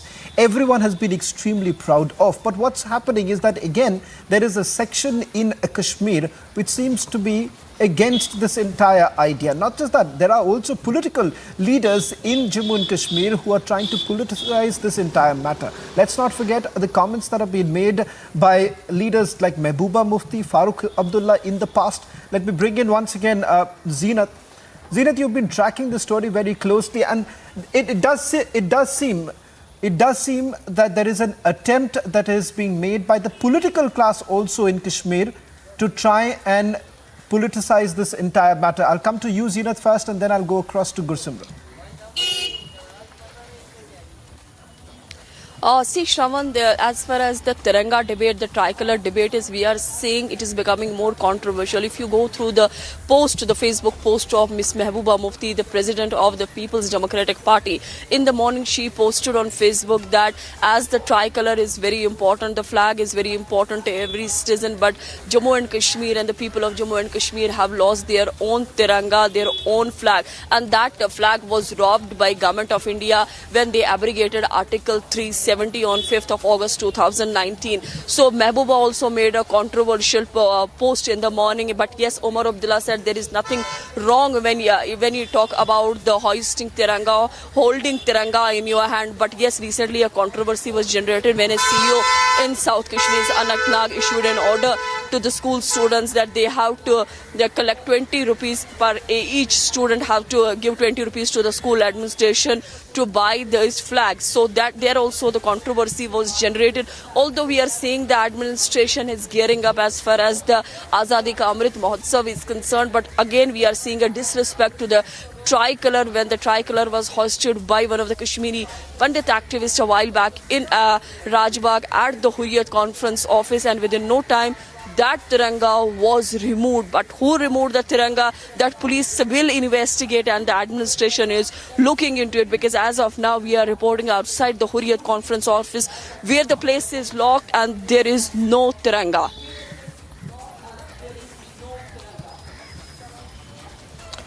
Well, in fact, in terms of the steps that perhaps the administration will have to take right now, Zeenat, any word really coming in from the administration, particularly from the Jammu and Kashmir police?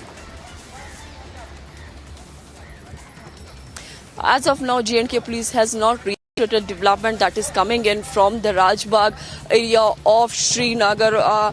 We are seeing that although the police or the administration have not come to this place to see what exactly has happened, we are seeing a routine business, because this is a commercial area where the office of Hurriyat Conference is, and this is there is no development on ground, but the place is locked, and the Tiranga that was hoisted by the Kashmiri Pandit activists have been removed. This is seen as a disrespect to the flag, because the administration as well as the central government has already made it very clear that this time every Indian, every citizen showed the patriotism, and they should hold the Tiranga, should feel proud about the Azadi of 75 years of independence. That is why this campaign is known as Azadi Ka Amrit Mahotsav. And all through this year we witnessed, whether it was the cycle rally, it was a boat rally, the tourism also carried many functions under the theme of Azadi Ka Amrit Mahotsav. Even the schools held many functions. But now when the 15th August is nearby, we are seeing a controversy being generated from the Kashmir Valley, where a Kashmiri Pandit activist hoists tricolor, which was removed in no time. Well, Zeerat, I'll just request you to stay on. Let me also get in Kavindra Gupta of the BJP, who's joining us on the phone line. Mr. Gupta, thank you very much for speaking to Republic TV. This perhaps is the biggest disrespect. What we saw earlier was something that every Indian was very proud of. Finally, what should have been done years ago was done by Dr. Sandeep Mawa. But minutes later, we see that the tricolor was removed. It is high time perhaps the Jammu and Kashmir police really takes some sort of an action on this entire matter and send out a very strong message. देखिए, जिन्होंने तिरंगे अवतार के अपमान किया है उन पर तो एक्शन होना ही चाहिए, लेकिन इस तरह से जो मुझे लगता है, जो मेरी ये पर्सनल राय हो सकती है कि ऐसे ही जाकर के किसी के दरवाजे पर झंडा लगाना वो भी गलत था, और जब किया तो पब्लिक बेसिस पर सहमति के साथ ये तिरंगे के अपमान करने के लिए नहीं हुआ था। इसलिए ये बड़ा जरूरी बात थी कि लेकिन जो उन्होंने उतारा है वो निंदनीय है, इसको सहन नहीं किया जा सकता। प्रशासन और पुलिस को जहां लोग बैठे हैं उन पर जल्दी से जल्दी एक्शन लेना चाहिए। अभी इनको पता नहीं लगा है कि आपके साथ आज कोई भी नहीं करा है, और हिंदुस्तान के और जम्मू कश्मीर के लोग हिंदुस्तान के साथ वापस चल रहे हैं। अभी पिछले दिनों की जो भारतीय जनता युवा मोर्चा की रैली से बताया कि हजारों नौजवान वहां से चल करके आए हैं, और इसका ये रवैया असहनीय है और सहन नहीं किया जाना चाहिए। कविंद्र गुप्ता जी, मैं वापस ये सवाल आपसे इसलिए करना चाहूंगा क्योंकि कहीं ना कहीं जो एक्शन की बात हो रही है, एक तरह से देखा जा रहा है कि ये कहा जा रहा है कि हर घर तिरंगा की बात हो रही है, और वहां पे ये देखा जा रहा है कि किस तरह से तिरंगा के अपमान किया जाता है। बट अगर इस वक्त जम्मू एंड कश्मीर की एडमिनिस्ट्रेशन इस पर ठोस कार्रवाई नहीं करती है तो आप एक गलत मैसेज भेजते हैं। आप उसकी मांग नहीं करेंगे? बिल्कुल कार्रवाई करनी चाहिए, क्यों नहीं कार्रवाई करनी चाहिए। ये तिरंगे का अपमान है, और हुर्रियत जैसे जो संगठन जो आज भी पाकिस्तान के इशारे पर काम करते हैं, तो उनसे इससे ज्यादा उम्मीद नहीं की जा सकती। जो भी लोग आज भी हुर्रियत जो ऐसी ऑर्गेनाइजेशन है जिसके साथ आज ज्यादा से ज्यादा इनके जो लीडर्स हैं वो जेल में हैं, और जो अंदर बैठे हैं वो इस प्रकार के एक्शन कर रहे हैं, उनको निकाल करके उन पर एक्शन किया जाना चाहिए। उनको बिल्कुल जेल में इस वक्त भेजना चाहिए। ये तिरंगे का अपमान बिल्कुल सहने योग्य नहीं है। बहुत बहुत धन्यवाद Kavinder Gupta, former deputy chief minister of Jammu and Kashmir, speaking to Republic TV.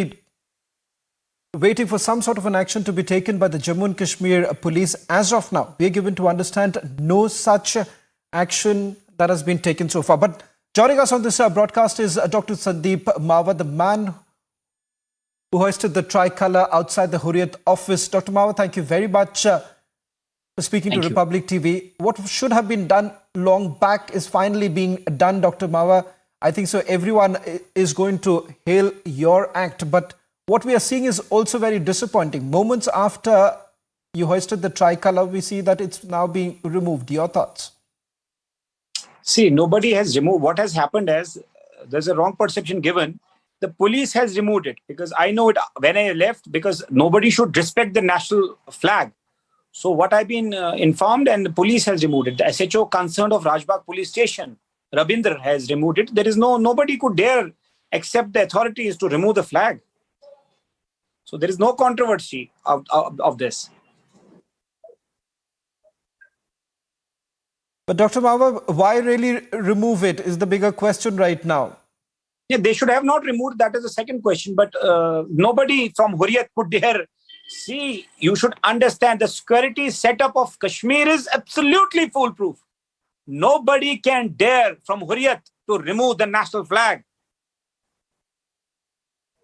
Nobody. Be assured, I was there. Thank you very much, and it Dr. was Mawa, removed by for putting this in. Go ahead, Dr. Mawa, complete your sentence and then we'll proceed. I said nobody could dare it except the authorities, because they must have their own perception to safeguard their interests. They must have done it. Otherwise, nobody from Hurriyat can even think of removing the national flag from their gates.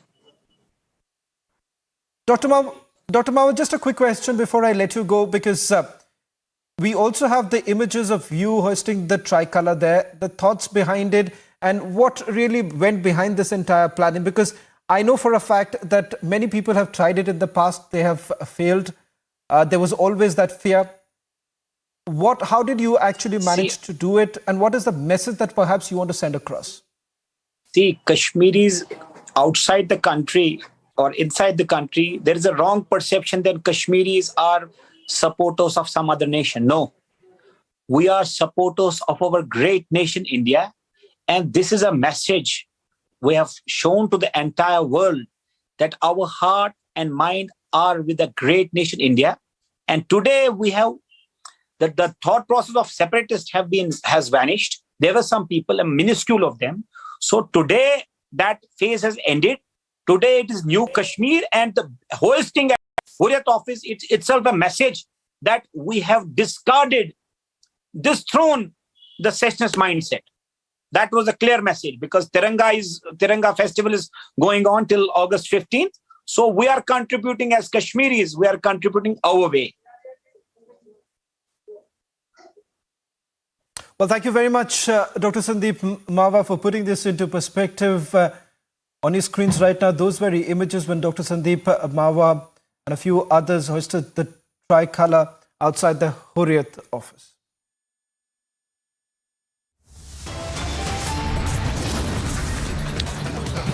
Biggest disrespect to the tricolor coming from the Kashmir Valley, where Kashmiri Pandit activists hoist tricolor, and within no time it has been removed from the gates of office of all party Hurriyat conference. More on Republic about this. Keep watching Republic TV.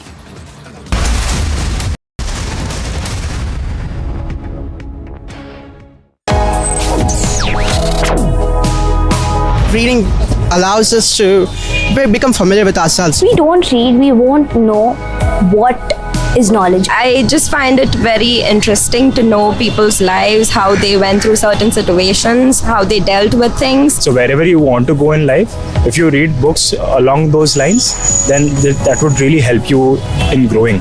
Reading could mean a million different things to every individual. What does it mean to you? Visit readindia.info to find out more. The protesters are trying to exert force on the barricades and trying to break it down. Mr. Chatterjee, would you like to respond? Sonia Gandhi coming out of the, and we can see Priyanka Gandhi is also here along with Sonia Gandhi. Sanjay Raut sitting outside his residence. Yes, come out. Yes, come out.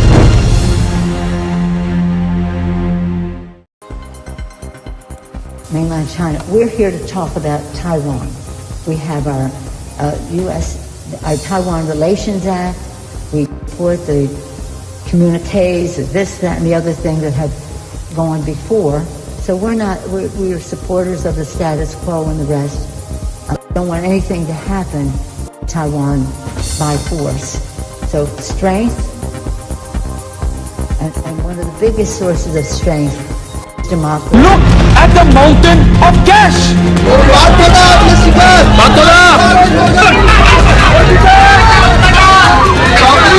Rahul Gandhi को हिरासत में लिया जा रहा है। बड़ी खबर, बड़ी जानकारी।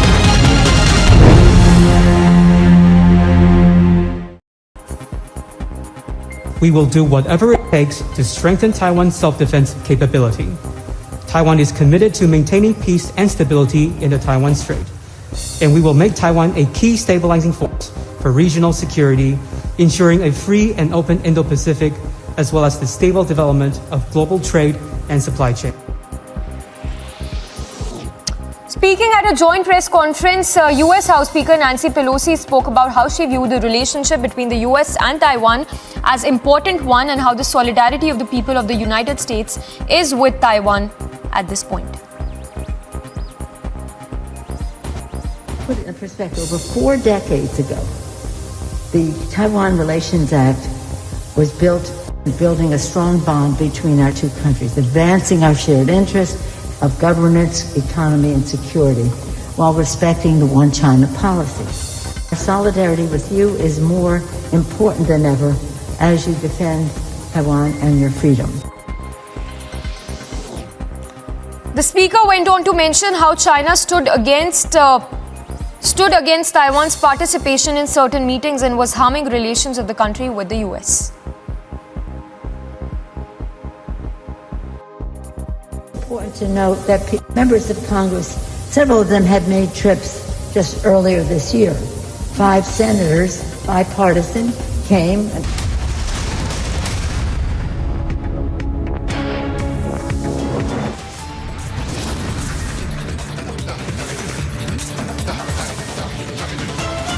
Mega show of patriotism on display in the national capital, but face-off erupts as opposition boycotts rally.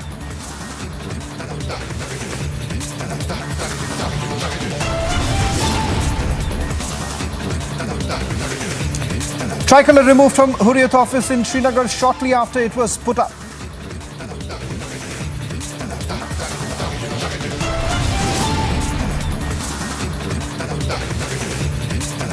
BJP heads back at opposition, says don't politicize Tricolor.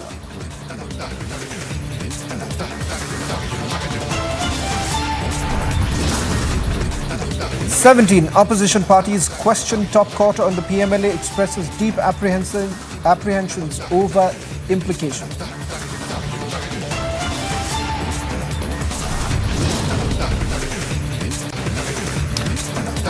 It's a super exclusive. Republic uncovers the joint Partho Orpita link. Undeniable proof of the link is now out. China is posturing with drills, tanks and missiles. Failed China push to corner against with just Pakistan and Russia support.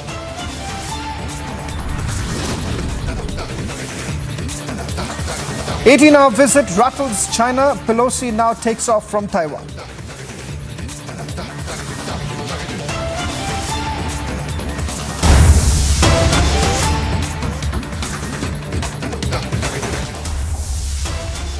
Getting in some breaking news right now. Big development in the illegal phone tapping case, where the former Mumbai Police Commissioner Sanjay has now been sent to judicial custody till 16th of August.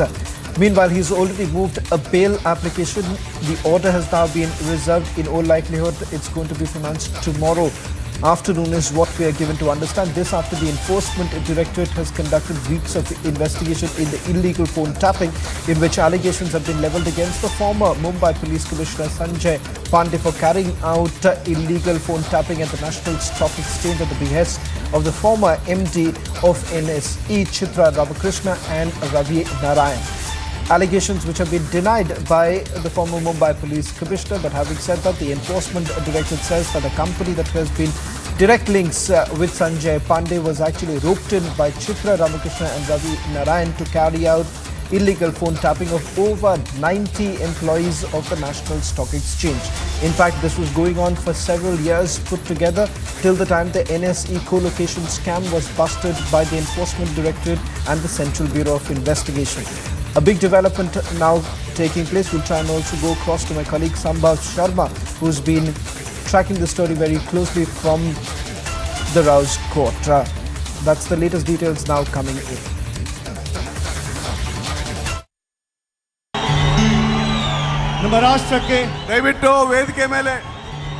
A great number of members of the Congress gathered to celebrate Siddaramaiah's 75th birthday.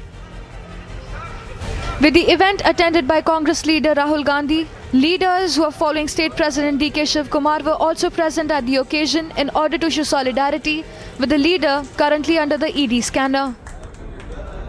Even so, a 6-kilometer traffic jam was witnessed on Pune-Bangalore highway near Devanagare where the event was held. At least 10 lakh people are assumed to have visited the leader's 75th birthday. With both Siddaramaiah and Shivakumar showcasing chief ministerial aspirations ahead of the assembly elections, the Congress in Karnataka sees clear rifts and preferences between the two leaders with regard to being the face of the party in the state. Bureau Report, Republic TV. Well, as far as the big controversy now brewing in Jammu and Kashmir, a Kashmiri Pandit activist had unfurled the tricolor outside the Hurriyat office, but minutes later it was removed. We're also getting in another news now coming in where a massive political face-off has been brewing over the Tiranga Yatra. Opposition has essentially chosen to boycott the Tiranga Yatra.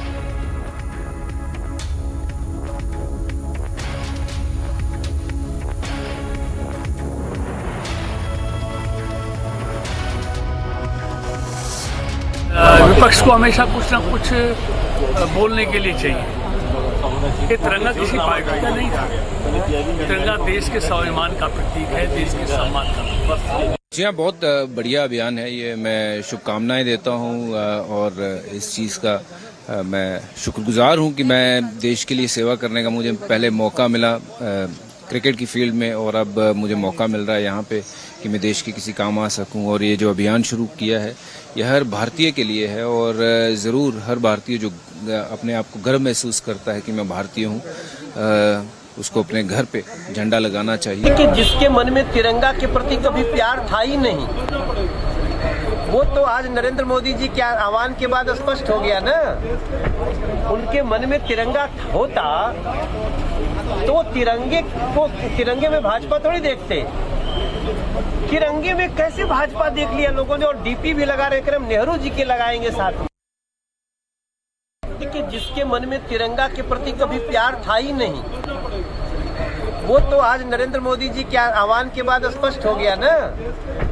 उनके मन में तिरंगा होता तो तिरंगे में भाजपा थोड़ी देखते। तिरंगे में कैसे भाजपा देख लिया लोगों ने, और डीपी भी लगा रहे क्रम नेहरू जी के लगाएंगे साथ में। हम लोग अपना अपना मनाएंगे, ये बीजेपी का अपना पॉलिटिकल एजेंडा कैसे लेंगे। हमारा खादी को खत्म कर दिया, चाइना से अभी फ्लैग आने लगे, फ्लैग कोड बदल दी। क्या हो रहा है ये सारे हर दिन दो वक्त मोदी जी गांधी को नारा लगाते हैं, और गांधी जी का जो सपना था खादी, उनको हिंदुस्तान से हटाने की कोशिश कर रहे हैं। ये क्या हो रहा है तमाशा। Right behind me you can see sea of tricolors, people taking part in this Tiranga Yatra with chants of Vande Mataram, Bharat Mata Ki Jai. You can see Venkaiah Naidu is the one who had basically flagged off this entire Tiranga rally, and this rally will go towards the Vijay Chowk in Delhi. We are in Parliament and a message is being sent out. Sir, क्या message देना चाहिए? Message क्या देना चाहेंगे आप? भारत की शान बान आन की प्रतीक है तिरंगा। आज आज़ादी का अमृत महोत्सव के शुभ अवसर पर सभी सांसदों ने भारत माता के जयकारा लगाते हुए आज से अभी पूरा देश में जो हर घर तिरंगा का कार्यक्रम शुरू किया गया है। All parliamentarians are taking part in this. We will also try to take part in this Tiranga rally. Tiranga rally. I would ask my video journalist, कोई है आपके साथ to sit with them, Okay. So we will also try to take part in this Tiranga rally, and then we'll try to show you more pictures. चलिए भैया, चलिए. Rally, Tiranga bike rally, which has now begun from Red Fort. Many parliamentarians have taken part in this bike rally, Tiranga bike rally, which has now begun from Red Fort. They are going towards the Parliament, so it's a big day. A message is being sent out clearly by the parliamentarians to hoist tricolor on their respective houses from 13th to 15th of August. So it's a huge Tiranga rally, Tiranga bike rally, which has now begun from Red Fort. We'll have to wait and watch how this program is further going to be continued. But yes, a clear message being sent out by the government, by the Ministry of Culture, and also is being told to people across the country to take part in flag hoisting ceremony on their roofs from 13th to 15th of August. So we are continuously showing you live pictures from this Tiranga bike rally, which has now kick-started from Red Fort. This bike rally will go towards the Vijay Chowk in Delhi, and till there we will be also taking part in this bike rally. Ma'am, आज programme है, तिरंगा यात्रा निकाली जा रही है, क्या message आप? मैसेज बहुत साधारण है। प्रधानमंत्री जी ने अमृत महोत्सव की घोषणा की थी 12 मार्च 2021 को, और साथ ही तिरंगा यात्रा, तिरंगा जो हम सबकी प्रेरणा है, और कल बेंगली वेंकैया जी के जन्मदिन से शुरू कर हमारे जितने अनसंग हीरोज़ हैं जिनके बारे में लोगों की जानकारी कम है, वो उन सबको जाने, और जिन्होंने अपना सर्वस्व इस देश की आज़ादी के लिए न्यौछावर किया, वही हमारी प्रेरणा बने, ताकि हम उस प्रेरणा को लेकर आगे आने वाले आज़ादी के अमृत महोत्सव में शामिल होते हुए 25 साल देश के कैसे हो उसके काम में जुट जाएं और पूरे अपने सामर्थ्य को पहचानते हुए आगे बढ़े। कल्चर का इवेंट है, ये मैसेज क्लियर जाना चाहिए, क्योंकि कुछ पार्टी के जो एमपीज हैं उनमें कंफ्यूजन है कि बीजेपी का ये इवेंट है। आप चाहेंगे कि पार्टी अक्रॉस लाइन जो है एमपीज इसमें आए? मैं चाहूँगी कि सांसद अक्रॉस पार्टी लाइन इसमें पहुँचे, क्योंकि तिरंगा किसी एक पार्टी का नहीं, तिरंगा देश का है। क्या मैसेज देना चाहेंगे इस तिरंगा यात्रा के? मैसेज, ये पूरा देश इस अमृत महोत्सव काल में अपने पूर्वजों को याद करके, जिन्होंने त्याग, तपस्या और बलिदान के बल पे आज भारत को आज़ाद किया, अंग्रेजों को भगाया, और दुर्भाग्य से देश को टुकड़े टुकड़े करने वाले लोग आज भी इस तिरंगे को अपमानित करने का काम कर रहे हैं।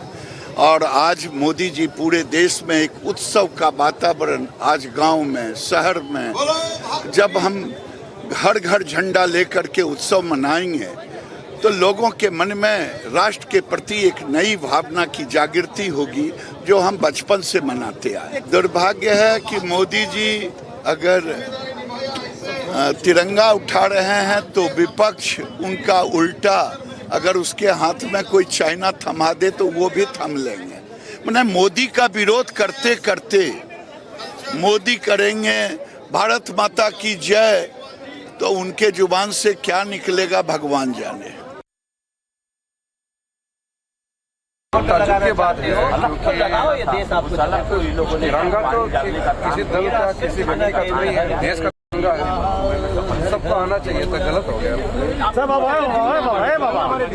ऐसा नहीं होता, दिखाना पड़ता है, दिल में भी होना है, झंडा लहराना होता है। इम्पोज किया जा रहा है, आरएसएस का एजेंडा है, क्या कहेंगे आप इस तरह की? तिरंगा कोई इम्पोज करने वाला चीज है क्या? तिरंगा तो शान से लहराने वाला। सर कांग्रेस भाई जो आदमी अपने देश में रहता है उसका देशभक्त है, उसमें क्या परेशानी है? अगर वो झंडा अपने घर पर नहीं लगाएगा तो देशभक्त नहीं होगा क्या? वो नहीं, बीजेपी अब कह रही है कि उन्होंने, सारे नेता बोल रहे हैं कि क्या विपक्ष के सांसद अपने घर पे तिरंगा तो लगाएंगे ना? ये सवाल पूछ रहे हो कि देशभक्ति पे सवाल है? तो देशभक्ति झंडे पर ही थोड़ी डिपेंड करती है, आदमी के काम पर, कारनामों पर करती है।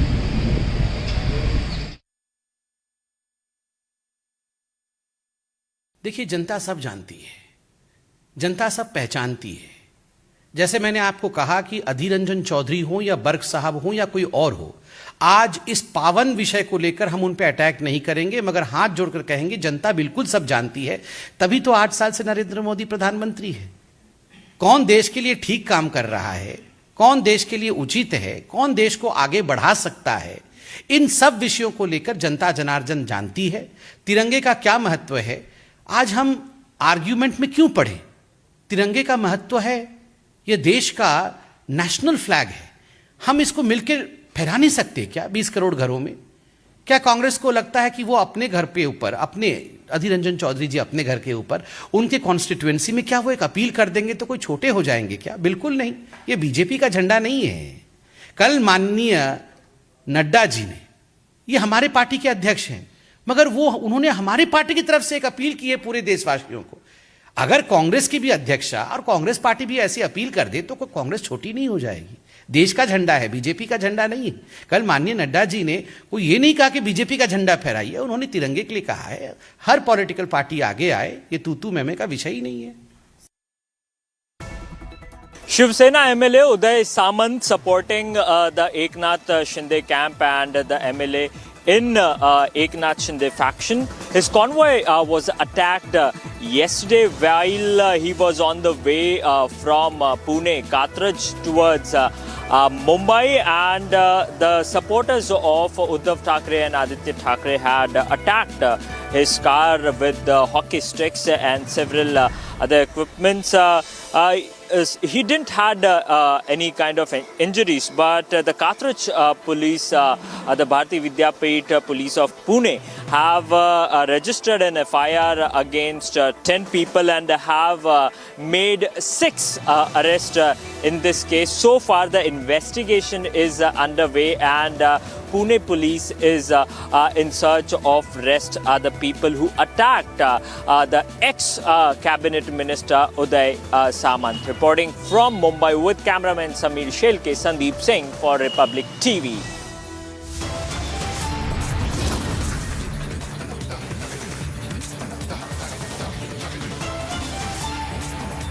It's a Republic Super exclusive. We get you full details of Partho and Urpita's link. Undeniable proof of the link is now out.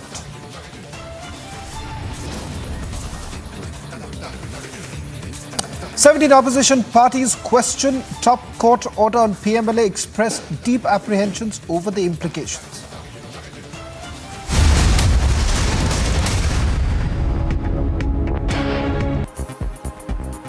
We will do whatever it takes to strengthen Taiwan's self-defense capability.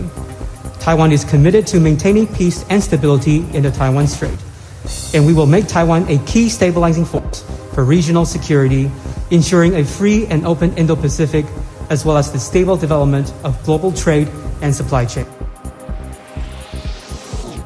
Speaking at a joint press conference, US House Speaker Nancy Pelosi spoke about how she viewed the relationship between the US and Taiwan as important one and how the solidarity of the people of the United States is with Taiwan at this point. Put it in perspective, over 4 decades ago, the Taiwan Relations Act was building a strong bond between our two countries, advancing our shared interests of governance, economy, and security, while respecting the One China policy. Our solidarity with you is more important than ever as you defend Taiwan and your freedom. The speaker went on to mention how China stood against Taiwan's participation in certain meetings and was harming relations of the country with the US.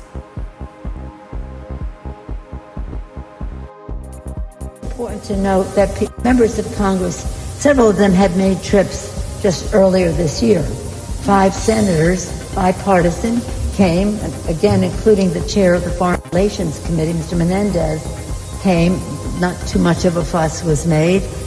Individual senators have made trips or plan to make trips.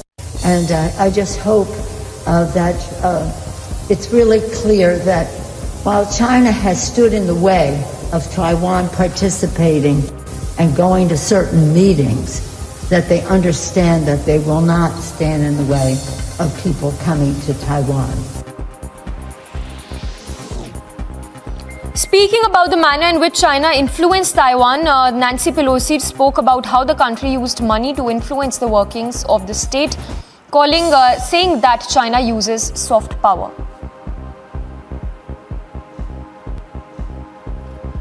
Your question comes in the context of right now a struggle between autocracy and democracy in the world. We cannot back away from that. And so as China goes and uses its soft power, money, and whatever into many countries in order to get their support at the UN and other bodies, we have to recognize if that has effectiveness, because it's a lot of money and it's promises that may or may not ever be kept.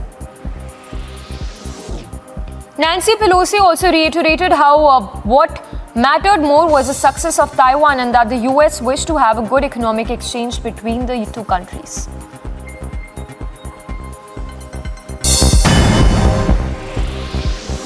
And a quick roundup of all the action in Taiwan. Talking about the Russian invasion on Ukraine, Taiwan's president spoke about the situation at the Taiwan Strait in wake of the invasion and the rising threats if faced as a result of the same. Russia's invasion of Ukraine earlier this year has made security over the Taiwan Strait another focus of worldwide attention. Aggressions against democratic Taiwan would have a tremendous impact on the security of the entire Indo-Pacific. Taiwan's president speaking at the conference stated that the country is committed to pursuing its defensive interests and that to work towards a stable Indo-Pacific region.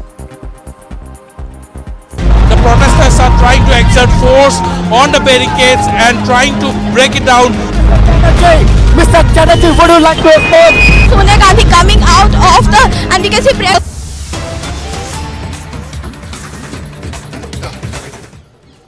और मात्र 0.5% conviction rate है ED का। क्या ये समझने के लिए हिंदुस्तान के लोगों के लिए, प्रबुद्ध मीडिया जनों के लिए काफी नहीं है कि ईडी का दुरुपयोग हो रहा है, ईडी का राजनीतिक इस्तेमाल हो रहा है, ईडी को एक हथियार बना के इस्तेमाल किया जा रहा है? अगर 3000 रेड में 0.5% कन्विक्शन रेट है उनका, तो इसका मतलब समझा जा सकता है कि जब जिसके ऊपर मन में आया ईडी छोड़ दी। आप देख रहे हैं महाराष्ट्र में क्या हुआ, आप देख रहे हैं दिल्ली में क्या हो रहा है, आप देख रहे हैं किस तरीके से झारखंड की सरकार को गिराने की कोशिश की जा रही है, शुरू हो गई है।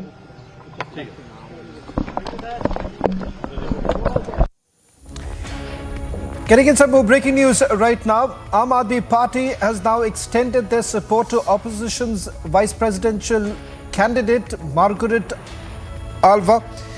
In fact, Sanjay Singh has just spoken out a short while back. We'll play that out in a short while from now.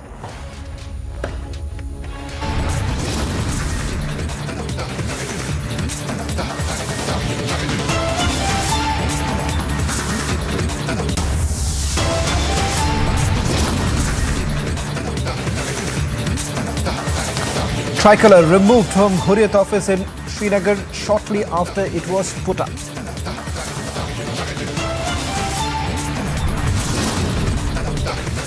$18-hour visit rattles China. Pelosi now takes off from Taiwan. All this and much more on the other side.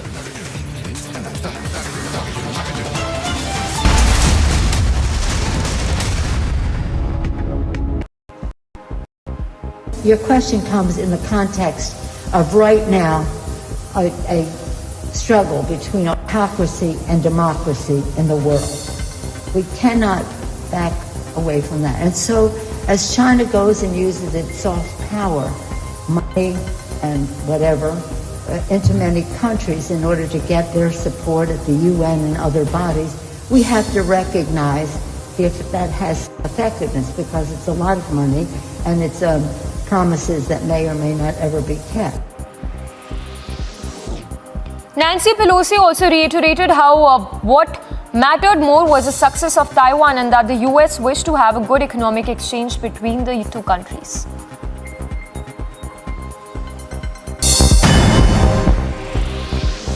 And a quick roundup of all the action in Taiwan. Talking about the Russian invasion on Ukraine, Taiwan's president spoke about the situation at the Taiwan Strait in wake of the invasion and the rising threats if faced as a result of the same.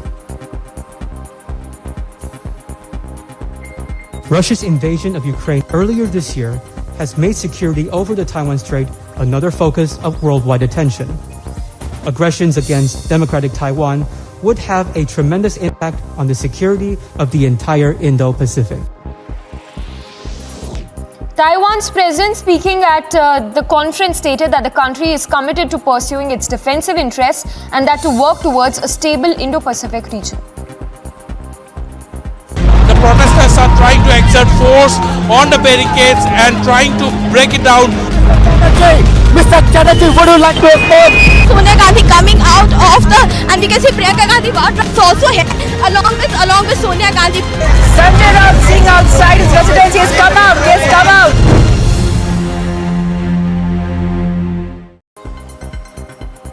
Mainland China. We're here to talk about Taiwan. We have our our Taiwan Relations Act. We support the communiques, this, that, and the other thing that had gone before. So we're supporters of the status quo and the rest. I don't want anything to happen to Taiwan by force. So strength, and one of the biggest sources of strength is democracy. Look at the mountain of cash.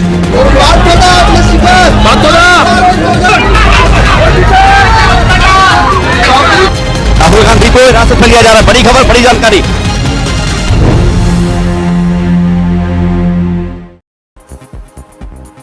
We will do whatever it takes to strengthen Taiwan's self-defense capability. Taiwan is committed to maintaining peace and stability in the Taiwan Strait, and we will make Taiwan a key stabilizing force for regional security, ensuring a free and open Indo-Pacific, as well as the stable development of global trade and supply chain. Speaking at a joint press conference, US House Speaker Nancy Pelosi spoke about how she viewed the relationship between the US and Taiwan as important one and how the solidarity of the people of the United States is with Taiwan. Afghanistan में गुरुद्वारे और सिखों पर हो रहे हमले के बारे में बोलने के लिए खड़ा हुआ हूँ। ये एक ऐसा मुद्दा है जिसने न केवल दुनिया के किसी भी कोने में रहने वाले हर सिख की भावना को आहत किया है, बल्कि ये एक सिख होने की पहचान पर हमला है। इस तरह के हमले हमें कई सवाल करने के लिए मजबूर कर देते हैं कि ये हमले हमारे ऊपर ही क्यों हमें निशाना बनाया जा रहा है। दुनिया भर में गुरुद्वारे, चाहे वो कोविड के दौरान या गुरुद्वारे ही नहीं थे, वो भोजन और हर तरीके की चीज़, ऑक्सीजन को लेकर के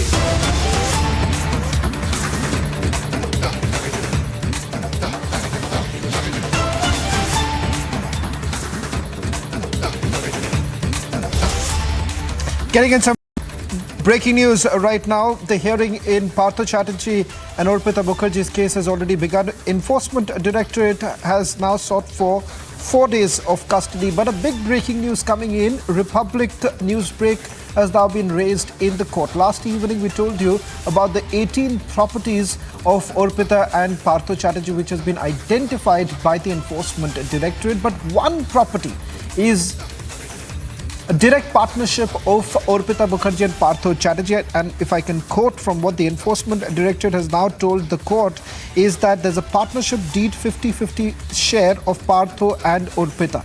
Where and how the money and income came is something that they are basically looking into. Joining us on this broadcast is Kishanai.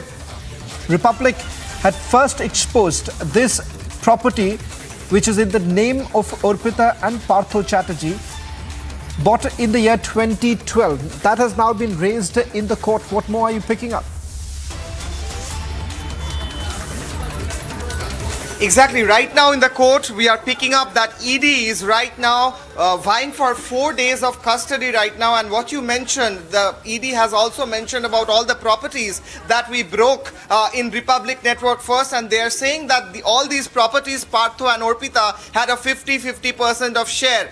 ED is saying, ED advocate lawyer is saying inside the court premises that we need more time to look into the documents that we have procured from the various apartments and flats of Arpita and Partha Chatterjee. We are getting updates every moment from inside the courtroom, and what ED is saying right now that they need more days of custody of both Partha and Arpita because they need to understand the source of all this money with which they brought this huge amount of property that we were talking about yesterday and the day before, and throughout the time we were covering this. Also, apart from that, Partha Chatterjee's lawyer is right now, Kishore, sorry to interrupt you. We'll come back to you in a short while from now. We'll be closely tracking all the developments inside the court. Republic TV's news break finds resonance inside the court.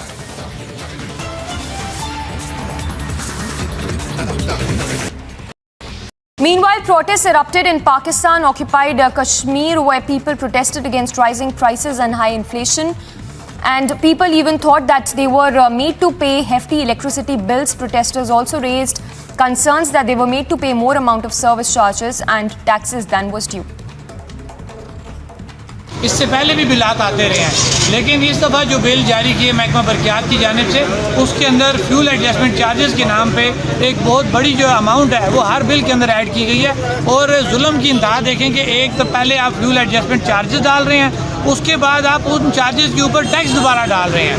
वो इतने बड़े आपके amount बन गए कि अगर किसी का 10,000 बिल है तो उसके अंदर 4,500 से 5,000 रुपया जो है वो फ्यूल एडजस्टमेंट चार्जेस की मद में एक नया जो है वो गुंडा टैक्स शामिल कर दिया गया है, जो एक आम आदमी की दस्तरस से बाहर है।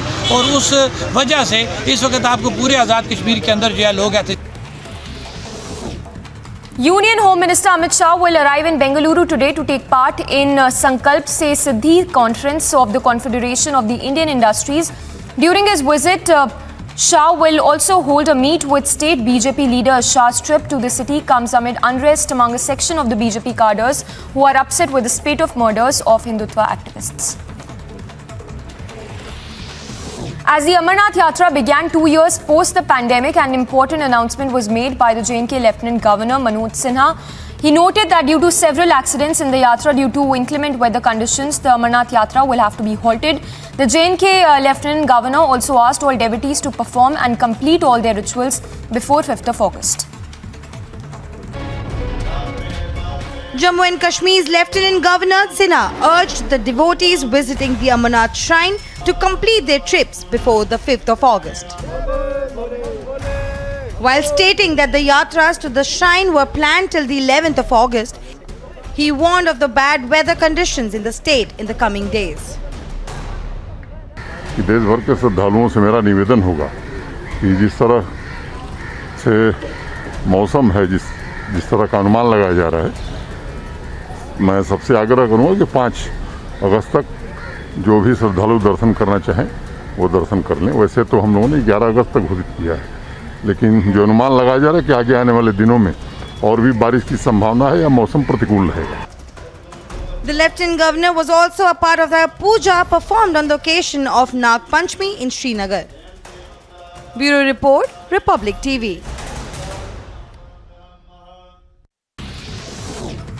Expelled Haryana Congress leader Kuldeep Bishnoi hinted at joining the BJP. He declared that he would resign from the Haryana Assembly very soon. कार्यकर्ता मेरा 4,500 कार्यकर्ता हरियाणा के क्यों? क्योंकि पैसों से टूट लिए बेचारे सब पैसा, उसके बावजूद भी भाई साहब आपके साथ खड़े, आपके साथ खड़े, तो मन में तकलीफ होती है कि जो आदमी बेचारा इतना दुखी हो रहा है, इतना पिस रहा है, उसके बावजूद भी मेरे साथ खड़ा है, तो मेरा भी धर्म बनता है कि उसके लिए कुछ करूँ। तो आज मैं आपसे परमिशन मांगने आया हूँ कि मैं इस्तीफा दे दूँगा। The protesters are trying to exert force on the barricades and trying to break it down. Mr. Chatterjee, would you like to expose? Sonia Gandhi coming out of the, and we can see Priyanka Gandhi is also here, along with Sonia Gandhi.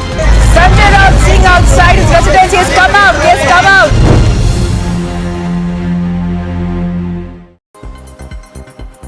Mainland China. We're here to talk about Taiwan. We have our our Taiwan Relations Act. We support the communiques of this, that, and the other thing that had gone before. So we're supporters of the status quo and the rest. I don't want anything to happen to Taiwan by force. So strength,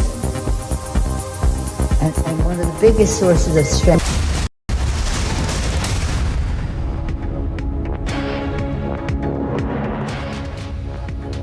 Staying with the breaking news now coming in from Kolkata, the mega cash scam.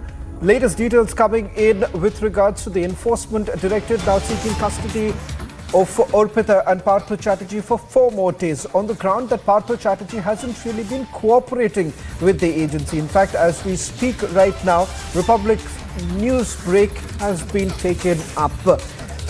Last evening, we had exposed 18 properties linked to Orpita Mukherjee and also Partha Chatterjee, but the biggest clincher was the property jointly owned by Partha Chatterjee and Arpita Chatterjee. It was a property in Birbhum district. In fact, it was bought back in 2012, which essentially indicated that they are just not friends, but they are business collaborators.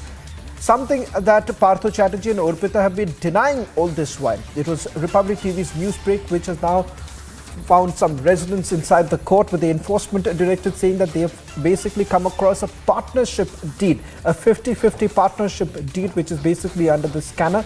Multiple premises have also now come under the scanner of the enforcement director, which includes some of the properties that we had exposed last evening. Beyond that, we're also picking up that Partha Chatterjee has also applied for a bail. Partha Chatterjee's lawyers are currently arguing in the court. Let me bring in Kishalai, who's joining me right now from the Republic Bangla newsroom. Kishalai, the big news point really emerging, something that we had discussed last evening, something that we had exposed first, it's the joint property. Tell our viewers, why exactly is that so very important for the enforcement directorate that it now finds a mention in the court? Well, Shawan, exactly. Yesterday's news break, Republic's exclusive news break, finds its resonation inside the courtroom as ED mentions that there are properties, and they have mentioned the properties that we also did yesterday. The 50-50% stakeholders, Partha and Arpita, were in those properties. They mention, ED lawyer mentions that they have 50% stake each in these properties, joint stake, joint holder of these properties. And the ED lawyer is saying right now that we have a huge amount of evidence, huge amount of documents that we need to go through, and that's the reason that we right now need more days of custody. We need to ask these two very important people who are in our custody right now, Partha Chatterjee and Arpita, and we need to understand the source of this money. So first of all, Republic's exclusive news break right now finds its place in the court argument, where the ED lawyer is saying repeatedly that 50% joint stake property holders, Partha and Arpita, needs to be in our custody for more time. They are especially asking for 4 days of ED custody right now, and inside the court, Partha Chatterjee's lawyer is again saying that no, this 4 days custody is not what should be given right now, and he is right now opposing that and asking for pleading for bail right now. That's the update. And also when there was an argument, and the Partha Chatterjee's lawyer is right now saying that Partha Chatterjee is 72 years old, he has been a very important minister, and ED's lawyer or ED is saying that he is not cooperating. That's not true, because Partha Chatterjee was in 10 days of custody, and there were raids in his multiple apartments and 24-hour raids in his own house. So therefore right now that argument is going on inside the courtroom, and Republic's news break as well finds its resonation within the courtroom. Shawan. Kishala, this is Abhishek, and for the benefit of viewers, please tell us where all these premises are located, and at last count, how many of the properties owned either independently or jointly by Partha and Arpita have been taken into account by the enforcement directorate, searches conducted, seizures made. What's the final tally, and what is the final figure of all the money that has been recovered? Well, Abhishek, exactly. Right now, today, as we speak, there are raids in multiple locations, including Bolpur, including Birbhum, the apartment which is named as Oppa, which can be taken out from Arpita and Partha's name, and also there are multiple raids in Icha and other locations. ED is saying that they have raided more than 9 locations related to this case. They are also saying that there are more locations to be raided, as we said yesterday in our exclusive news break, that there is more than 1.5 lakh square feet of property owned by Partha Chatterjee and Arpita Mukherjee in different locations of West Bengal. So that's the staggering amount of square feet that they own within this state, and there are also properties which is not in their name. What I'm saying, this huge amount of square feet is in their name officially, and then they have properties in the name of their driver, in the name of different relatives, etc. Also, the amount of money that was recovered in the first day, about 22 crores, and then 27 27 crores the second day, and 5 kgs of gold and more. So that amount of property that they own, and that amount of cash that was seized, all these are in ED's custody right now, and there is a lot of documents that needs to be studied by ED right now. So ED lawyer is arguing that we need 4 days of custody so that we can understand the source of this money that these two people own, and so that we can understand what's more there in this document and we can process it. However, Partha Chatterjee's lawyer is right now opposing the custody extension, and he's saying that he should be given bail because already there is a long time which he has already spent in custody of ED. Abhishek, back to the studio. Thank you so much, Kishal. So arguments going on in the court on extension of custody of former Bengal Minister Partha and his aide Arpita, even as their lawyers argue that the custody should not be extended. Obviously, the seizures that have been made and whatever remains of all the properties that still need to be investigated would ultimately determine whether the ED court, the PMLA court, in fact, extends the ED custody of the accused in the Bengal recruitment scam case, or whether they are sent to judicial custody, following which, of course, the bail proceedings take over. With that, we move on to the next story, which is coming in from Parliament, and it is about the government deciding to withdraw the Personal Data Protection Bill 2021. The House has approved the motion by a voice vote, with Minister of Electronics and Information Technology Ashwini Vaishnaw in a note saying that there were a lot of amendments that were moved in by the members of Parliament, based on which the government has decided to in fact go back to the drawing board and come back with a new updated version of the Data Protection Bill. Remember, there were some privacy issues.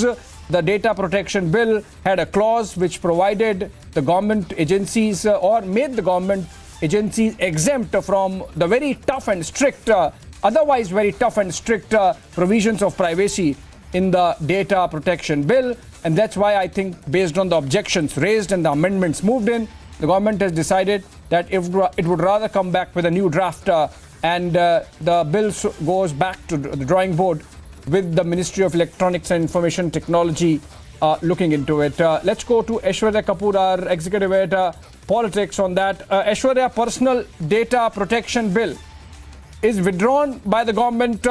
What, according to you, could be the reason that the government has taken this decision? Well, at this point of time, Abhishek, we are being told that House has approved the motion in a voice vote. Personal Data Bill Protection 2021 has been taken back by the Minister concerned of Information Technology, that is Ashwini Vaishnaw. They're also being categorically told that the government, according to the changing times, would want to bring in a more updated version, would want to bring in a more updated law.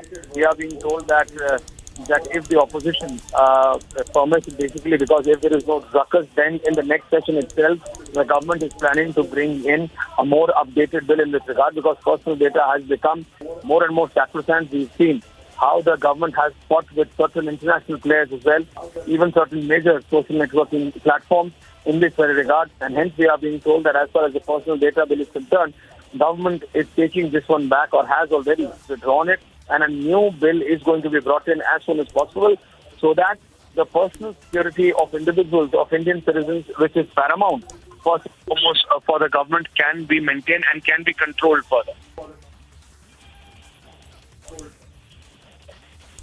Right, thank you so much, Aishwarya. And that's a very important development coming in from the Parliament.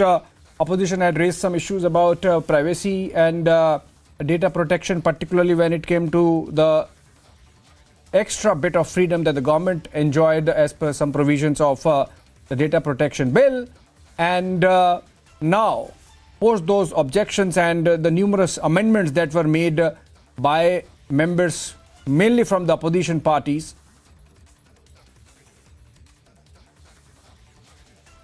मैं अफगानिस्तान में गुरुद्वारे और सिखों पर हो रहे हमले के बारे में बोलने के लिए खड़ा हुआ हूं। ये एक ऐसा मुद्दा है जिसने न केवल दुनिया के किसी भी कोने में रहने वाले हर सिख की भावना को आहत किया है, बल्कि ये एक सिख होने की पहचान पर हमला है। इस तरह के हमले हमें कई सवाल करने के लिए मजबूर कर देते हैं कि ये हमले हमारे ऊपर ही क्यों हमें निशाना बनाया जा रहा है। दुनिया भर में गुरुद्वारे, चाहे वो कोविड के दौरान या गुरुद्वारे ही नहीं थे, वो भोजन और हर तरीके की चीज़, ऑक्सीजन को लेकर के उन्होंने हर तरीके की चीज़ लोगों के लिए उपलब्धित की थी। स्वतंत्रता के बाद के समय की बात करूं तो देश के सिखों के योगदान के बारे में हम सबको पता है। जीडीपी की बात करूं, रोजगार की बात करूं या दान धर्म की बात करूं तो सिख हमेशा सबसे आगे रहा है। सिख समुदाय भारत और अन्य देशों के बीच संबंधों में एक मजबूत कड़ी रहा है। वो अपने साहस, पराक्रम और कड़ी मेहनत के लिए जाने जाते हैं, और ये सब होने के बावजूद हमारे साथ ऐसा सलूक क्यों? All right, 17 opposition parties, including the TMC, the Aam Aadmi Party, plus one independent Rajya Sabha MP, have signed a joint statement expressing deep apprehensions on long-term implications of the recent Supreme Court judgment upholding amendments to the PMLA 2002, that's Prevention of Money Laundering Act, and called for its review. Remember, just a few days back, there was the decision by the Supreme Court which upheld the search, seizure and arrest authority or powers of the Enforcement Directorate, saying that those were important powers in aid of investigations and that there was protection of the courts available to those who were under the lens of the agency. But opposition, it seems, is not satisfied with the explanation given by the topmost court of the country, and they have signed a joint statement expressing apprehensions on the use or misuse, as the opposition calls, of these investigation agencies, not just ED but CBI as well, against only opposition leaders. This gains importance in the backdrop of the fact that the Gandhis in picture there in front of you are under the lens in connection with the National Herald's case. We have seen how the Enforcement Directorate has carried out search and seizure operations yesterday itself, in fact, at all the properties associated with the National Herald and the Associated Journals Limited. And if the petitions were allowed in the Supreme Court instead of the order that came, there would have been limitations imposed on the search that was carried out yesterday, for example. So I think let's listen into what the Union INB Minister Anurag Thakur had to say on this.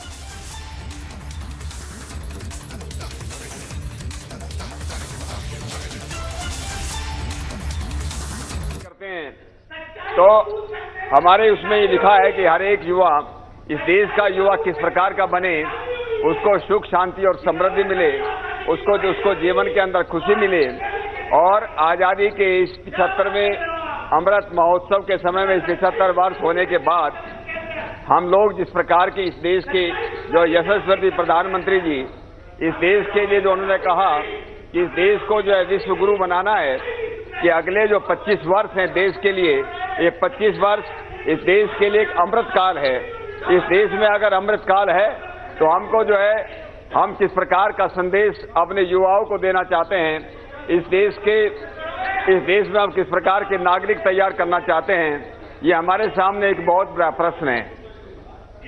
मैं अपनी बात खेलों से पहले युवा संबंधी मेरे कुछ विचार है, मैं उस पर अपने विचार रखना चाहता हूं, अध्यक्ष महोदय।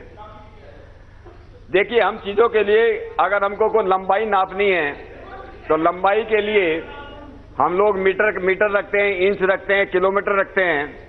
अगर हमको जो है हमको वजन नापना है तो वजन जो है हम किलो में नापते हैं, मनों में नापते हैं, कुंटल में नापते हैं, टनों में नापते हैं। लेकिन अगर जीवन की अगर खुशी अपने को नापनी हो, जिसका कोई पैमाना है या नहीं, ये कई बार ये प्रश्न पैदा होता है कि कौन आदमी कितना खुश है, ये समाज कितना खुश है या देश कितना खुश है, इस बात का हमारे पास क्या पैमाना है। आजकल के शास्त्रियों से अगर जो शास्त्रज्ञ हैं अलग अलग फील्ड के, उनसे पूछें, जो मैनेजमेंट के गुरु हैं, जो इस विषय में जो है भाषण करते हैं कि आदमी की आनंद का, आदमी की खुशी का पैमाना क्या है, तो इस बात का वो जवाब उनके पास नहीं है। कि आदमी की खुशी का जवाब क्या हो, लेकिन जब हम लोग अपने देश की संस्कृति जो लाखों करोड़ों वर्ष पुरानी है, लाखों करोड़ों वर्ष पहले हमारे शास्त्रकारों ने इस बात का जवाब दिया कि इस देश का जो युवा है, समाज का जो युवा है, वो कैसा बने। और उन्होंने कहा युवा सात साधु, युवा अध्यापक है, आशिष्ट हो, दर्दिष्ट हो, बलिष्ठ हो, तस्य पृथ्वी सर्वा वित्तस्य पूर्णाशात स एको हो मानुष्य आनंद है। आनंद की इकाई क्या है, उसका नापने का तरीका क्या है। तो उन्होंने कहा जिस समाज का, जिस देश का जो युवा होगा, उसका जो युवा है।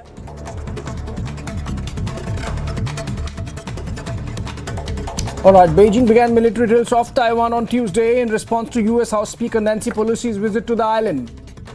U.S. House Speaker Nancy Pelosi and a delegation has now left Taiwan after an 18-hour visit. As China released military drill videos, U.S. also increased its military presence near the island with its USS Ronald Reagan carrier strike group reportedly at waters southeast of the island. Russia backed China in its positioning against America over the Taiwan visit of Nancy Pelosi. Sergei Lavrov said America's move was a desire to prove their impunity to everyone.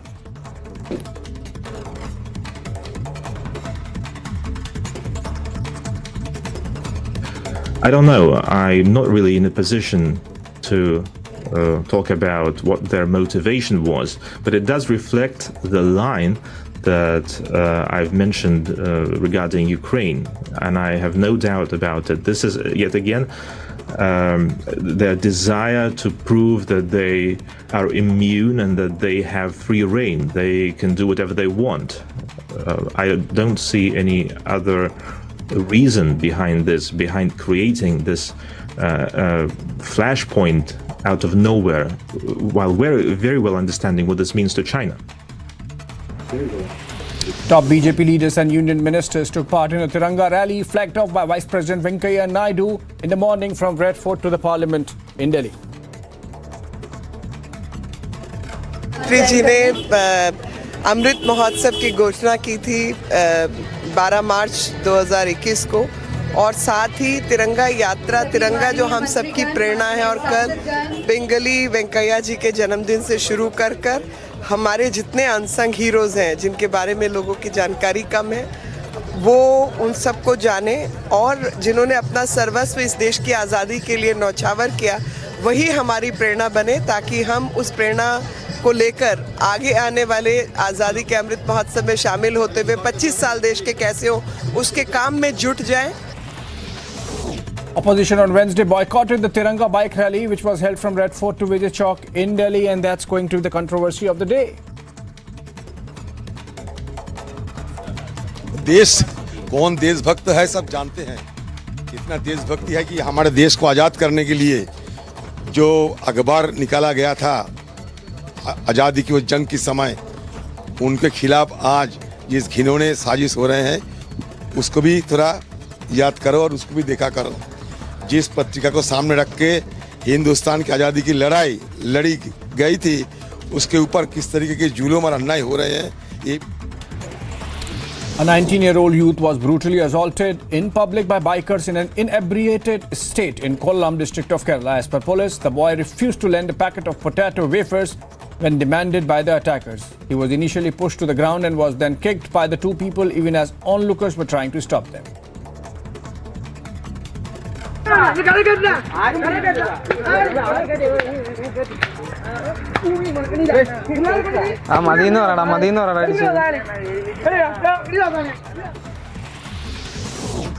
ED, while seeking custody of Partha Chatterjee and Arpita Mukherjee, has mentioned the 4 premises held jointly between the two and 5 premises named of Arpita, details that Republic TV had broken on Tuesday.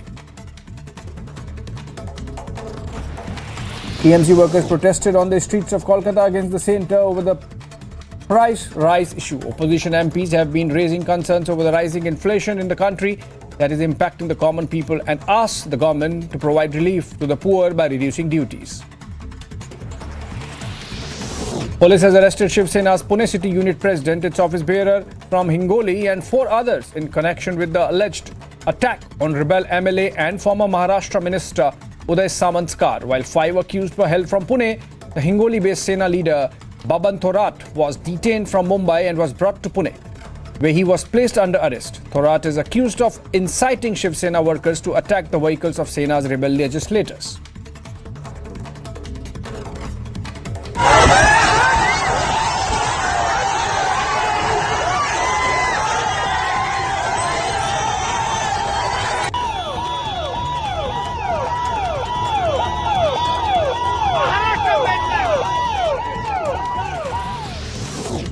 Haryana MLA Kuldeep Bishnoi, who was expelled by the Congress from all party positions for cross-voting in the June Rajya Sabha polls, resigned from the assembly today, a day before he joined the ruling BJP. The 53-year-old Bishnoi submitted his resignation to Speaker Gyan Chand Gupta. He spoke to Republic TV after the resignation. आज majority कार्यकर्ता मेरा 4,500 कार्यकर्ता हरियाणा के मेरे एक गली में क्यों? क्योंकि पैसों से टूट रही है बेचारे का पैसा।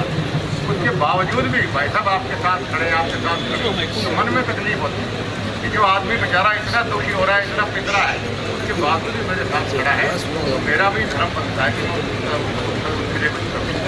तो आज मैं आपसे परमिशन मांगने आया हूँ कि मैं इस्तीफा दे दूँ।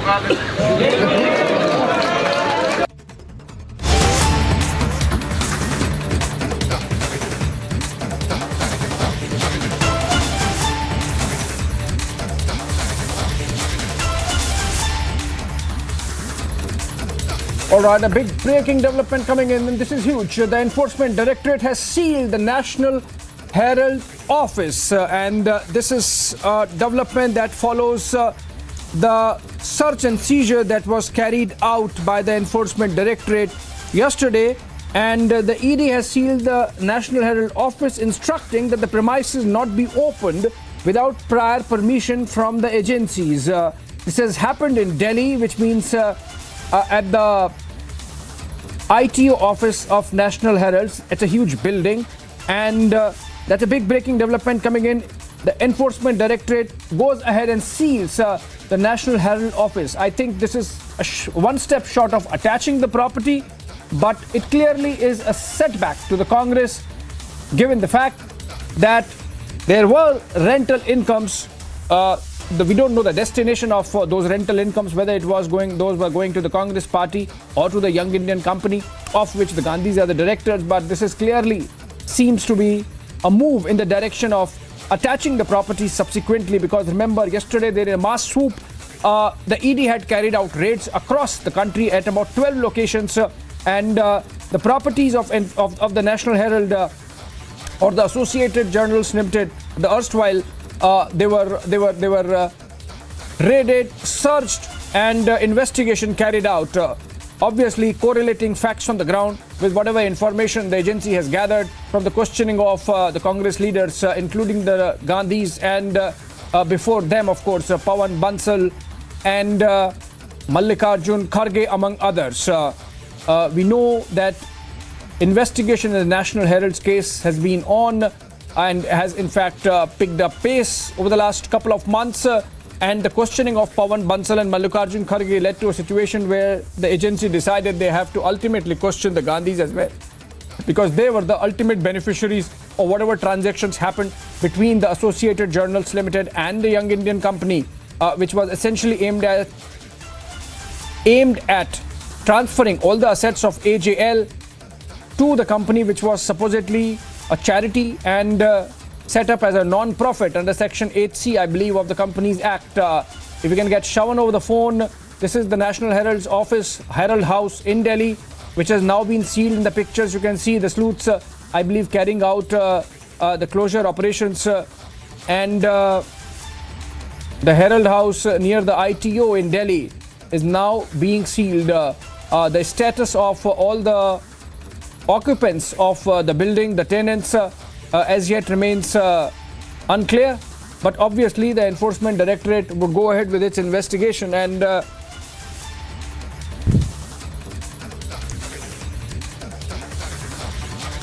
if we can get Shawan over the phone. And there is police deployment also. Now we are being told outside the National Herald House, some of which can be seen in the pictures. There is a crowd of onlookers present there. And we'll see if Anuj, our correspondent, is there on the ground. Anuj, if you can tell us if you are there at the Herald House or nearby, that what is the scene like there? Is the sealing process complete? What happens to the tenants, the occupants of the building? And is it one step short of attachment? Well, Abhishek, we are also just trying to get the information if we talk about the whole process, but the latest what we have been told that it has been sealed now.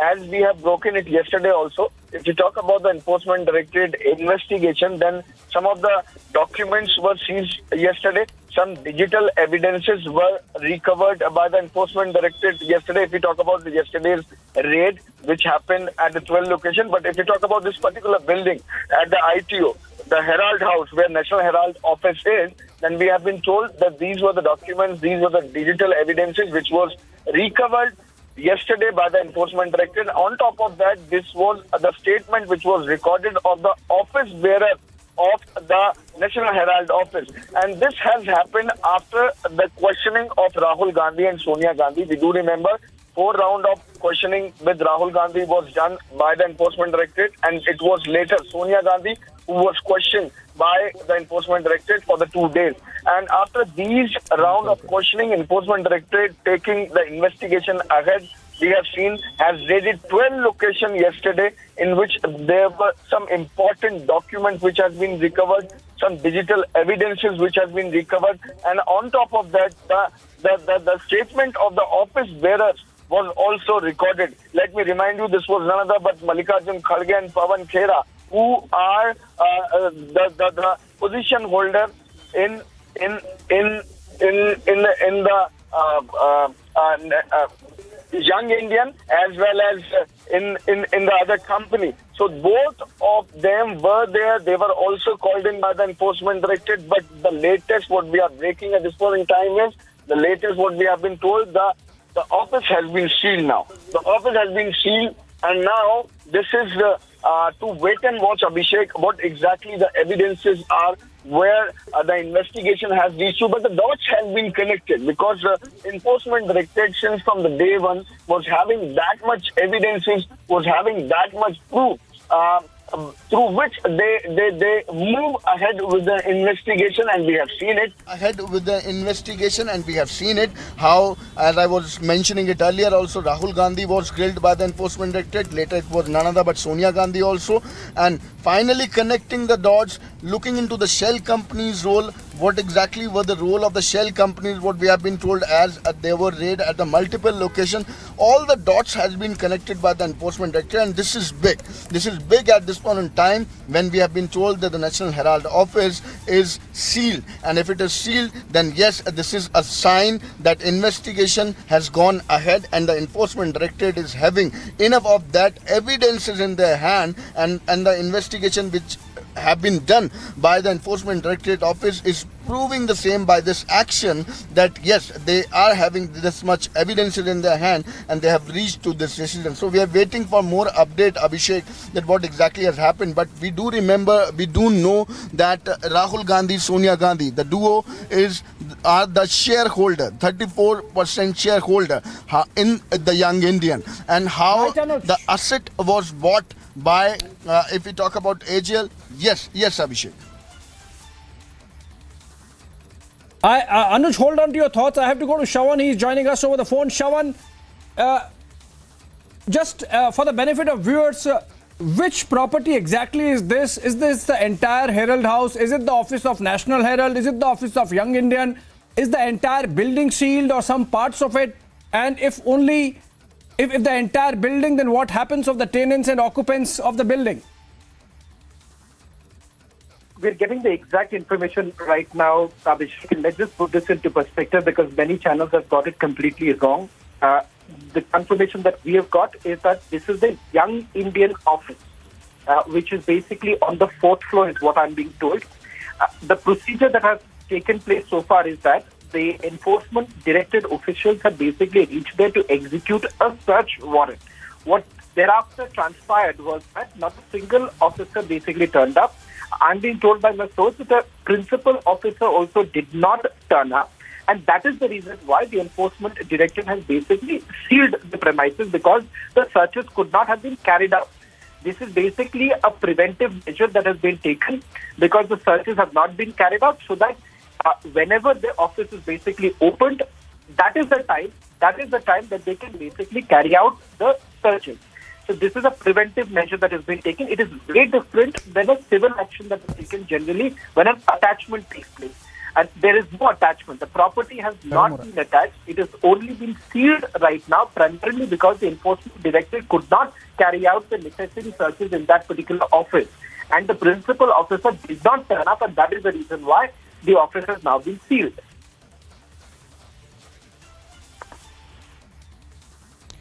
Also, all right, Shawan has to go and collect more information. Let me go to Aishwarya if he's there live with us from the newsroom. We only have Anuj as of now. Anuj, if you are moving in the direction of the National Herald House, please tell us what's the scene there, and please tell us what's the scene there, and are the occupants being evacuated? Let's go to M.R. Venkatesh, who joins us over the phone. M.R. Venkatesh, finally, the Enforcement Directorate closing in the National Herald's case after the questioning of the Gandhis. Now, the Herald House, one of the properties under scanner, being sealed by the agency in Delhi. You think that this is a move in the direction of effectively, ultimately, attaching the properties, as is the process in such cases? Yes, the attachment under Section 5 has to go on. And before that, they probably require some more information. And if the information is not forthcoming, or if the information is being stonewalled by the people who want to stonewall it, the Enforcement Directorate has a right to conduct searches. 17, 18 are two provisions under which they do the search and seizure. And if the seizure or search is not allowed to be completed, or any premises is locked or is not opened up, then the next step is obviously to seal the premises so that the documents are not secreted away. So there are certain steps under 17 and 18 of the PMLA, which is what the ED has probably done. More importantly, Section 19 of PMLA deals with arrest. So probably you are talking about attachment of the property. That's given. That has to happen. The shares of Young India in AJL, 99.99% of shares or whatever is that, 90 crores worth of shares will be attached. That's a given. But the next important thing probably is the arrest of the persons involved in the laundering. That's the key thing.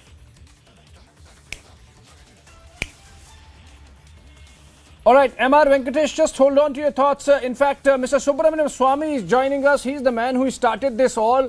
Mr. Swamy, ED moving in and sealing the Herald House in Delhi. They might follow it up with other properties as well. Remember, yesterday we had the agency carrying out searches in about 12 locations across the country connected with the National Herald case. You think the ED is finally catching up on the lost period of investigation, and finally we could be closer to having a full account of the scale of the scam?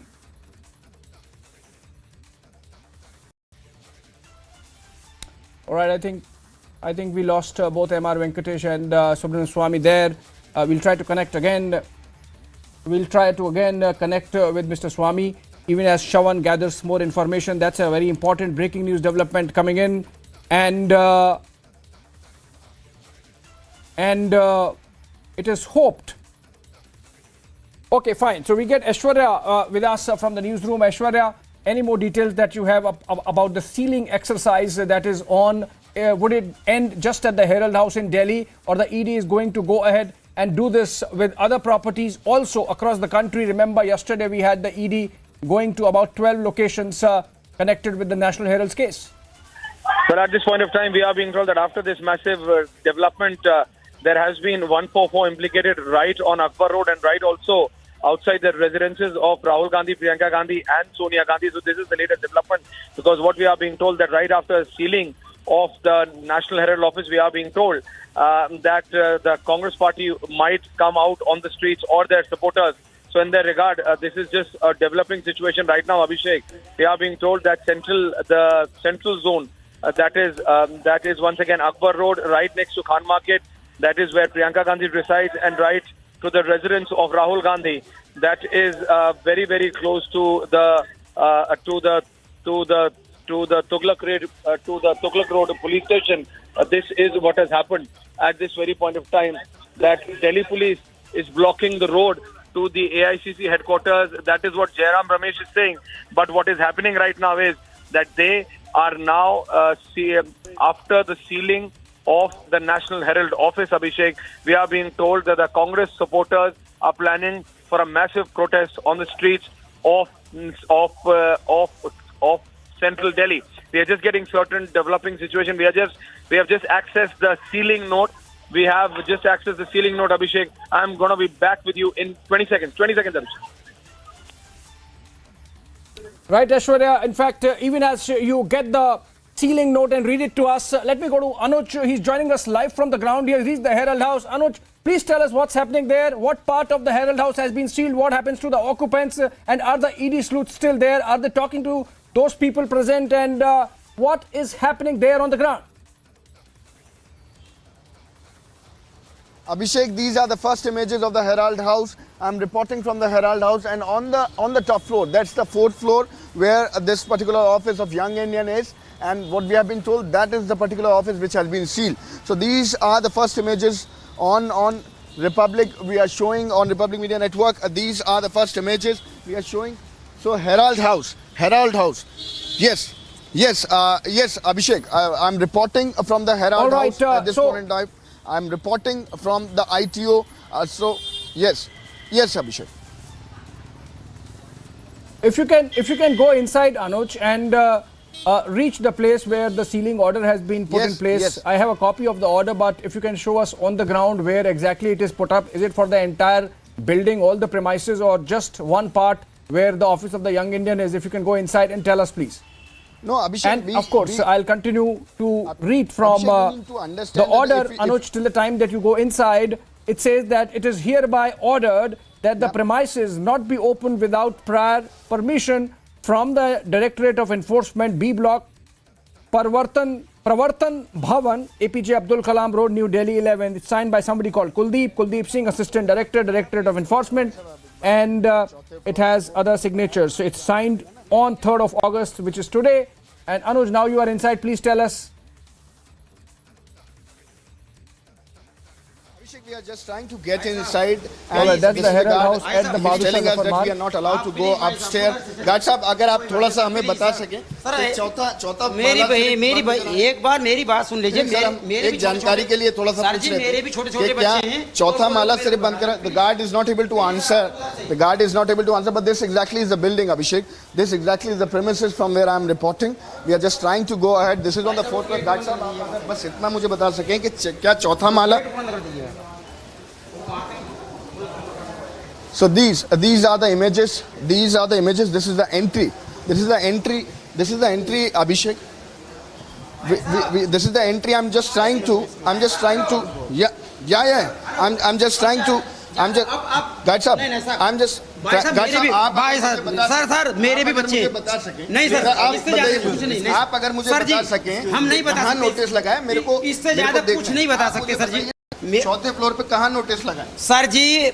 ये सुनो, मेरे भी छोटे छोटे बच्चे हैं, मेरे को मना कर दिया. आप क्या चाहते हैं कि मेरे बच्चे भूखे मरे? आप चाहते हो क्या? यहाँ किसके नहीं, ये सर मैं आपसे बस छोटी सी एक इन्फॉर्मेशन पूछा. सर जी मेरे को So we were just trying to get inside. But as we understand, this is the duty.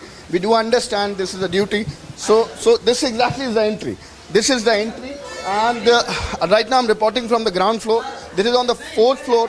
If we talk about this particular office, where yesterday also the raid was conducted by the Enforcement Directorate, and that is something what we have been told, that this is the Young Indian office at the 4th floor. We are just trying to get more detail that what exactly has happened. And yes, this exactly is the same premises where the Enforcement Directorate clarification till 1:45. In the midnight, the Enforcement Directorate team was here. So this exactly is the same premises. So this is the area. This is the entry of the Herald House from where I am reporting. ये Herald house की वो entry है, ये Herald house की वो entry है जहां कल एनफोर्समेंट डायरेक्टरेट की रेड हुई थी। हमने देखा कि कितने घंटों तक, रात के 1:45 तक आपको बता दें कि यहां पे एनफोर्समेंट डायरेक्टरेट की रेड हुई है। अभी जो बताया जा रहा है मैं दर्शकों को दिखा देता हूं, ये एंट्री है। मैं ग्राउंड फ्लोर पे इस समय मौजूद हूं। फर्स्ट फ्लोर पे पासपोर्ट ऑफिस है, लेकिन चौथे माले पे वो यंग इंडियन का दफ्तर है जहां पे मल्लिकार्जुन खड़गे और पवन खेड़ा को भी कल बुलाया गया था। तो यहां से आगे जाना हालांकि अभी परमिशन नहीं है, अलाउ गार्ड साहब से हमने बातचीत करी, नहीं कर रहे हैं, लेकिन बताया यही जा रहा है कि चौथे फ्लोर पे वो दफ्तर है, चौथे फ्लोर पे यंग इंडियन का वो दफ्तर है जहां पे। All right, Anuj, hold on to your thoughts. In fact, Mr. Subramaniam Swamy, the man who started it all, is joining us over the phone. Mr. Swamy, ED finally moving in to seal one property, that is of young Indian, in the Herald House in Delhi. You think, like the searches and seizures that were carried out yesterday, ED could be finally moving closer to having a proper estimate of the scale of the scam? Not only the scale of the scam, the scale of the lies they have told in the interrogation. I think they may have to be taken to Tihar jail and given custodial interrogation treatment. And I think they should know that there is a law in the country, and those days are gone when anybody can be above the law. I mean, there are people who can manage to do that, but not for very long. I think what you must understand is that the Herald House is already a property under seal in one sense of the Urban Development Ministry. There is a stay order which they have obtained at the level of the Supreme Court, and the matter has to be concluded. They lost in the High Court, and now it's in the Supreme Court.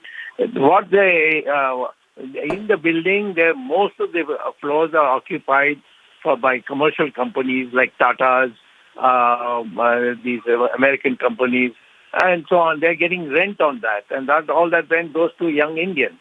And so there's enough. Now, on the fourth floor, they have an office, and their documents are there, and you can't, in any company, it's impossible to get rid of all the documents.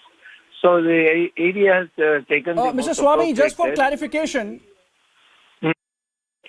Yes? Mr. Swamy, just for clarification, you said the rents are going to young Indian, which means they are going to the Gandhis, because the rents are not going to the Congress party, the rents are not going to AJL, because now that's anyway taken over by the young Indian. Yeah, it's ridiculous for them to say that it doesn't go to our pocket. They don't need to. They're spending it. What are they spending it on? Only when the chartered accountants produce the accounts, we'll know what they've been spending it on. And they say, no, AJL is not a part of Young Indian. Maybe the 100% of the shares, almost 100% of the shares of AJL is held by Young Indian. So it's a Young Indian company. That is only a subsidiary now. AJL is a subsidiary. But they go on playing on all these things. And how long are you going to run away from the truth? It's impossible in such a matter to run away from the truth. They should make a clean breast of it and pay the price for having cheated the country.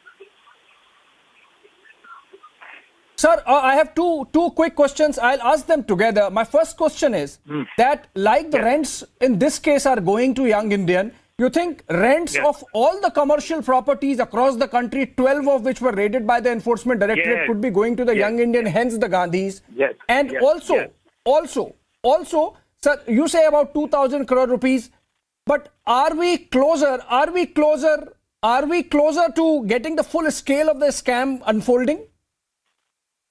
It's a long way to go. There are many more things which will have to come out. I think they will study the accounts book and they'll come to know. Now, Dr. Swamy, Harish Rawat of the Congress party is joining us and he wants to respond to you. Mr. Rawat, finally ED moving in, sealing the property of Young Indian in the Herald House. Would you respond to Dr. Swamy's charge that the rents were going to the Gandhis through Young Indian?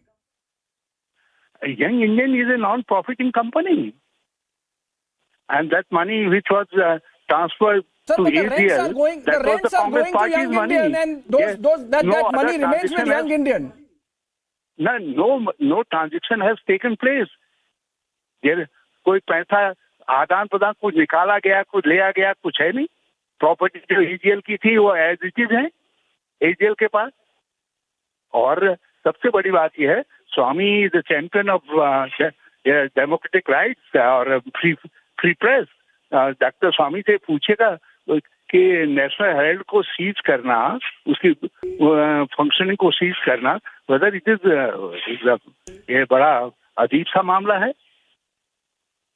मेरी समझ से स्वतंत्र भारत के इतिहास में doctor स्वामी पहली बार किसी publication को इस तरीके से, किसी अखबार के दफ्तर को इस तरीके से पूरी तरीके से सीज किया जा रहा है, किया जा रहा है। कोई कभी कोई कॉपी मिस्टर रावत एक्चुअली अखबार के दफ्तर को नहीं किया है, but let doctor Swamy respond to this. Doctor Swamy, if you are still there, mister Harish Rawat of the Congress party.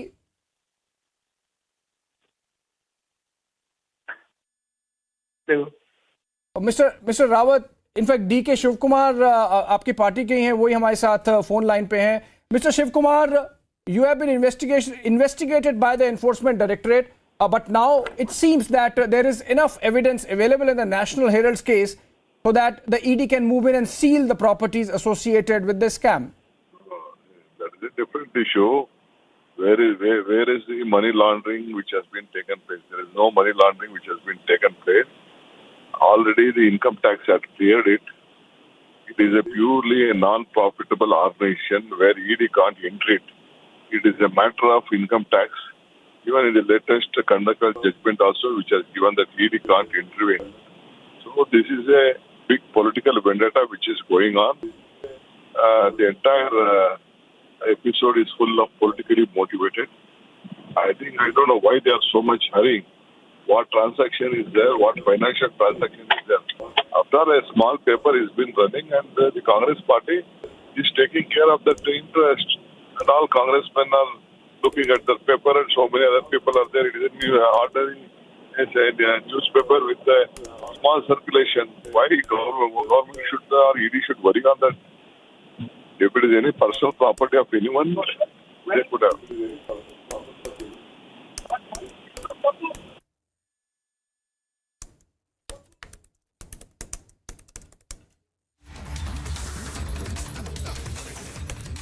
Thank you so much, Mr. Shiv Kumar. In fact, let's go back to Anuj, who is reporting from the ground. Anuj, if you have been able to access the place where the ED notice sealing the premises has been put up, if you can read it for us and for the benefit of viewers. Directorate of Enforcement, B Block, Parvartan Bhavan, APJ Abdul Kalam Road. That's the address. That's the address of the Enforcement Directorate. So this has been directed by none other. देखिए, Kuldeep Singh assistant director of enforcement. So enforcement directorate के द्वारा ये जो notice है, ये चस्पा यहाँ करा गया है। ये तस्वीरें आप देख सकते हैं, तस्वीरों में हम दिखा रहे हैं, ये तस्वीरें हैं जहाँ पे दो नोटिस हैं। देखिए, दो जगह ये पर्चा लगाया गया है। ये जो नोटिस है वो लगाया गया है एनफोर्समेंट डायरेक्टरेट द्वारा। जिस तरीके से गार्ड भले ही यहाँ मना कर रहे हो या फिर कोई अभी जानकारी नहीं देने को तैयार हो, लेकिन ये अपने आप में साफ कर रहा है। ये जो पर्चे हैं, ये जो नोटिस है, ये अपने आप में साफ कर रहा है। आप देख सकते हैं, एक बार फिर से दर्शकों को एक बार फिर से मैं पढ़ के दिखाता हूँ। It is hereby order that this premises not be open without prior permission from the directorate of enforcement. और उसके बाद पता लिखा हुआ है बी ब्लॉक, परिवर्तन भवन, APJ Abdul Kalam road, new Delhi. ये एनफोर्समेंट डायरेक्टरेट द्वारा देखिए साइन करके आज की तारीख डाल के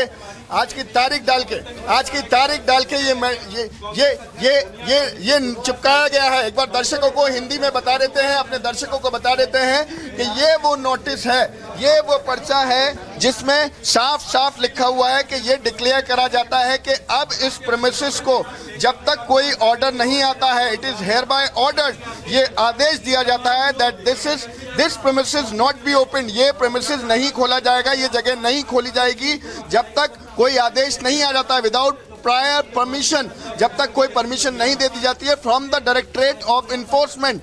जब तक एनफोर्समेंट डायरेक्टरेट द्वारा कोई परमिशन नहीं दी जाती है, ये प्रीमिसेस, ये जो जगह है, ये नहीं खोला जाएगा। उसके बाद पता लिखा हुआ देखिए, बी ब्लॉक, परिवर्तन भवन, APJ अब्दुल कलाम रोड, तो ये वो नोटिस है जो चस्पा यहाँ करा गया है। तस्वीरों में हम आपको दिखा रहे हैं, जैसा कि दर्शकों को बताया कि इन्फोर्समेंट डायरेक्टरेट की जो कार्रवाई है अब वो किस तरीके से आगे बढ़ गई है। इन्फोर्समेंट डायरेक्टरेट ने जो प्रेमिसेस है उसको बंद कर दिया है। साफ साफ यहाँ पे मैसेज पे लिख दिया गया है, साफ साफ मैसेज पे क्लियर कर दिया गया है कि अब किसी भी परमिशन के बिना, जब तक परमिशन नहीं दी जाती इन्फोर्समेंट डायरेक्टरेट द्वारा, तब तक ये प्रेमिसेस नहीं खोला जाएगा। तो देखिए इन्फोर्समेंट डायरेक्टरेट की कल जिस तरीके से 12 जगह पे हमने देखा कि जिस तरीके से रेड करी गई थी, रेड से पहले पूछताछ सोनिया गांधी द्वारा, पूछताछ राहुल गांधी द्वारा करी गई थी। डॉट्स को जोड़ा गया, कड़ियों को जोड़ा गया, एविडेंसेस इकट्ठे करे गए। देखिए कल हमने ये खबर ब्रेक करी थी कि इन्फोर्समेंट डायरेक्टरेट ने डिजिटल एविडेंसेस लिए हैं। इन्फोर्समेंट डायरेक्टरेट ने कई इंपॉर्टेंट कागजात जो हैं, जो बयानबाजी हुई थी, जो क्वेश्चनिंग हुई थी राहुल गांधी और सोनिया गांधी की, उसके बाद कई कागज जो हैं कल रिकवर करे इसी दफ्तर के अंदर से, इसी यंग इंडियन के दफ्तर के अंदर से डिजिटल एविडेंसेस लिए गए। डिजिटल एविडेंसेस के अलावा जो रिकॉर्ड करे गए वो थे बयान ऑफिस बेरर्स के, जो यंग इंडियन के लोग यहाँ काम करते हैं, उनके बयान दर्ज करे गए। एक बार दिखाता हूँ, देखिए ये रास्ता है, ये वो रास्ता है इन्फोर्समेंट डायरेक्टरेट के जो चौथे माले पे जो कल रेड कर रहा था, ये वो रास्ता है, ये वो सीढ़ियां हैं। इस समय ग्राउंड फ्लोर पे मैं मौजूद हूँ, चौथे माले पे ये दफ्तर है। चौथे माले पे इन्फोर्समेंट डायरेक्टरेट ने कल रेड करी थी। कल 1:45 तक, करीबन रात के 1:45 तक ये रेड चली थी। देखिए पूरी कड़ियों को अगर जोड़ें, पूरी इन्वेस्टिगेशन की अगर बात करें, तो इन्फोर्समेंट डायरेक्टरेट ने जब पूछताछ करी, पूछताछ के बाद पहले राहुल गांधी से 4 दिन के लिए पूछताछ होती है, 4 दिन राहुल गांधी को बुलाया जाता है। उसके बाद सोनिया गांधी को बुलाया जाता है, सोनिया गांधी से 2 दिन तक पूछताछ होती है। उसके बाद जितने भी कड़ियां हैं वो सब जोड़ी जाती हैं। उन कड़ियों को जोड़ने के बाद दस्तावेज इकट्ठे करे जाते हैं। कल जो हमें बताया गया है कि बहुत अहम दस्तावेज जो हैं, कागजात जो हैं, वो यहाँ यंग इंडियन के दफ्तर से इस हेराल्ड हाउस के ऑफिस जो चौथे माले पे है वहाँ से इन्फोर्समेंट डायरेक्टरेट ने लिए। उसके अलावा digital evidences hold on, Anuj. In fact, senior Congress leader and former Union Minister Prithviraj Chavan joins us over the phone. Mr. Chavan, ED moving in to seal one of the premises of a young Indian. How is the Congress party going to respond, given the fact that the party has been protesting the investigation despite the fact that courts have allowed it to happen? Well, I don't know the details of the ED's action today, but what I've heard from you and from other sources that ED has taken action to seal the National Herald office, the Herald House in New Delhi.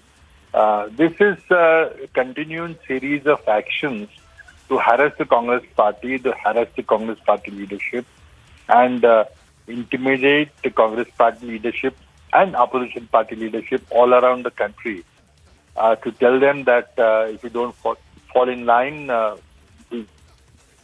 similar fate will await you. And it is open and shut, intimidating tactics, threatening tactics. It's a coercive tactic to force opposition parties into submission, to stifle the opposition voice, and to get its own way. Mr. Modi is using all the agencies at his disposal, particularly the ED, and now empowered by the Supreme Court's seal of approval on the Prevention of Money Laundering Act. I think the government has become even bolder. I think very clearly the Indian democracy is under threat. And we'll have to see, I think all the people who want to save the liberal democracy in India will have to come together to take on the might of Mr. Modi's dictatorial march towards a one-party rule. This is no less than the fight that we fought against the British for getting our independence. I'm sure all people who want to save the liberal democracy in India, whether they believe in Congress party or any other party, we must have a multi-party plurality. But this coercive action by the central agencies are clearly meant to silence the BJP's protest, whether in parliament or in the streets, and will not be intimidated. Thank you. Thank you so much, Mr. Chavan, there, making it a freedom and democracy issue on the part of the agency. A short break on that note. We'll be right back. में कल 12 जगह पे enforcement directorate की red होती है। 12 जगह पे enforcement directorate की रेड होने के बाद डिजिटल एविडेंसेस इकट्ठे करे जाते हैं। डिजिटल एविडेंसेस के अलावा जो ऑफिस बेयरर्स हैं उनके स्टेटमेंट रिकॉर्ड करे जाते हैं। स्टेटमेंट रिकॉर्ड करने के अलावा कुछ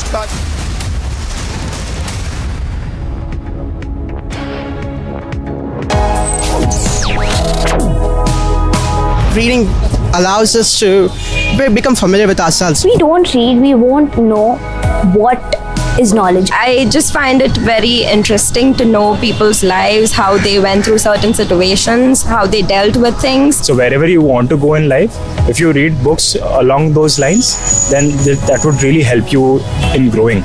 Reading could mean a million different things to every individual. What does it mean to you? Visit readindia.info to find out more. We will do whatever it takes to strengthen Taiwan's self-defense capability. Taiwan is committed to maintaining peace and stability in the Taiwan Strait, and we will make Taiwan a key stabilizing force for regional security, ensuring a free and open Indo-Pacific, as well as the stable development of global trade and supply chain. Speaking at a joint press conference, US House Speaker Nancy Pelosi spoke about how she viewed the relationship between the US and Taiwan as important one and how the solidarity of the people of the United States is with Taiwan at this point. Put it in perspective, over 4 decades ago, the Taiwan Relations Act was building a strong bond between our two countries, advancing our shared interests of governance, economy, and security, while respecting the One China policy. Our solidarity with you is more important than ever as you defend Taiwan and your freedom. The speaker went on to mention how China stood against Taiwan's participation in certain meetings and was harming relations of the country with the US.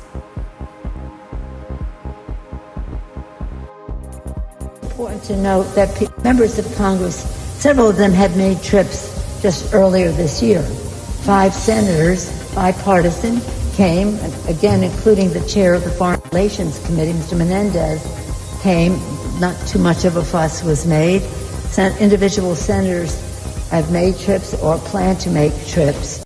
And I just hope that it's really clear that while China has stood in the way of Taiwan participating and going to certain meetings, that they understand that they will not stand in the way of people coming to Taiwan. Speaking about the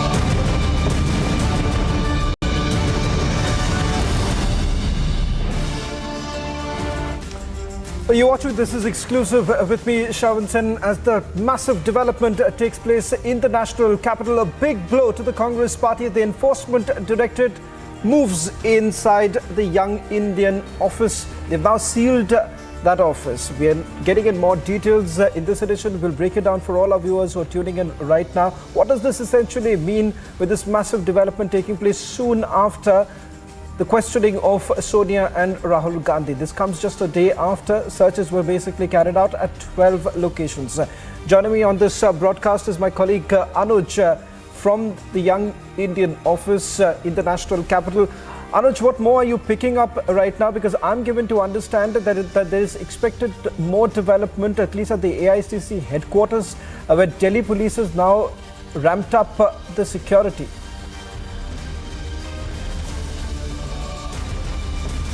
That is something what we have been told, that this is going to be a call for protest. A call for protest has been already made in by the Congress party. Let me give you the sense that exactly is the notice which has been pasted by none other but the Enforcement Directorate themselves. Enforcement Directorate office has pasted this office, that this particular office is sealed and without any prior permission, nobody is allowed. Young Indian, it's written over there. It is written over there. Look at that nameplate. Indian, Bahadur Shah, Zafar Marg, Nai Delhi, पंजीकृत कार्यालय young Indian 5A Herald House, Bahadur Shah Zafar. So that exactly is the address, and near to that, just next to that, it is the notice which has been pasted over there. It is making it clear that the action has been taken by the Enforcement Directorate. The action has been finally taken because they don't want anything to be tempered, any proof to be tempered by any of the officials. Because yesterday, if we talk about Chavan, yesterday we have seen the course of action which was taken by Enforcement Directorate. We have seen how the 12 premises, the 12 location of which belongs to National Herald or Young Indian was raided by the Enforcement Directorate. Right now, reporting from this entry, this is the entry of the Herald House, Shavan, and on the 4th floor this particular office is which has been sealed. So we have shown you the nameplate of that particular office where the address is mentioned. We have shown this to our viewers, the notice which has been pasted. What is going to be next is going to be the major question at this point in time, because what we have been told that the Congress party is now again planning to come back on the roads of the national capital. We have seen the same when Rahul Gandhi was called in the same case for the questioning by the Enforcement Directorate. We have seen the same when Sonia Gandhi was called in this particular case for the questioning by the Enforcement Directorate. Yesterday also, when this particular place was raided by the Enforcement Directorate, which ended at around 1:45 in the midnight. Then also we have seen how the Congress Karyakartas and the Congress workers were protesting over here only, and they were finally taken to the road and they blocked the road also. And now again, what I've been told, a tweet has been made in by Jairam Ramesh, which is making it clear what is going to be the next course of action. On the other hand, what I've been told is that Congress is now again planning to come back on the street of the national capital. We have seen how the Lutyens Delhi was blocked by the Congress Karyakartas, by the Congress workers. This exactly is the entry. I'll ask my video journalist to continuously give you the sense from this particular entry also, because this exactly is the entry of the Herald House from where I am reporting. The notice we are showing has been already pasted. But if we talk about this, Shavan, then we need to understand that the Enforcement Directorate finally has taken the next step. Earlier it was the questioning. Now the dots has been connected. Now the role of the shell companies has been looked up by the Enforcement Directorate. Now if we talk about the next level, the digital evidences had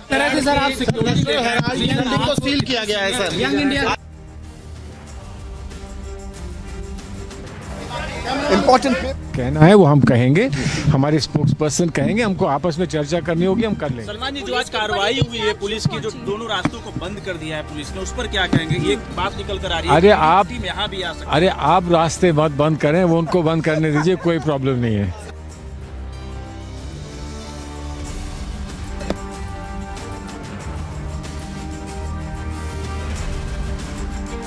जो आज कार्रवाई हुई है police की, जो दोनों रास्तों को बंद कर दिया है पुलिस ने, उस पर क्या कहेंगे? ये बात निकल कर आ रही है अरे आप यहाँ भी आ सकते। अरे आप रास्ते मत बंद करें, वो उनको बंद करने दीजिए, कोई प्रॉब्लम नहीं है। क्या वजह हो सकती है?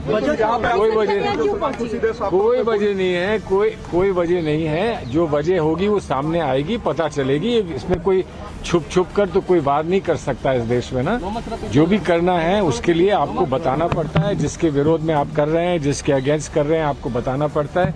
उसके पास जो भी फिर उसके बाद जो कार्रवाई करने की जो इच्छा होती है वो कार्रवाई करते हैं। हेराल्ड हाउस के बाहर भी ऑर्डर लगा दिया ईडी ने कि तब तक नहीं खोल सकते जब तक कि परमिशन नहीं ली जाती है। तो परमिशन ले लेंगे ना, इसमें क्या बात है? क्या कांग्रेस सहयोग कर रही है सर? सहयोग नहीं, सहयोग का कोई सवाल नहीं है। देखिए, ऐसा है, जो कानून में जो कदम उठाए जाते हैं वो हमको, चाहे हमें पसंद हो या ना पसंद हो, हमको कानून के मुताबिक उनका जवाब भी देना होता है, तो हम कानून के मुताबिक जवाब दें। तो आगे का क्या स्टेप रहेगा? चर्चा तेज है कि यहाँ कहना चाह रहे हैं कि आप जो रूटीन जैसे अपने कांग्रेस ऑफिस आते हैं उसी इस तरह से कोई खबर आपको नहीं है? और आप देखिए, कुछ नहीं है। मैं तो अपने ऑफिस आया हूँ, मैं अपने ऑफिस में नहीं आ सकता हूँ।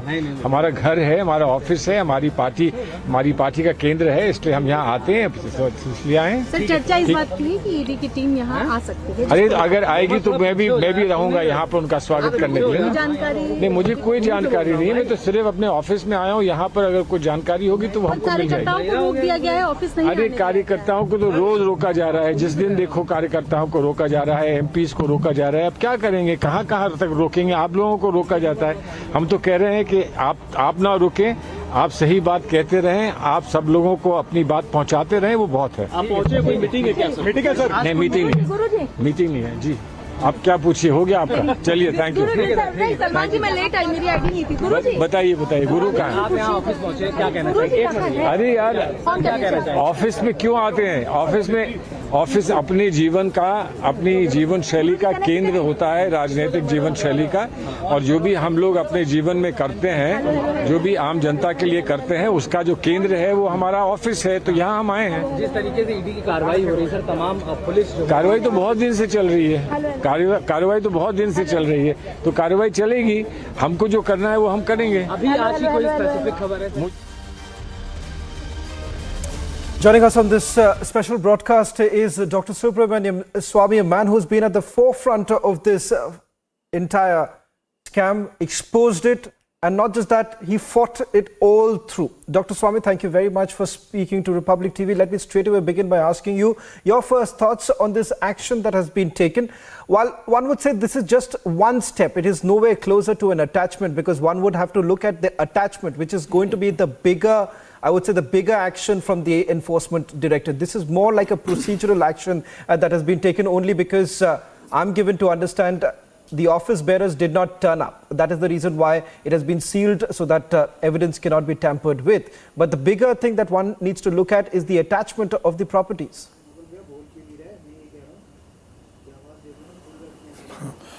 Well, first of all, there's much water that has flown down the Ganga, as they say. I had in June of 2014 got a order from the magistrates court issuing a summons to Sonia Gandhi, Rahul Gandhi, Motilal Vora and Oscar Fernandez. And they were asked to come, and then they of course tried to block it through the High Court and Supreme Court and failed, and ultimately they had to come, they had to take bail. Since I did not insist that they should be subject to jail at this stage for custodial interrogation. So they are out on bail. They are not just some people whose house or office we have raided. And in the course of it, I gave a complaint to the ED that the young Indian had only 5 lakhs as his paid up capital. And but it was able to give a loan to or a payment to Congress Party of 50 lakhs, saying that the 90 crores that you have been giving as loan to the the AJL, the Associated Journals Limited, for printing the newspaper, now will not be available to the Congress Party because that company has folded up. It has, discontinued its operations, and it is in the process of being sold. So therefore, you are not going to get that 90 crores back. So we are giving you 50 lakhs. Now that 50 lakhs, how can a 5 lakh company of young Indian afford 50 lakhs? So when we went and saw that they had claimed that there was a loan from a company called Doltex in Calcutta, and that company said, "Oh no, we given a donation." Now it's almost a donation because there was no interest charge. There was no time factor put in as to when it has to be returned, how many installments, nothing. 1 crore was given, and that 1 crore naturally has they kept 50 lakhs and they gave 50 lakhs to the Congress Party. Now all this is part of both money laundering, both foreign money laundering and local India under money laundering, because Doltex company is already under investigation of the ED for using black money. So in those circumstances, we are in a situation where the Congress leaders who have been named as accused and prima facie accused, because they are now have to take bail, and they have to give some surety, and they have to give a bond, and now we are into the next stage whether they should be convicted. So that process is getting completed, and we are in the final stages, and this raid was necessary because they were saying that we have nothing to do with all these transactions. It was Motilal Vora, who's dead and gone. So in order to establish whether that is a fact, they have to get documents, and those documents were in the this office of the young Indian, and that's why they went. And that, by the way, that building is already attached by the Urban Development Ministry, because that building was built fraudulently against the reason. They were supposed to print only newspapers there, but they were not. They were running an office. The newspaper had ceased about 10 years ago. So therefore they should have returned that property back to the DDA, which they didn't. So the Urban Development Ministry has taken a separate proceedings. So these are the things. I mean, it's an open shut case, all based on documents. And I think the Congress party should not go on talking about their innocence. They should come and prove it in the court. Dr. Swamy, since you mentioned Congress party should not be talking about defending their leaders, I'll give you some of the reactions that have come in. So, for example, we had Harish Rawat of the Congress party saying that it's a freedom of press issue because the National Herald office is getting sealed. We had Prithviraj Chavan of the Congress party making it a freedom, liberty and democracy issue. And then we have had, of course, your best friend Mr. Karthi Chidambaram saying Constitution of India will have to prevail. Sir.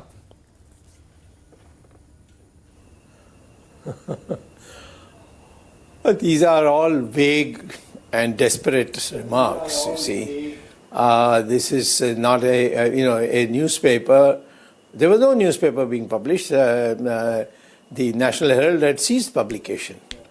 After my case and after they being put on, on bail, it is then they decided that once a week they will publish National Herald. But they are not publishing it in the Herald House.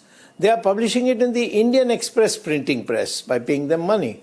So, therefore, the Herald House has been converted for commercial purposes. You go there, so many private companies are there. Tatas are there, some IBM is there, some foreign companies are there. There's a passport office of the government of India, which when Krishna was the External Affairs Ministry, overruled everybody and gave them this, agreed to pay rent. It's a very handsome rent. I don't know the exact amount just now, whether it has been raised from the past, but it's a huge rent the government of India is paying for the passport office. So therefore, what is this talk of the newspaper freedom? There's nothing. You closed it down. We didn't. The ED did not close it down. The police did not close it down. It was closed down by the management of the Associated Journals Limited. And then after that, the young Indian purchased the shares at throwaway prices. That's how the whole operation has been taken. It's all fraud, 420 all the way.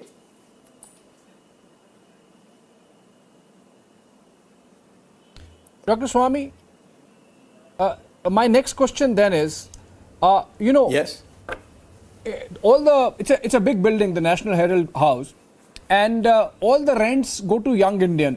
This might be the case in rest of the properties across the country, 12 of which were raided yesterday, searched yesterday by the Enforcement Directorate. Obviously, the rents must be huge. Now, the notice, and Shawan can come in there. The notice is about tempering of evidence, and all these rents might be considered proceeds of crime, adding to the scale of the money laundered. Yeah. Yes, absolutely. Absolutely correct. You haven't seen the end of charges being come out. I also started with 4 charges. Now we have gone to 7. And I'm sure that another 5 will happen within the next 6-7 months. But as far as I'm concerned, I'm in a final stage. It's been held up because of a document which the Congress party is not willing to give me.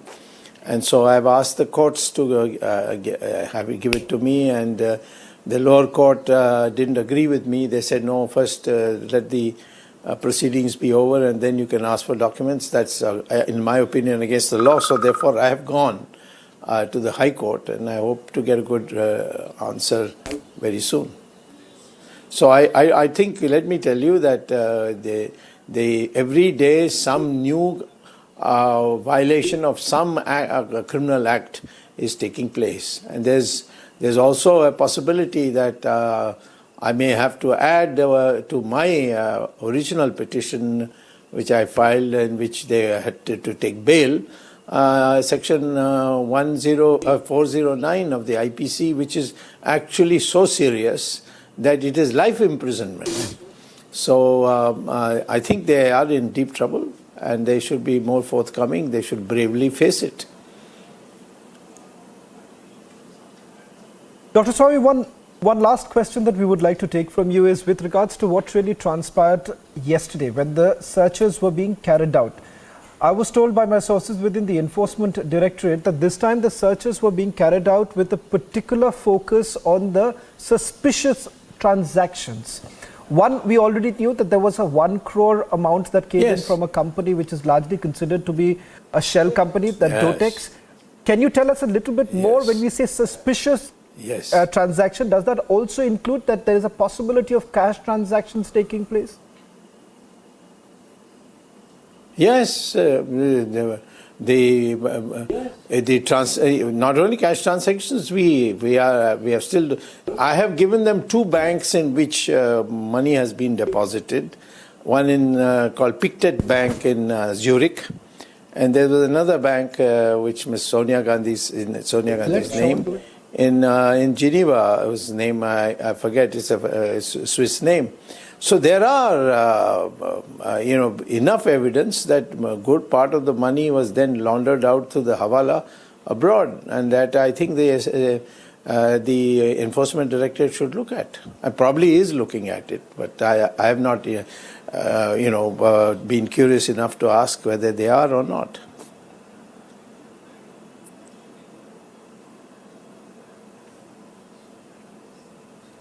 I believe the ED is picking up pace in its investigation, and that obviously would make you very happy.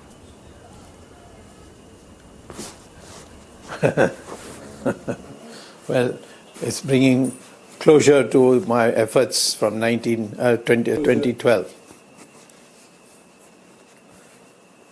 Okay. Thank you so much. Thank you very much, Dr. Swamy. Thank you. Focusing right now on what's really happening on ground zero. In fact, we are the only channel to have entered the Herald house. What you're seeing right now on your screens are those big developments that are taking place. Just about 45 minutes ago, news break coming in that the Enforcement Directorate has basically gone in for the jugular.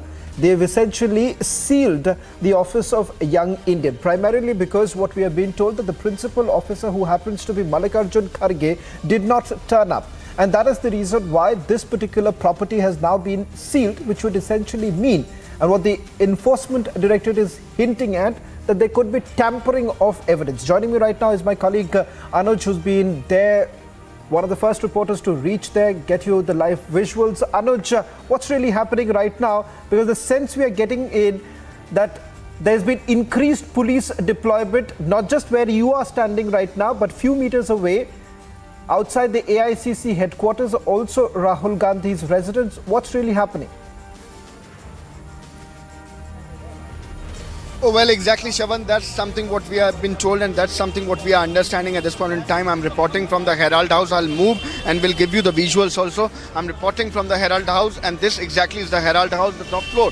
The 4th floor is a building of Young Indian which has been sealed. So when we are talking about the security arrangement, let me tell you, Shavan, a call for the protest has been called by the Congress party, and there the MPs, what I have been told through my sources in the AICC and the Congress party, that the party now is planning to go out on the roads again, back on the street, and the Congress MPs, the Congress MPs will be again on the road, and they are planning to hit the road. They are rushing toward the AICC, what I have been told. There a meeting is going to happen, and Abhishek Manu Singhvi at 7 p.m. is going to do a press conference. At 7 p.m. at the AICC headquarters, Abhishek Manu Singhvi of the Congress party, the senior Congress leader, and the lawyer also is going to do a press conference from the Congress side, that what exactly is the stand of the Congress party now, what is going to be their course of action. But on the other hand, Yes, at this point in time, reporting from the Herald House, more trouble for the Congress party, more trouble for Rahul Gandhi and Sonia Gandhi. Enforcement Directorate Office finally sealed the premises of Young Indian. We'll be right back after a short break. Stay tuned with the live coverage. Short break.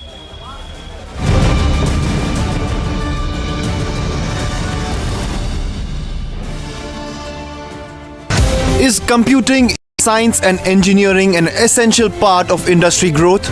The technology is fast changing, and all the products that we are providing to the society, they require knowledge from interdisciplinary area. Can the study of two different domains make students adept with problem solving? I would just say that apart from getting the educational degrees, focus on developing skills for yourself. To know more, watch Amrita School of Engineering presents Shaping the Future of India this weekend only on Republic TV. We will do whatever it takes to strengthen Taiwan's self-defense capability. Taiwan is committed to maintaining peace and stability in the Taiwan Strait, and we will make Taiwan a key stabilizing force for regional security, ensuring a free and open Indo-Pacific, as well as the stable development of global trade and supply chain. Speaking at a joint press conference, US House Speaker Nancy Pelosi spoke about how she viewed the relationship between the US and Taiwan as important one, and how the solidarity of the people of the United States is with Taiwan at this point. Put it in perspective, over 4 decades ago, the Taiwan Relations Act was building a strong bond between our two countries, advancing our shared interests of governance, economy, and security, while respecting the One China policy. Our solidarity with you is more important than ever as you defend Taiwan and your freedom. The speaker went on to mention how China stood against Taiwan's participation in certain meetings and was harming relations of the country with the US. Meanwhile, protests erupted in Pakistan-occupied Kashmir, where people protested against rising prices and high inflation. And people thought that they were made to pay hefty electricity bills. Protesters also raised concerns that they were made to pay more amount of service charges and taxes than was due. इससे पहले भी बिलात आते रहे हैं, लेकिन इस दफ़ा जो बिल जारी किए महकमा बरक़ियात की जानिब से, उसके अंदर फ्यूल एडजस्टमेंट चार्जेस के नाम पे एक बहुत बड़ी जो अमाउंट है वो हर बिल के अंदर ऐड की गई है। और जुल्म की इंतहा देखें कि एक तो पहले आप फ्यूल एडजस्टमेंट चार्जेस डाल रहे हैं, उसके बाद आप उन चार्जेस के ऊपर टैक्स दोबारा डाल रहे हैं। वो इतने बड़े आपके अमाउंट बन गए कि अगर किसी का 10,000 बिल है तो उसके अंदर 4,500 से 5,000 रुपया जो है वो फ्यूल एडजस्टमेंट चार्जेस की मद में एक नया जो है वो गुंडा टैक्स शामिल कर दिया गया है, जो एक आम आदमी की दस्तरस से बाहर है। और उस वजह से इस वक्त आपको पूरे आज़ाद कश्मीर के अंदर जो है लोग ऐसे। Union Home Minister Amit Shah will arrive in Bengaluru today to take part in Sankalp Se Siddhi conference of the Confederation of the Indian Industries. During his visit, Shah will also hold a meet with BJP leader. Shah's trip to the city comes amid unrest among a section of the BJP cadres who are upset with the spate of murders of Hindutva activists. As the Amarnath Yatra began 2 years post the pandemic, an important announcement was made by the J&K Lieutenant Governor Manoj Sinha. He noted that due to several accidents in the Yatra due to inclement weather conditions, the Amarnath Yatra will have to be halted. The J&K Lieutenant Governor also asked all devotees to perform and complete all their rituals before 5th of August. Jammu and Kashmir's Lieutenant Governor Sinha urged the devotees visiting the Amarnath Shrine to complete their trips before the 5th of August. While stating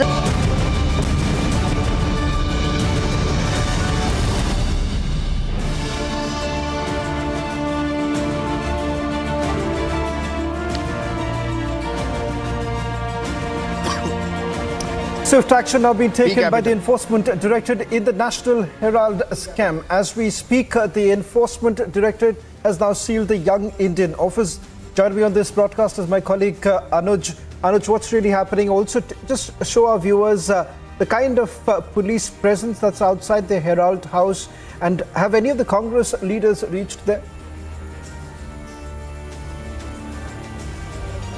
Well, Shavan, at this point in time, let me tell you the office has been already sealed. Let me first give you the visuals also of this particular building, which is called Herald House, and on the top floor, that's the 4th floor, is the office of Young Indian, which has been sealed by the Enforcement Directorate. If we talk about the movement of the Congress Party leadership or the Karyakartas, they are assembling at the AICC headquarters at this point in time, and a crucial meeting of the top brass of the Congress Party is currently on at the AICC headquarters. So at this point in time, this is the strategy meeting which is going on in the AICC, and this is going to be the press conference of the Congress Party. Going to be done by the top leader of the Congress Party, that's Abhishek Manu Singhvi, who himself is a lawyer also. So going to go into the deep into the technicalities also, what I've been told, and as this is expected again going to target the Enforcement Directorate and the Modi government. On the other hand, if we talk about the latest development in the story, then yes, this is the action now which has been taken by the Enforcement Directorate. The next action,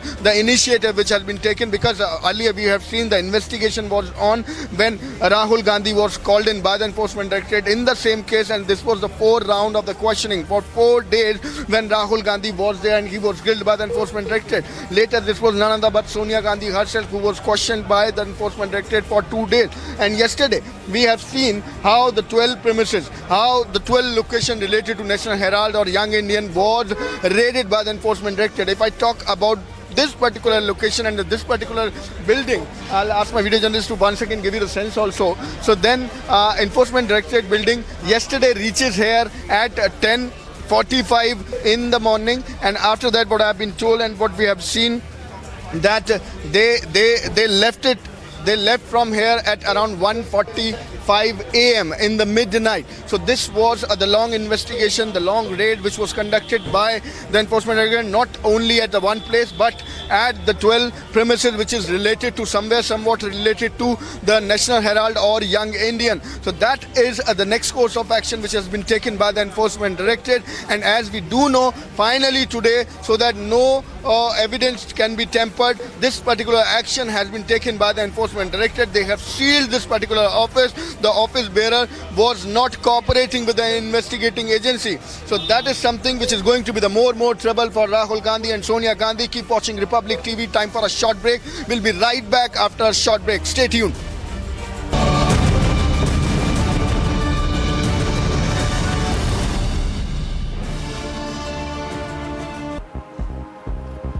Your question comes in the context of right now a struggle between autocracy and democracy in the world.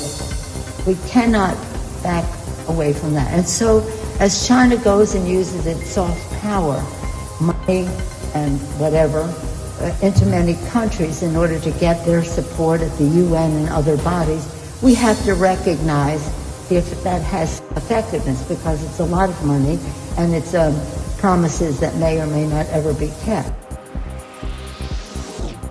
Nancy Pelosi also reiterated how what mattered more was the success of Taiwan, and that the US wished to have a good economic exchange between the two countries.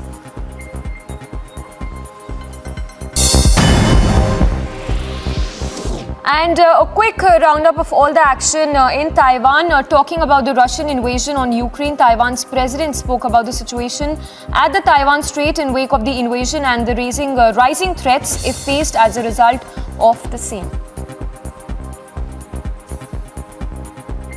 Russia's invasion of Ukraine earlier this year has made security over the Taiwan Strait another focus of worldwide attention. Aggressions against democratic Taiwan would have a tremendous impact on the security of the entire Indo-Pacific.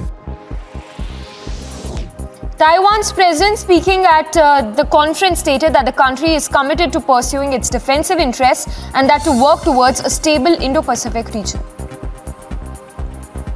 The protesters are trying to exert force on the barricades and trying to break it down. Mr. Chatterjee, would you like to oppose?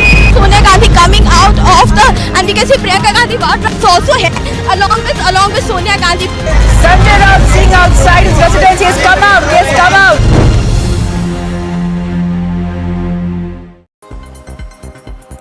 Mainland China. We're here to talk about Taiwan. We have our our Taiwan Relations Act.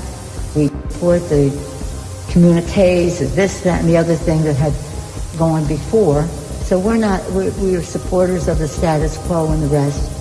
I don't want anything to happen to Taiwan by force. So strength, and one of the biggest sources of strength is democracy. Look at the mountain of cash.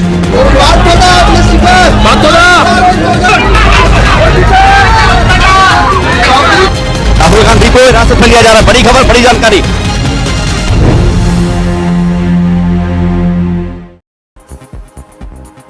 We will do whatever it takes to strengthen Taiwan's self-defense capability. Taiwan is committed to maintaining peace and stability in the Taiwan Strait, and we will make Taiwan a key stabilizing force for regional security, ensuring a free and open Indo-Pacific, as well as the stable development of global trade and supply chain. Speaking at a joint press conference, US House Speaker Nancy Pelosi spoke about how she viewed the relationship between the US and Taiwan as important one and how the solidarity of the people of the United States is with Taiwan at this point. Put it in perspective, over 4 decades ago, the Taiwan Relations Act was building a strong bond between our two countries, advancing our shared interests of governance, economy, and security, while respecting the One China policy. Our solidarity with you is more important than ever as you defend Taiwan and your freedom. The speaker went on to mention how China stood against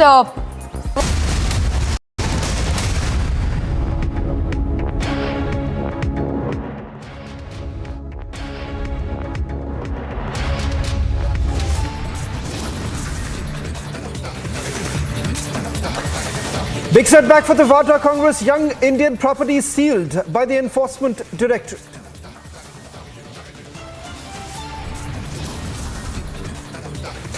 ED sources say senior officials of the Herald House did not cooperate, leaving no other option but to seal the young Indian property. Republic exposes the freedom struggle for profit scam. Now all proceeds of crime owned by the Vadra Congress to be probed. Mega show of patriotism on display in the national capital, but face-off erupts as opposition boycotts rally. Tricolor removed from the Hurriyat office in Srinagar shortly after it was put up.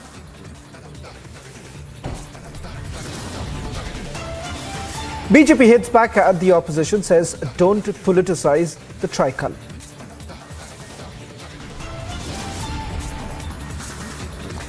The Aam Aadmi Party has lent its support to opposition Vice President candidate Margaret Alva.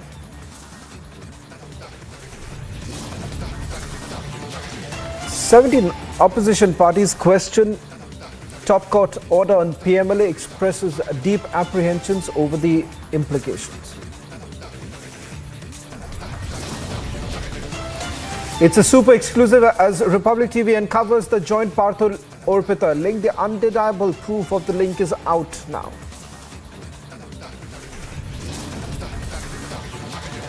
China's posturing with drills, tanks and missiles fail. China pushed to corner against with just Pakistan and Russia support.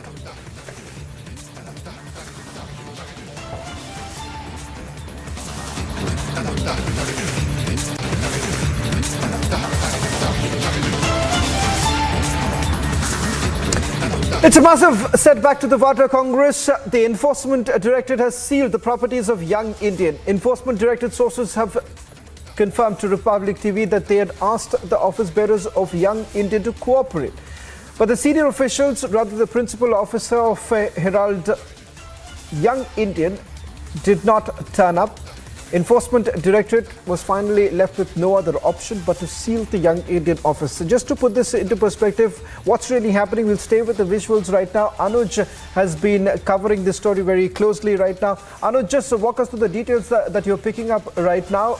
I'm told that this is a temporary sealment of the young Indian office. That's primarily because Mallikarjun Kharge, who's the principal officer, did not turn up. Well, exactly, Shavan. That is something what we have been told through our sources in the Enforcement Directorate, that this is not the permanently, like if you talk about, this is not sealed permanently, but this is the temporary action which has been taken by the Enforcement Directorate. And why this has happened, we need to understand it. Because Mallikarjun Kharge was asked to submit some papers, was asked to submit some of the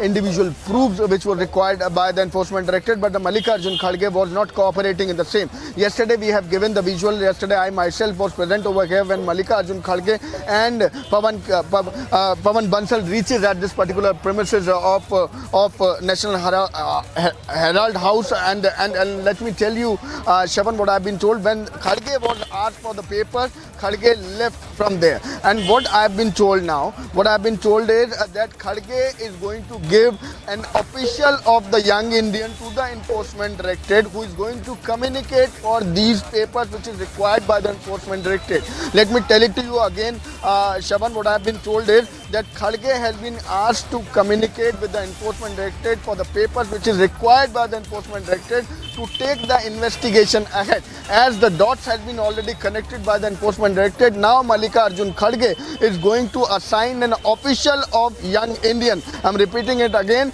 that this has been asked by the Mallikarjun Kharge by the Enforcement Directorate. Then Mallikarjun Kharge is now going to assign an official of Young Indian who is going to communicate with the Enforcement Directorate for the papers, whichsoever paper is required by the Enforcement Directorate, that is going to be submitted to them, that is going to be provided to them by the Young Indian official, by the Young Indian office bearer. That is something what I have been told. And as this was not done earlier, as Mallikarjun Kharge and the office bearer of the Young Indian was not cooperating with the Enforcement Directorate team when it was the raid which was conducted yesterday by the Enforcement Directorate team at the same premises, that is why this is the after effect of the same. This particular premises, this particular office has been sealed now. Once, let me give you the sense, let me give you the visuals for more clarity. This exactly is the Herald House. This is the corporate building. If I talk about the first floor, Chavan, then let me tell you for no confusion, this is not the office of the National Herald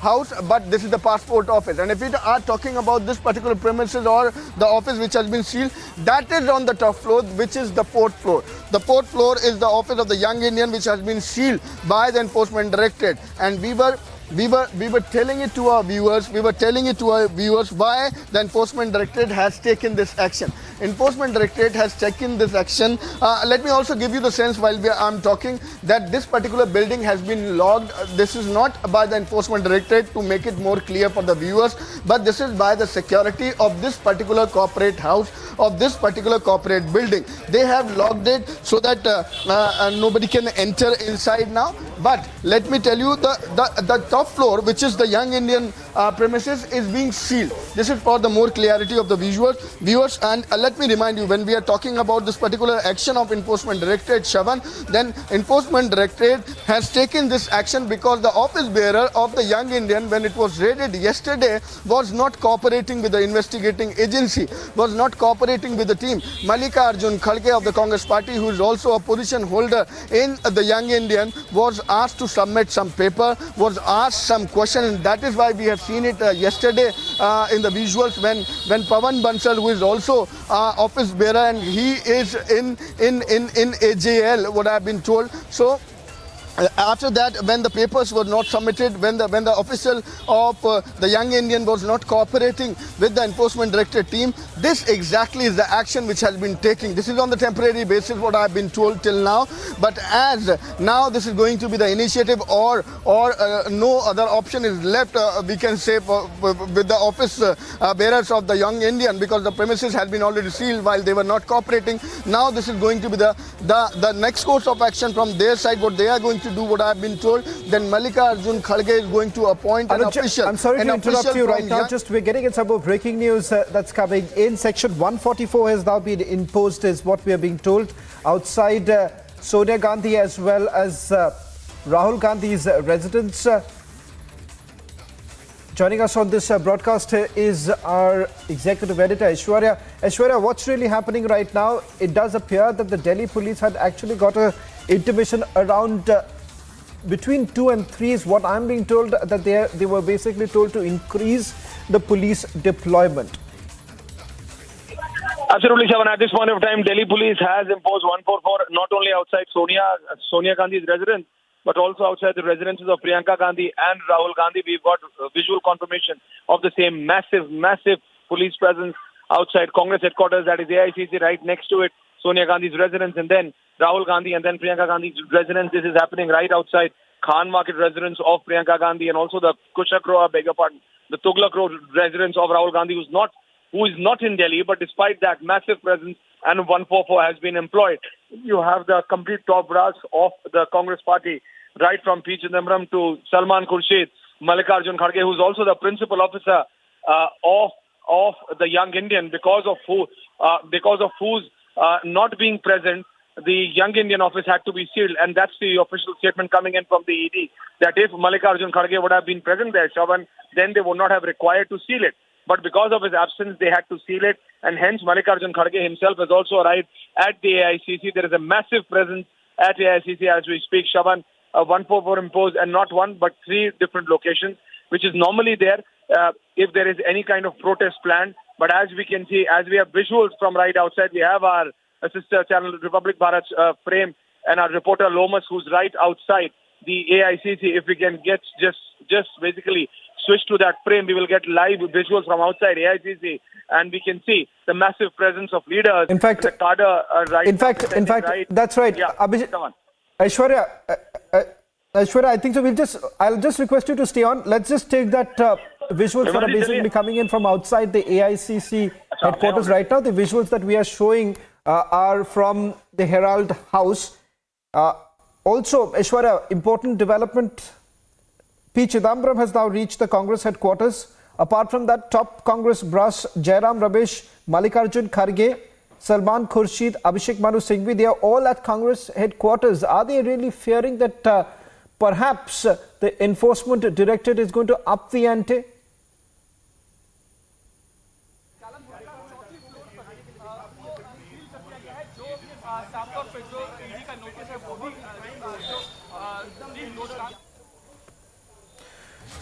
We'll try and reconnect with Aishwarya in a short while from now. Let's just go with the latest images that are now coming in from the AICC headquarters right now. As you can see, these are the latest visuals coming in, where the top brass of the Congress party are currently in a huddle. What does this really indicate? Are they really fearful that some action could be taken? Because it turns out that the Enforcement Directorate hasn't really completed their searches as yet.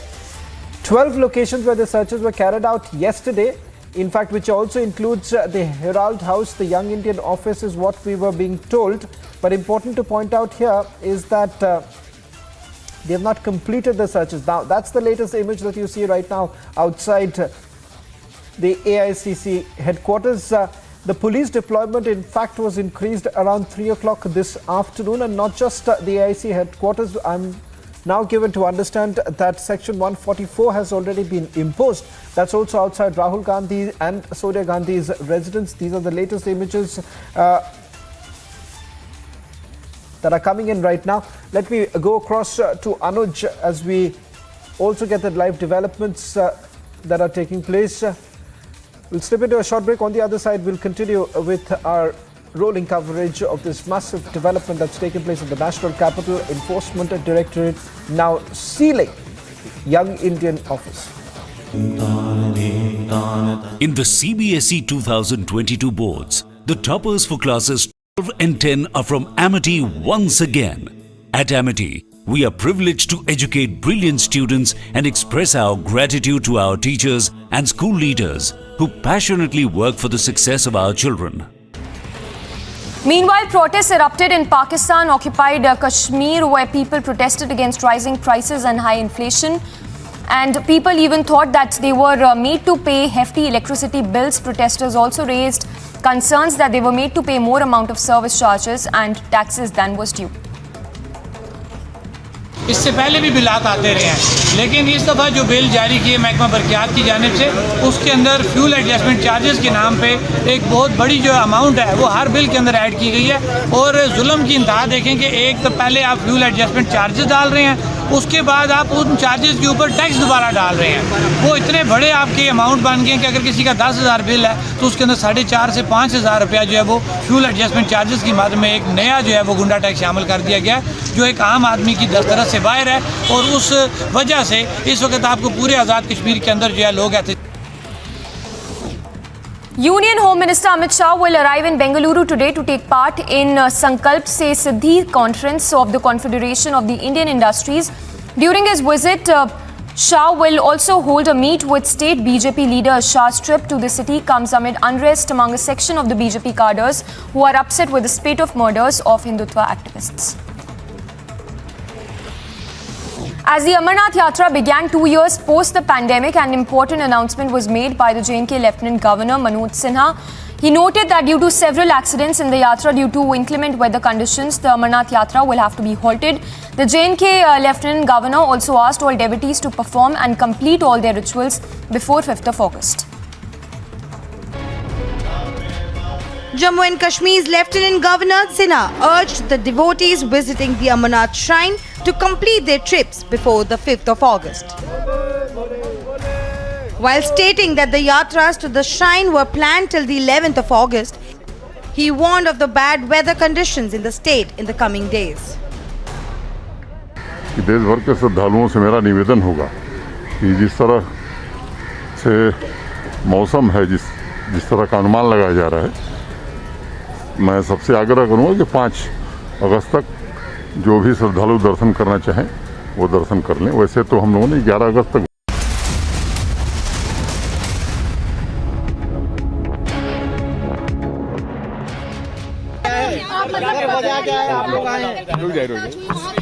लेकिन वजह क्या है मुझे नहीं मालूम sir. क्या सारे भारत जोड़ने के लिए तो आए हैं, भारत जोड़ने में तो लगे हैं, वो लोग भारत तोड़ने में लगे हैं, हम भारत जोड़ने में। अरे उसको रूल्स है, रेगुलेशंस है, ऐसा नहीं कि उनके घर पे मारो, इनके घर पे मारो, फिर नेशनल हेराल्ड पे फिर एक बार बुलाओ। ये कितनी जल्दी से वो काम कर रहे हैं, इससे ही अंदाजा लगता ना। 6 दिन पहले बुलाए, इमीडिएटली नेशनल हेराल्ड पे डाले, कल परसों नेशनल हेराल्ड में हुआ, आज उनके मकान पे गए हैं। इसका मतलब क्या है? राहुल गांधी जी भी यहाँ नहीं है, उन्होंने तो पब्लिक मीटिंग में गए हैं। तो ये लोगों को एक डर पैदा करने के लिए, और ऐसा तुम लोगों को डराते गए तो लोग डरेंगे नहीं और एक रिवोल्ट हो जाएगी। Republic exposes the freedom struggle for profit scam. Now all proceeds of crime owned by the Vadra Congress to be probed.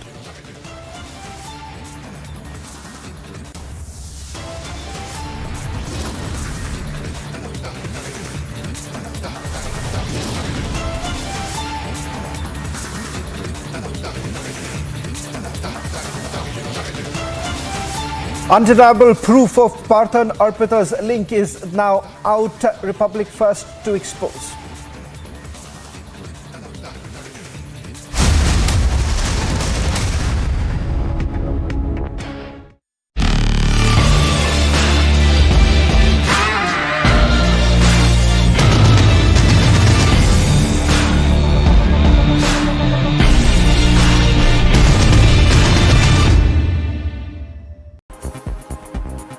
We will do whatever it takes to strengthen Taiwan's self-defense capability.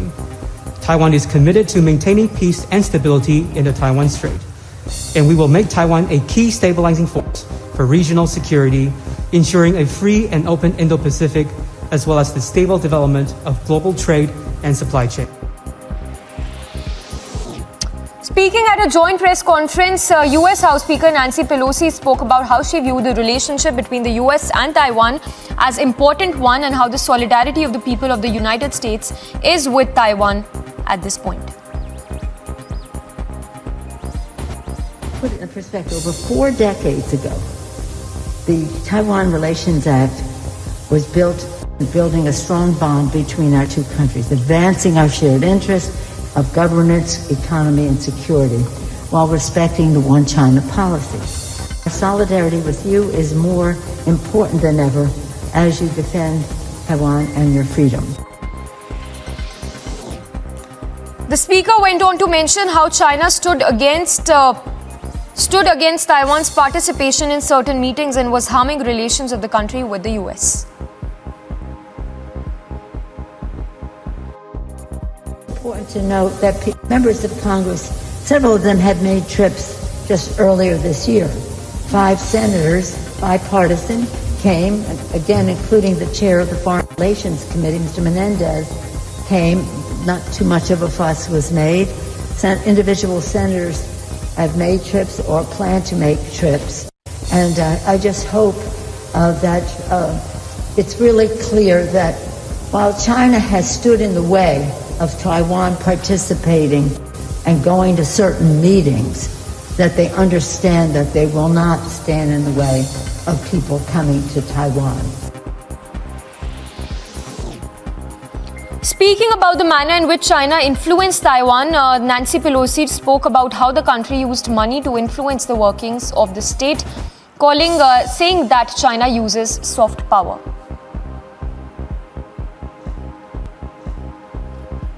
Your question comes in the context of right now a struggle between autocracy and democracy in the world. We cannot back away from that. And so as China goes and uses its soft power, money and whatever, into many countries in order to get their support at the UN and other bodies, we have to recognize if that has effectiveness, because it's a lot of money and it's promises that may or may not ever be kept.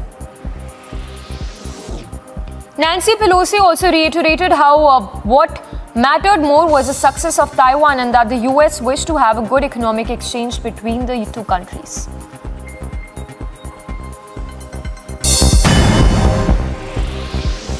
And a quick roundup of all the action in Taiwan.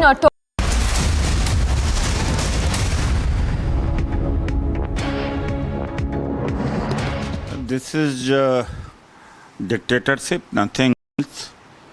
And they have not found anything except that newspapers, and they will not find anything in future also.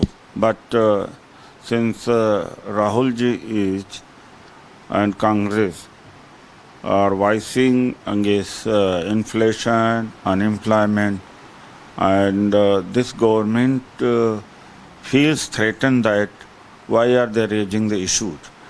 And those who are not raising the issues are those who are with the BJP, where they are corrupt, thoroughly corrupt, they would not touch them.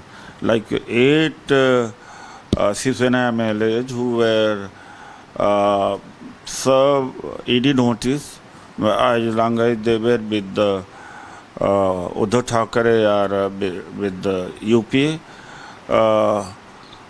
They were victim or they were guilty, but now they are now no more guilty.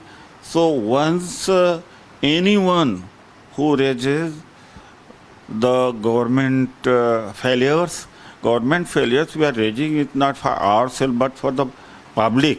So much of inflation, unemployment, and curtailment of freedoms, and completely unsafe. There is huge, always witch hunt as far as minority is concerned. So that is what they want to suppress. Otherwise, I can say that there is nothing there. It's their time they are doing. Our time will come. We will see it, but there is nothing to hide. And they have seized just to send a message across the country, the message of terror, fear, that keep quiet. Yes. For this, sir, this National Herald money laundering case is a long ongoing case which has been going since long. Sonia Gandhi, Rahul Gandhi didn't even get the bail in this entire matter. So one thing is to be sure, if there is nothing to hide, if Congress party feels that nothing, no money laundering has happened, no Dotex company, shell company was involved, then why again and again the question is being raised by Congress leaders like you that misuse of agencies is being done? See, Hemant Biswa Sharma was being instigated instigated by ED, CBI, Subhendu.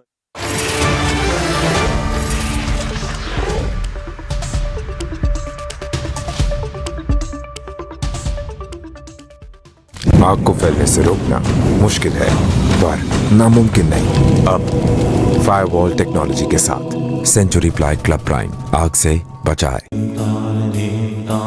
In the CBSE 2022 boards, the toppers for classes 12 and 10 are from Amity once again. At Amity, we are privileged to educate brilliant students and express our gratitude to our teachers and school leaders who passionately work for the success of our children. Your question comes in the context of right now a struggle between autocracy and democracy in the world. We cannot back away from that. And so as China goes and uses its soft power, money and whatever, into many countries in order to get their support at the UN and other bodies, we have to recognize if that has effectiveness, because it's a lot of money and it's promises that may or may not ever be kept. Nancy Pelosi also reiterated how what mattered more was the success of Taiwan and that the US wished to have a good economic exchange between the two countries.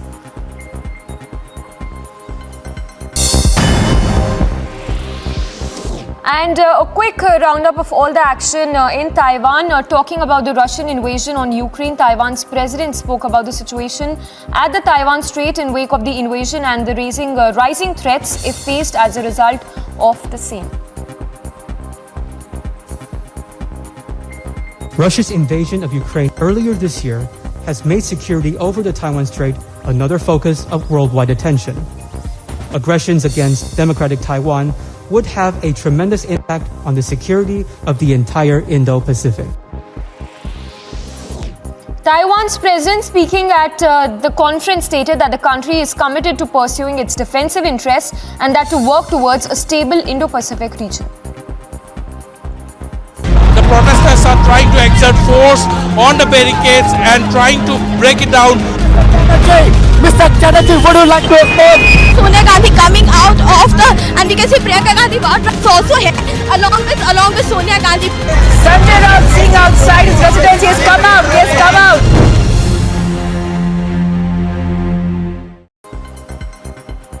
Mainland China. We're here to talk about Taiwan. We have our our Taiwan Relations Act. We support the communiques, this, that, and the other thing that have gone before. So we're supporters of the status quo and the rest. I don't want anything to happen to Taiwan by force. So strength, and one of the biggest sources of strength is democracy. Look at the mountain of cash!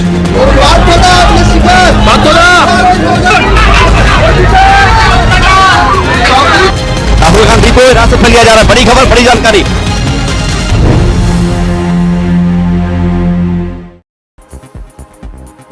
We will do whatever it takes to strengthen Taiwan's self-defense capability. Taiwan is committed to maintaining peace and stability in the Taiwan Strait, and we will make Taiwan a key stabilizing force for regional security, ensuring a free and open Indo-Pacific, as well as the stable development of global trade and supply chain. Speaking at a joint press conference, US House Speaker Nancy Pelosi spoke about how she viewed the relationship.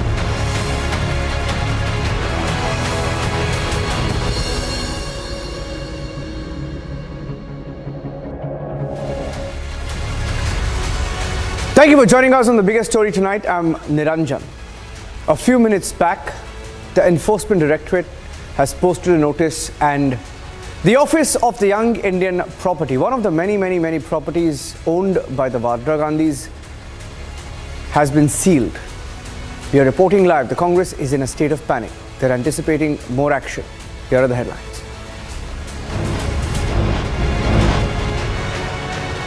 Huge ED action in the Herald case. Young Indian Property sealed.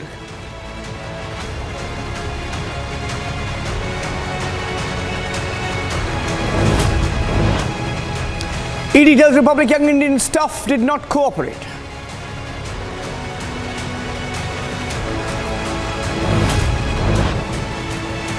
All criminal proceeds owned by Vadra Congress under the scanner now.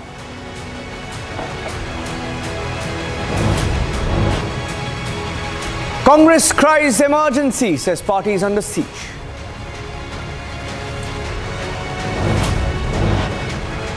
Congress leaders and parliamentarians rush to AICC headquarters. They're in a huddle. They started the news conference. Let's cut across live.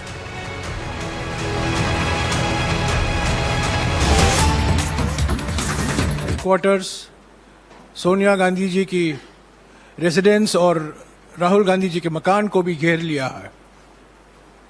आज शाम को अजय माकन जी हमारे साथ हैं और जाने माने वकील और सांसद अभिषेक मनु सिंघवी भी हमारे साथ हैं। पहले आपको अजय माकन जी संबोधित करेंगे, उसके बाद में अभिषेक सिंघवी कुछ आपको जानकारी देंगे, लीगल जानकारी भी देंगे और उसके बाद हम आपके सवाल लेंगे। अजय माकन जी।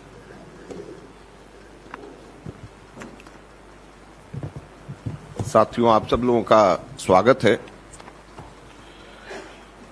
गत शनिवार को एआईसीसी की तरफ से एक सर्कुलर इशू किया गया कि 5 अगस्त को शुक्रवार के दिन हम लोग देशव्यापी आंदोलन करेंगे महंगाई, बेरोजगारी और खाद्य पदार्थों के ऊपर जीएसटी के खिलाफ।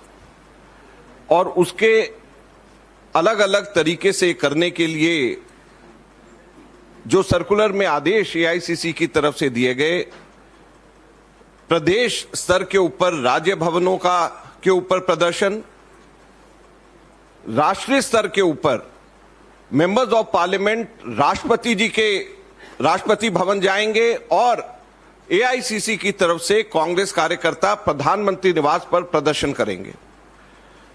ये गत शनिवार को एआईसीसी की तरफ से सर्कुलर जारी किया गया, अनाउंसमेंट हुई, उसके बाद सभी प्रदेश अध्यक्षों और एआईसीसी जनरल सेक्रेटरीज के साथ में मीटिंग हुई। आज हम लोगों के पास में डीसीपी की तरफ से एक लेटर आता है कि आप लोग 5 तारीख को कोई प्रदर्शन नहीं कर सकते हैं। महंगाई, बेरोजगारी और खाद्य पदार्थ के ऊपर लगे जीएसटी के खिलाफ। केवल ये 3 मुद्दे हम लोगों के थे, केवल ये 3 मुद्दे मैं फिर से कहना चाहता हूं, महंगाई, बेरोजगारी और खाद्य पदार्थ के ऊपर जीएसटी। इन 3 मुद्दों के ऊपर कांग्रेस पार्टी प्रदर्शन करना चाहती है। प्रधानमंत्री निवास के ऊपर हमारे सांसद प्रदर्शन और साथ में चलना चाहते हैं राष्ट्रपति भवन की तरफ। अभी एकदम से दिन के अंदर ये रिजेक्शन का लेटर आता है और शाम को पुलिस छावनी के रूप में पूरी एआईसीसी को तब्दील किया जाता है। आज कांग्रेस पार्टी की तरफ से हम इस सरकार को कहना चाहते हैं कि आप जितना मर्जी दबाव की नीति अपना लें, महंगाई, बेरोजगारी और खाद्य पदार्थ के ऊपर लगे जीएसटी, इनके ऊपर कांग्रेस पार्टी आंदोलन करती रहेगी। हम पीछे हटने वाले नहीं हैं, चाहे जितना मर्जी दबाव डाल लें। आज एकदम से पुलिस, एकदम से अफरा तफरी का माहौल, 10 जनपद, 12 तुगलक लेन, किस लिए? केवल इस वजह से कि हमारे ऊपर दबाव डाला जाए कि हम महंगाई, बेरोजगारी और खाद्य पदार्थ के ऊपर, जीएसटी के ऊपर हम लोग आगे दबाव और प्रदर्शन और जनता के मुद्दे ना उठाएं। और दूसरी तरफ इस पूरे के पूरे नैरेटिव को चेंज करने की कोशिश है कि कांग्रेस पार्टी इन मुद्दों के लिए नहीं बल्कि किसी और मुद्दे के ऊपर प्रदर्शन कर रही है, इसके अलावा और कुछ नहीं है। क्योंकि कोई प्रोवोकेशन नहीं है, कोई भी ऐसा कार्य नहीं है जिसकी वजह से एकदम से पुलिस को, एकदम से केंद्र सरकार को कुछ करना पड़े, सिवाय इसके कि 5 तारीख को, 5 अगस्त को हम लोगों ने प्रधानमंत्री निवास के ऊपर महंगाई, बेरोजगारी और खाद्य पदार्थ के ऊपर, जीएसटी के ऊपर हम लोगों ने प्रदर्शन का कार्यक्रम रखा है।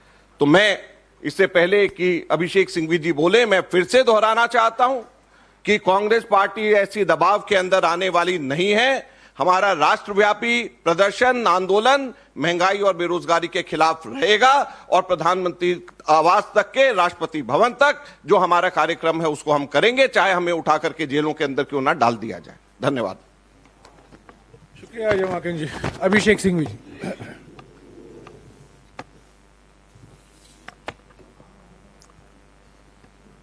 Friends, we are seeing an open-ended investigation for events 10 years ago with a siege mentality in the heart of the capital of the world's largest democracy.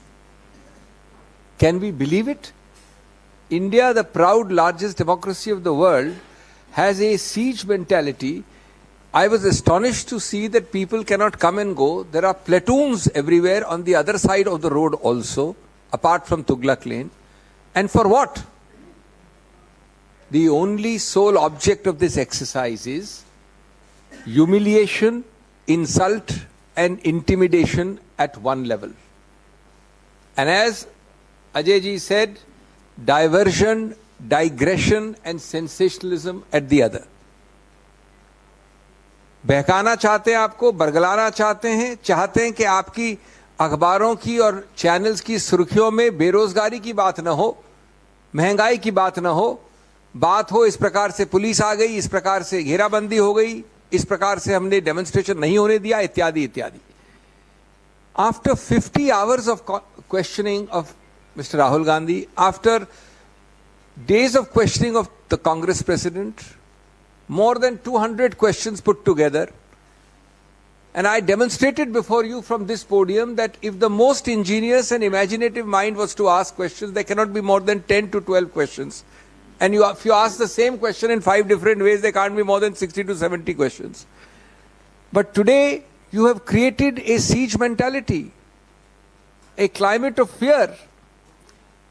The entire country watches as investigative agencies are deployed mindlessly against the leadership of India's oldest political party. I mean, you are treating this institution, this party, these leaders as terrorists. Is it the worst form of petty politics to divert and then on the contrary you blame us? As we have said earlier and repeated endlessly, our voices will not be silenced by these cheap tactics. On the contrary, you are underlining your acts and omissions by these diversionary tactics for the whole world to see, but we will never relent, whatever be the cost. We will never abdicate our responsibility as a responsible opposition. We believe that these are the actions of a frustrated political regime. We believe that these are the actions of a regime which increasingly wants to, which is losing its balance, losing its equilibrium, and is frustrated at the fact that its opponent, that is us, does not break or bend. You can try and suppress as much as you like. You will receive a resilience and a reaction which is completely democratic, which is for the world to see. We will continue to expose you. I only want to say that all law has been thrown to the winds, all sense of decency, democratic values, all sense of balance, and this is reprehensible. We cannot find stronger words to condemn it. शुक्रिया अभिषेक जी. आज जो देख रहे हैं आप, ये पहली बार नहीं हुआ है. ये प्रतिशोध की राजनीति है,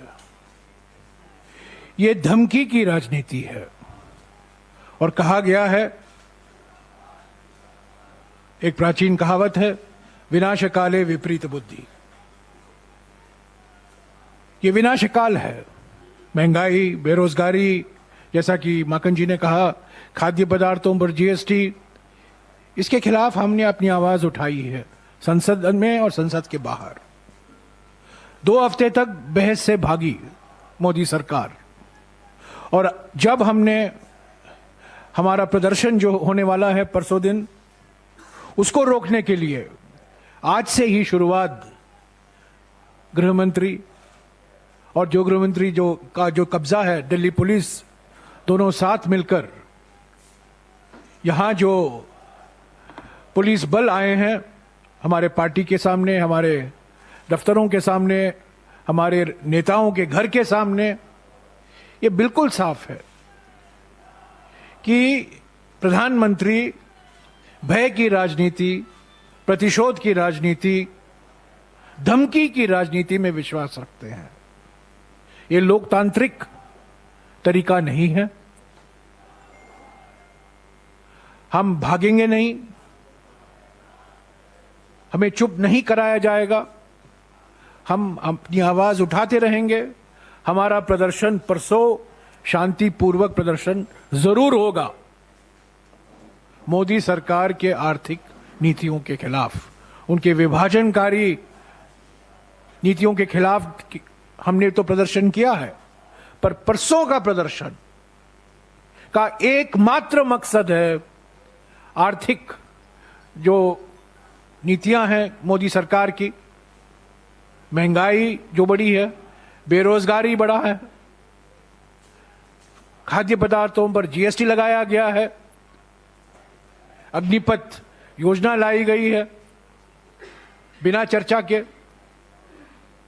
और जो हम दो हमारे दो कुछ चुने हुए पूंजीपतियों के लिए जो आर्थिक नीतियां बनाई जा रही हैं, उनके खिलाफ हमारी आवाज परसों उठेगी।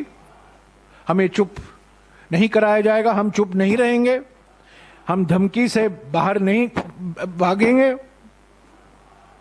और ये प्रतिशोध की राजनीति के खिलाफ हम लड़ते रहेंगे। अभी अजय माकन जी और सिंघवी जी आपके सवाल का जवाब देंगे। हाँ जी।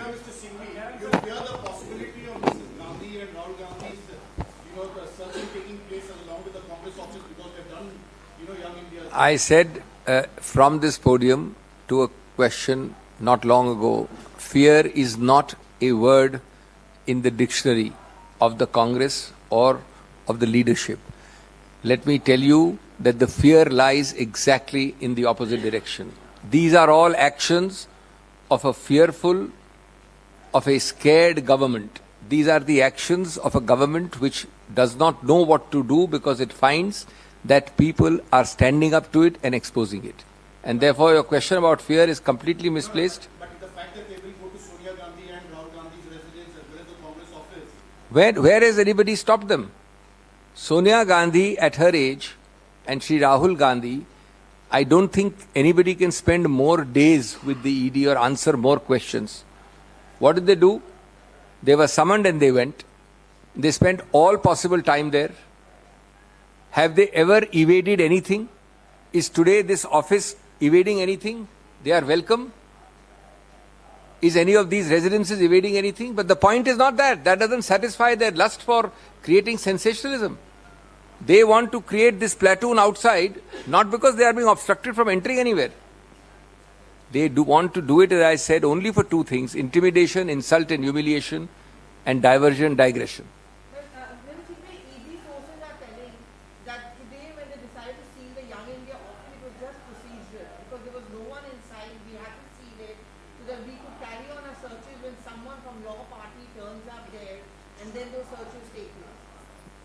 I don't know the meaning of the word procedural, but I think an invasive thing like a search and seizure is not procedural, but that's all right. They're entitled, what they're entitled to do in law, they've done. Is this the way to do it? On the same day you have platoons of blues and browns and khakis across the road, this side and that side of the road? Do you find this as normal behavior of any government ever in democratic India for 75 years? Is this their understanding of the spirit of democracy? मैं एक चीज कहना चाहता हूं, जो धमकी देते हैं वो ही डरते हैं, जो प्रतिशोध की राजनीति में विश्वास रखते हैं वो ही डरते हैं, जो भय का वातावरण फैलाते हैं वो ही डरते हैं। डरने वाले हम नहीं हैं। यस,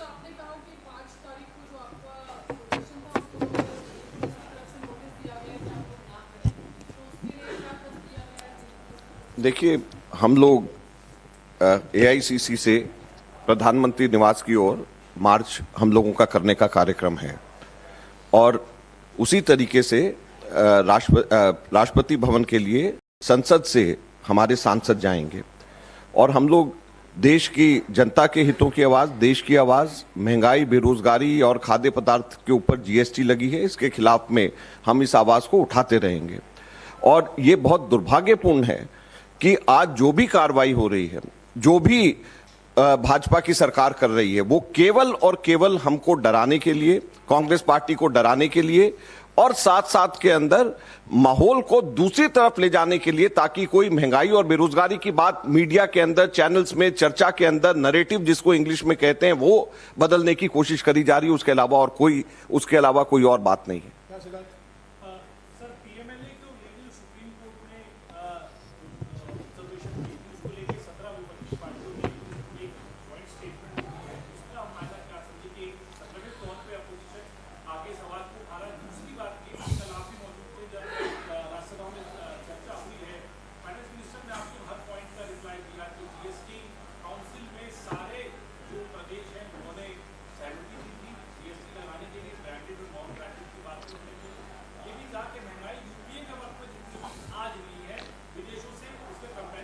मैं आपके पहले सवाल का जवाब दूंगा, क्योंकि दूसरे सवाल का जवाब मैं कई बार दे चुका हूं, पर मैं पहले सवाल का जवाब दूंगा। आज 17 विपक्ष पार्टी, जिसमें टीएमसी और आम आदमी पार्टी भी शामिल है, 17 राजनीतिक दल और एक इंडिपेंडेंट राज्यसभा के सांसद श्री कपिल सिब्बल जी ने इस जॉइंट स्टेटमेंट पर अपना हस्ताक्षर किया। और ये जॉइंट स्टेटमेंट, ये सुप्रीम कोर्ट का जजमेंट था, जिस पर अभिषेक सिंघवी जी ने भी एक विशेष प्रेस कॉन्फ्रेंस की थी। और इसके क्या परिणाम होंगे, इसका क्या असर होगा हमारे राजनीति पर, खास तौर से जब सरकार का एकमात्र जो बिंदु है, जो सिद्धांत है, वो राजनीतिक प्रतिशोध, इसके खिलाफ हमने एक स्टेटमेंट दिया है और इस पर अगली कार्रवाई भी होगी। हमने रिव्यू मांगा है, हमारे नेता राष्ट्रपति से भी मिलेंगे, विपक्ष के पार्टियों की तरफ से विपक्ष की पार्टी के नेता भी राष्ट्रपति से मिलेंगे और सुप्रीम कोर्ट में जो कार्रवाई होनी है वो कराई जाएगी। इस पर मैं सिंघवी साहब से भी गुजारिश करूंगा, क्योंकि इन्होंने इसी विषय पर एक विशेष प्रेस वार्ता को संबोधित किया था। देखिए, मैं तकनीकी या कानूनी बात नहीं करूंगा, वो मैंने आपके साथ पहले भी की है इसी निर्णय के विषय में। लेकिन आज ये क्या दिखाता है, मोदी जी जब सबसे ज़्यादा वोटों से जीतते हैं तब भी उनका आंकड़ा 40 से 1% कम होता है। आज जो 17 पार्टियां हैं वो 61% नहीं है तो कम से कम 55% तो हैं। इसका मतलब है देश में एक बहुत बड़ी सहमति है सभी पार्टीज में कि ये कानून का दुरुपयोग 75 वर्ष में किसी ने नहीं किया, क्योंकि आज तक कभी ऐसा नहीं हुआ कि इस प्रकार से लोग एकजुट होकर इसका विरोध कर रहे हैं। उच्चतम न्यायालय ने एक कानूनी निर्णय दिया, वो एक अलग स्तर पे है, लेकिन उच्चतम न्यायालय ने ये नहीं लिखा उस निर्णय में कि आप जाके इस कानून का दुरुपयोग कर सकते हैं, इसको सिलेक्टिवली इनके विरुद्ध कर सकते हैं, उनको नहीं, उनको बाइज्जत बरी कर सकते हैं, उनको छोड़ सकते हैं। तो ये महत्वपूर्ण बात है कि इतना बड़ा सार्वजनिक रूप से सहमति इस मुद्दे में, वो भी अपनी एक कहानी बताता है और हम इसको पूरी अंत तक ले जाएंगे। हम उच्चतम न्यायालय के न्यायाधीश जो हैं मुख्य, उनसे ये दलील करेंगे, हम उच्चतम न्यायालय से करेंगे और हर जगह इसको उठाएंगे। शुक्रिया, thank you.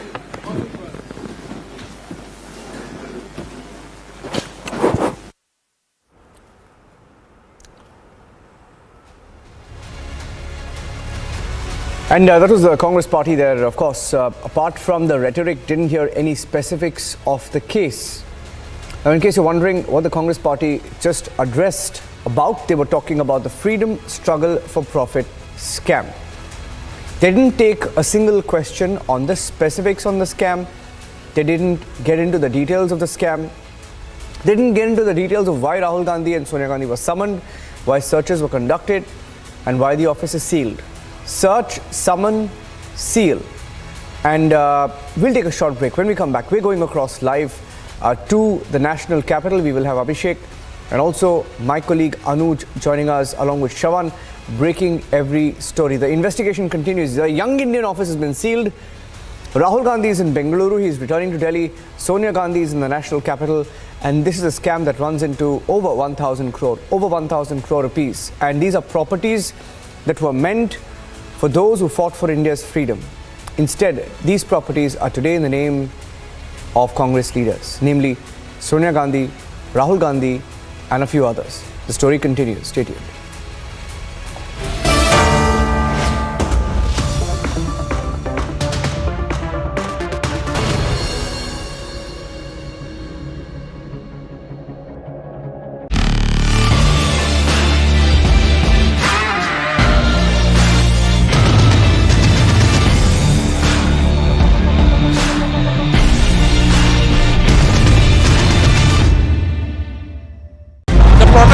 Trying to exert force on the barricades and trying to break it down. Mr. Chatterjee, would you like to explain? Sonia Gandhi coming out of the, and we can see Priyanka Gandhi also here, along with Sonia Gandhi. Sanjay Raut sitting outside his residence. He has come out. He has come out.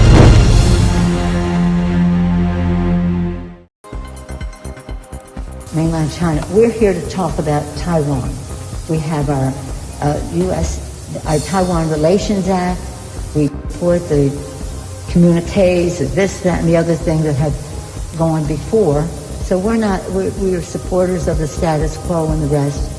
I don't want anything to happen to Taiwan by force. So strength,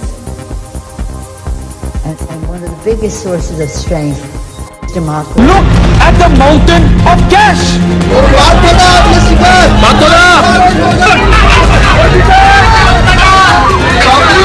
Rahul Gandhi को हिरासत में लिया जा रहा है। बड़ी खबर, बड़ी जानकारी।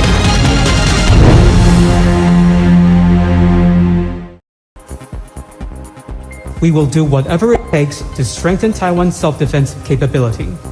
Taiwan is committed to maintaining peace and stability in the Taiwan Strait, and we will make Taiwan a key stabilizing force for regional security, ensuring a free and open Indo-Pacific, as well as the stable development of global trade and supply chain.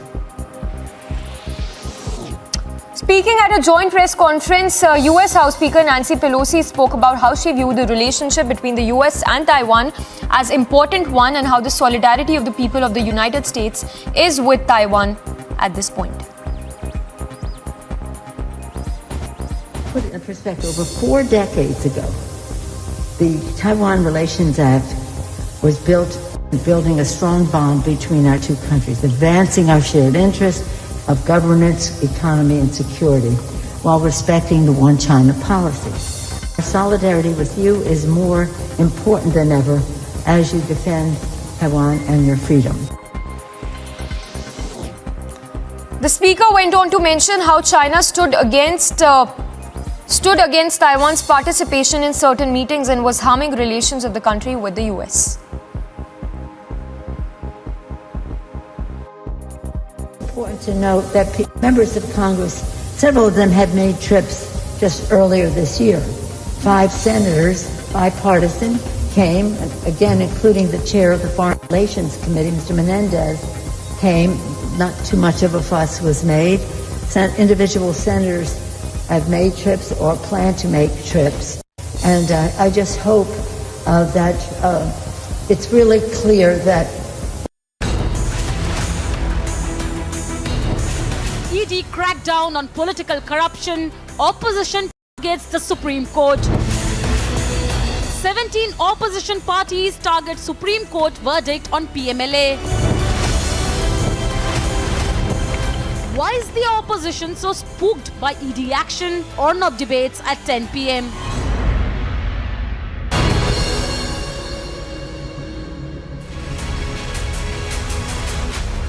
Going across to my colleague Piyush, straight outside the AICC headquarters, that's the Congress Party headquarters in the national capital, where senior leaders of the Congress Party are currently in a huddle, wondering what should their strategy be next. Piyush, over to you. Take us through what's going on there, Piyush.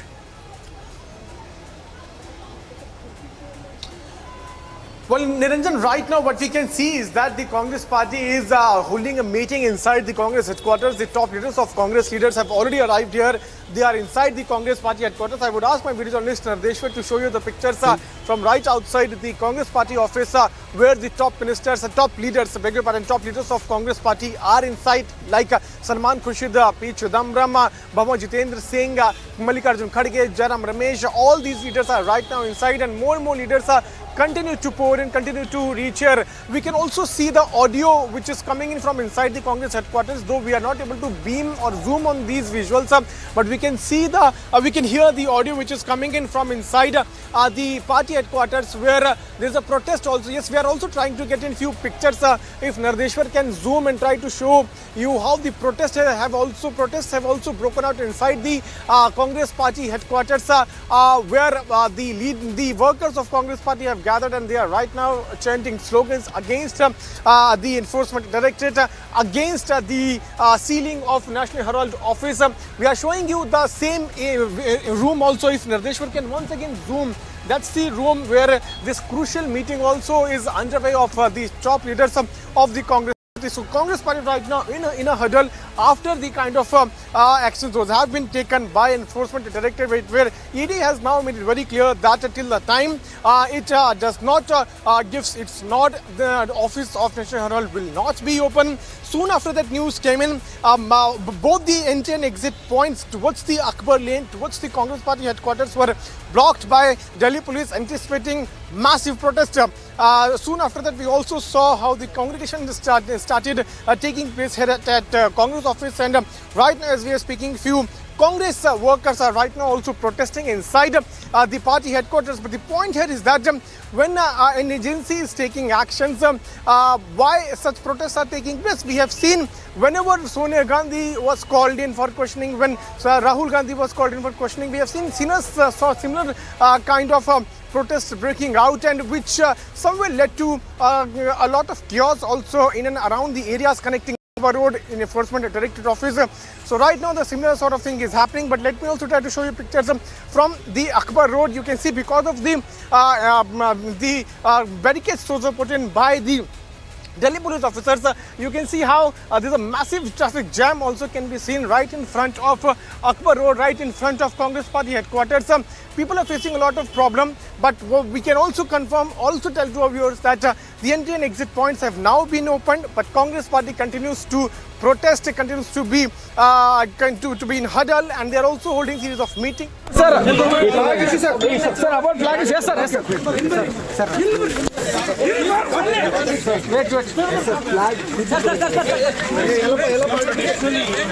The flag has been made out of khadi, and we think that's a very good idea.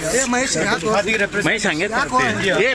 represents the spirit of India, so we are for the flag.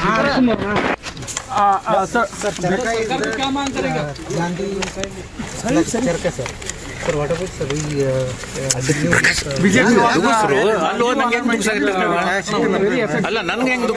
BJP wants to do is BJP wants that nothing in India should be made by small and medium businesses. They want that everything should be made by 2 or 3 of their favorite big business people. That is why they changed these rules. Their entire idea is to take the money out of these people's pocket, right, and put it into rich businessmen. Thank you very much. Symbol of Mahatma Gandhi, sir. What about your thing, sir? What about you think, sir? Symbol of Mahatma Gandhi, sir. Charkha is Charkha. The wheel is the symbol of Mahatma Gandhi. It's also the symbol of Emperor Ashoka. It's a historical symbol. Sir, do you think that the central government has made a mistake by allowing? This is not a mistake. The point is that they want to take away what is theirs and give it to 2 or 3 of the biggest industrialists. Right? So in India, if you look at, for example, Notbandi, demonetization, you look at GST, you look at farm laws, every action of theirs is about taking away things from poor people, weaker people, and handing it to the biggest, richest. Thank you very much. Thank you, sir.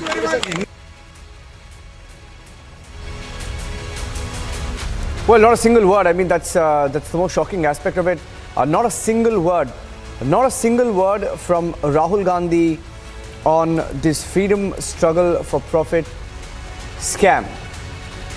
This freedom struggle for profit scam, he didn't say a single word on it. In fact, he was questioned. Madhurima was also joining us live now. Let me get quickly one word from Madhurima.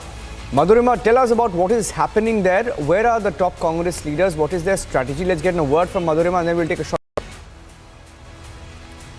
Well, Niranjan, as far as Rahul Gandhi's residence is concerned, the security has been heightened here. I'm bringing you the visuals right in front of the Rahul Gandhi's residence. You Let's can go full frame. Let's go full frame to you.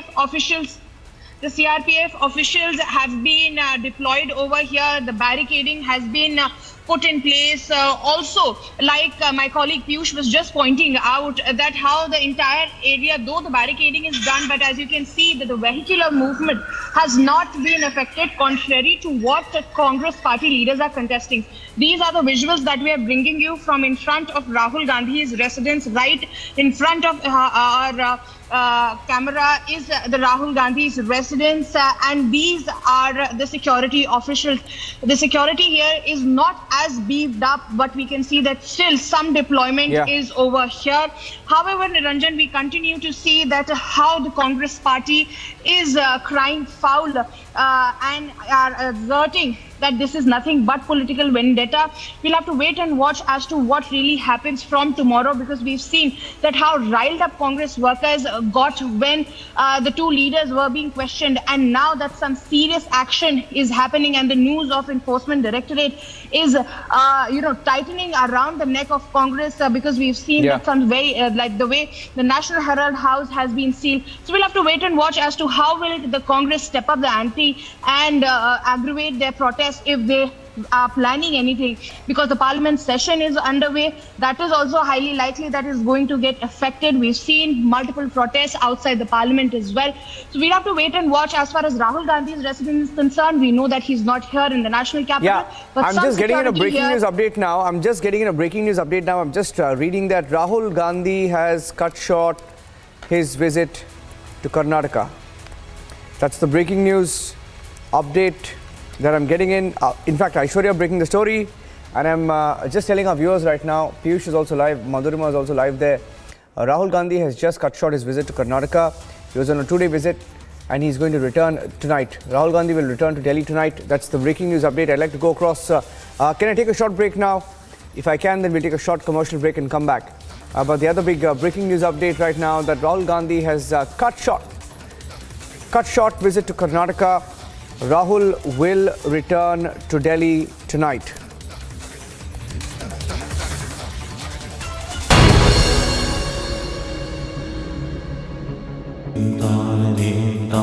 In the CBSE 2022 boards, the toppers for classes 12 and 10 are from Amity once again.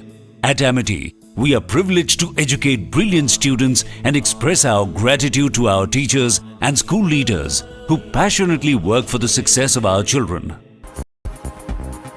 We will do whatever it takes to strengthen Taiwan's self-defense capability.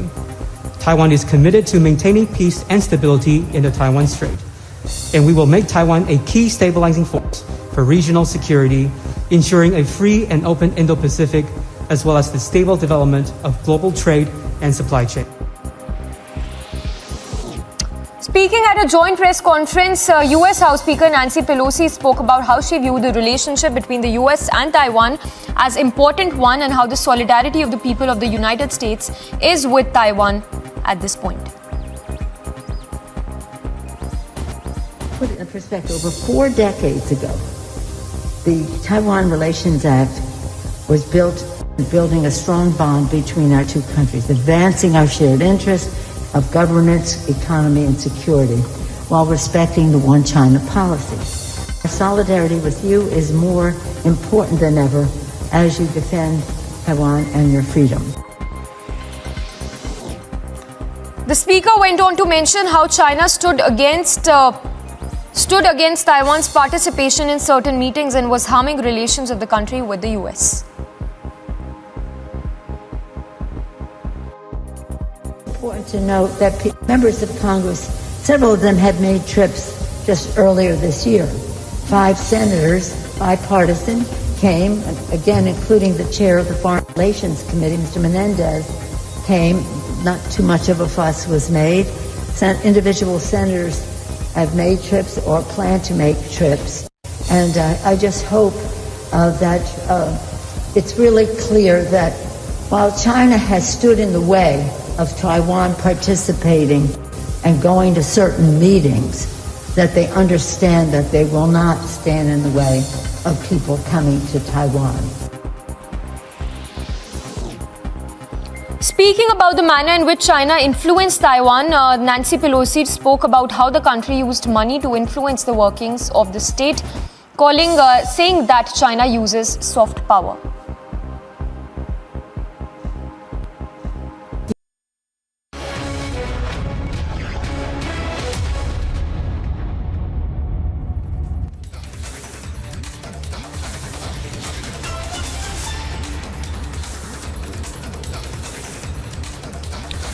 So that's the breaking news update right now coming in, that Rahul Gandhi has cut short his visit to Karnataka. He will return to Delhi tonight. I repeat, he will return to Delhi tonight, hearing that Rahul Gandhi will be landing back in Delhi around 10:30 p.m. Around 10:30 p.m.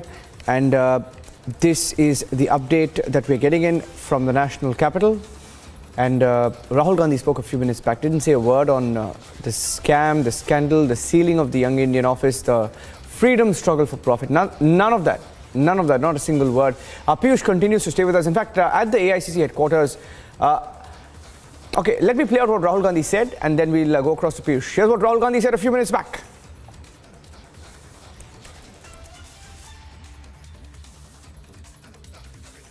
Traditionally, the flag has been made out of khadi, and we think that's a very good idea. Khadi represents India, represents the spirit of India. So we are for the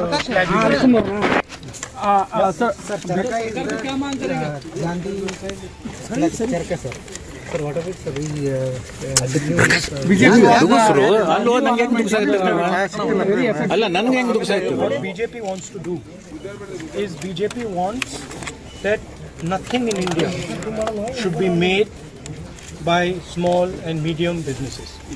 They want that everything should be made by 2 or 3 of their favorite big business people. That is why they changed these rules. Okay. Their entire idea is to take the money out of these people's pocket, right, and put it into rich businessmen's pocket. Thank you very much. Symbol of Mahatma Gandhi, sir. What about your thing, sir? Huh? What about you think, sir? Khadi symbol of Mahatma Gandhi, sir. Charkha, the wheel is the symbol of Mahatma Gandhi. It's also the symbol of Emperor Ashoka. It's a historical symbol. Sir, do you think that the central government has made a mistake by allowing...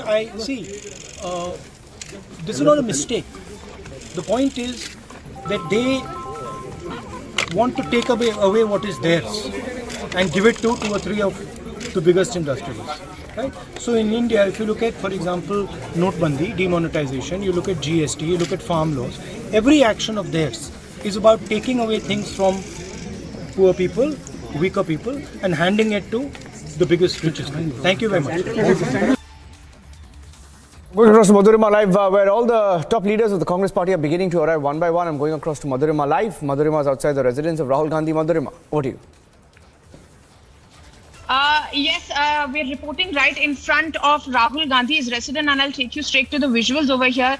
As you can see that this is the back gate entry of Rahul Gandhi's residence. This is the Rahul Gandhi's residence, the wall that I'm showing you, and right there you can see some of the cars that have been parked over here.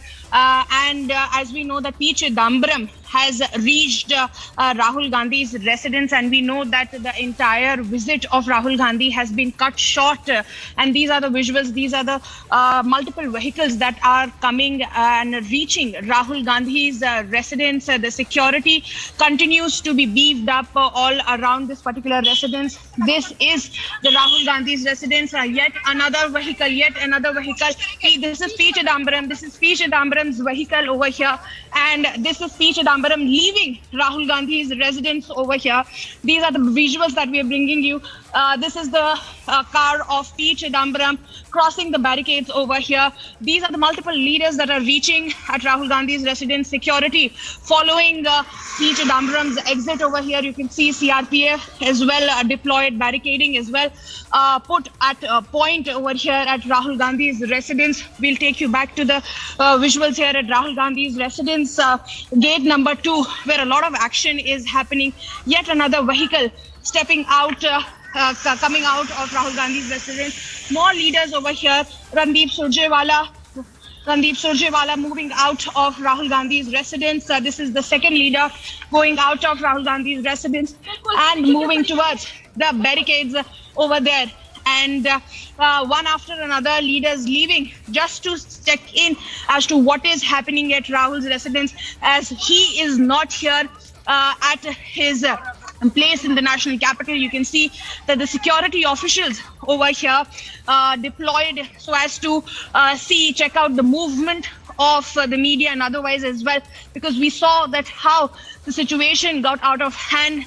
Aggravated Congress leaders had completely hijacked the central Delhi area. As we are bringing you the visuals, police officials movement has increased over here in front of Rahul Gandhi's residence, and so as to make sure that no untoward incident takes place, they're all moving towards the first barricading so as to make sure that if at all any leader comes in or leaves from this particular point, they are there to control the situation, because Rahul Gandhi is not here and the Congress party is making a lot of hue and cry about the entire episode, that Rahul Gandhi is not here, and still there's a lot of deployment over here.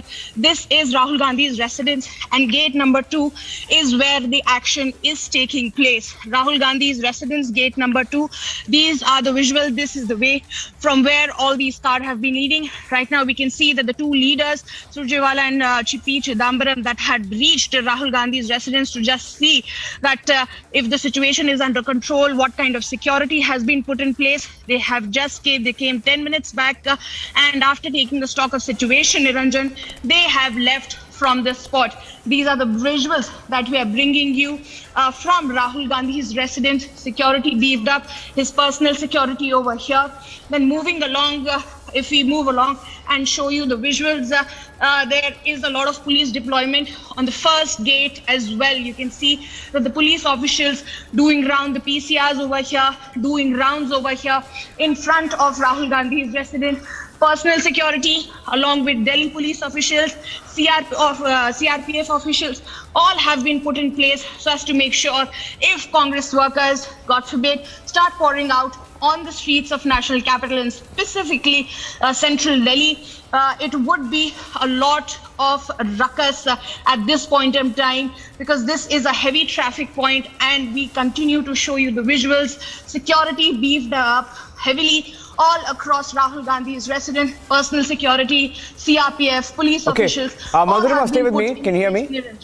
Yeah, Yes. if you can hear me, just be with me. I just want to go across to Abhishek and Piyush. In fact, Abhishek is with Piyush at the AICC headquarters. If I can go across to Abhishek as well.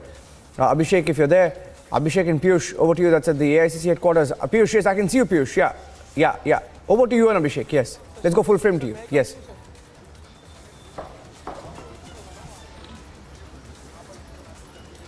Yes, absolutely, Niranjan. We are getting these pictures from Rahul Gandhi's residence, where security has been beefed up. We can see police movement also right in front of Rahul Gandhi's residence. I'm showing you pictures from right outside the Congress headquarters, where the security has now been relaxed. A couple of minutes back, we also saw as to how massive security was in place, and because of that, we can also see how traffic chaos is there.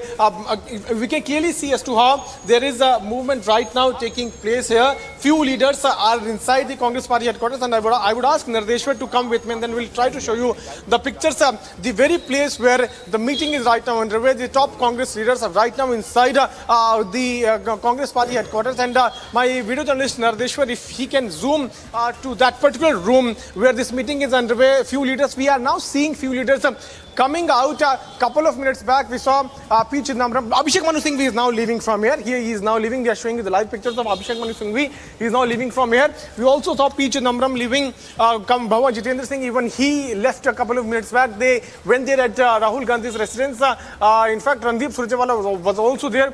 Though Rahul Gandhi is not there, what we are now learning from our sources is that these leaders had a meeting with Priyanka Gandhi there at Rahul Gandhi's residence. This is what the Congress sources are telling us. But we are also trying to beam on the live pictures coming in from the Congress party headquarters. The top leaders could be seen coming out. Ranjita Ranjan is there, who is now coming out. Udit Raj is also there, who is who is also being seen coming out from right inside the Congress party headquarters. So the Congress party is right now in huddle, and they are also holding series of meetings. Ma'am, if you can talk, ma'am, would you like to speak on the sealing of a National Herald office, ma'am? Any word on that? Thank you. So Congress party leaders are right now not speaking, but yes, we are now seeing how there is a movement taking place. Few Congress leaders are now coming out of the Congress headquarters. So the meeting, we believe, which was going on has now come to an end. A press conference was also done by Mallikarjun Kharge and other leaders of the Congress party, where they detailed out their next course of strategy. In fact, they also mentioned about the fact as to how the National Herald office has been sealed, and they have also said that Rahul Gandhi is not here, but still we are seeing how security has been deployed right there at Rahul Gandhi's residence and also at Sonia Gandhi's residence. So the top leaders are seen coming out from the Congress party headquarters. In fact, the security which was here deployed in large, the person who were here, even they have been sent back. The CRPF person who were deployed, they have been sent back. You can see the Delhi police bus is also here. The police personnel are now going back from the Congress party headquarters. So we can see some sort of relaxing thing taking place. But at the same time, we are also hearing that the Congress workers continue to protest inside the Congress party headquarters, and they continue to raise slogans against the ED's action there at National Herald office. Remember that similar sort of thing has happened whenever Rahul Gandhi and Sonia Gandhi were called for questioning by ED in the same National Herald case. At that time also, we had seen how Delhi police had to do the similar sort of deployment there at all the roads connecting Congress party office, Sonia Gandhi's residence, Rahul Gandhi's residence, and also there at ED office. But today, when the National Herald office was sealed, the Delhi police anticipated that there could be massive protests taking place where Congress workers could reach there at volatile places like Congress headquarters, Sonia Gandhi's office, and looking at that, the entry and exit areas of Akbar Road were completely sealed. Now these roads have been opened. We can see traffic movement also taking place. Smooth traffic movement taking place here. So we'll have to wait and watch how things are going to pan out in coming few days. Security has now been relaxed, though Rahul Gandhi has also spoken out, but not on this issue. What we are also given to understand is that Rahul Gandhi has cut short his visit and he is returning back to Delhi, and he is going to land tonight itself in national capital, looking at the movements, the actions taking place here in the national capital. Also, Niranjan, we are given to understand is that tomorrow the Congress party is going to raise this issue in Parliament also. Niranjan.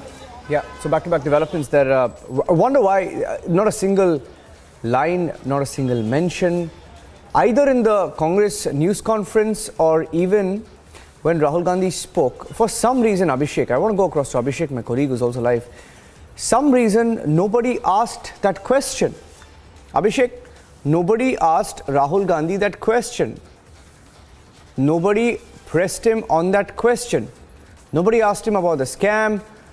Nobody asked him the truth about what really happened. And that was Rahul Gandhi when he spoke.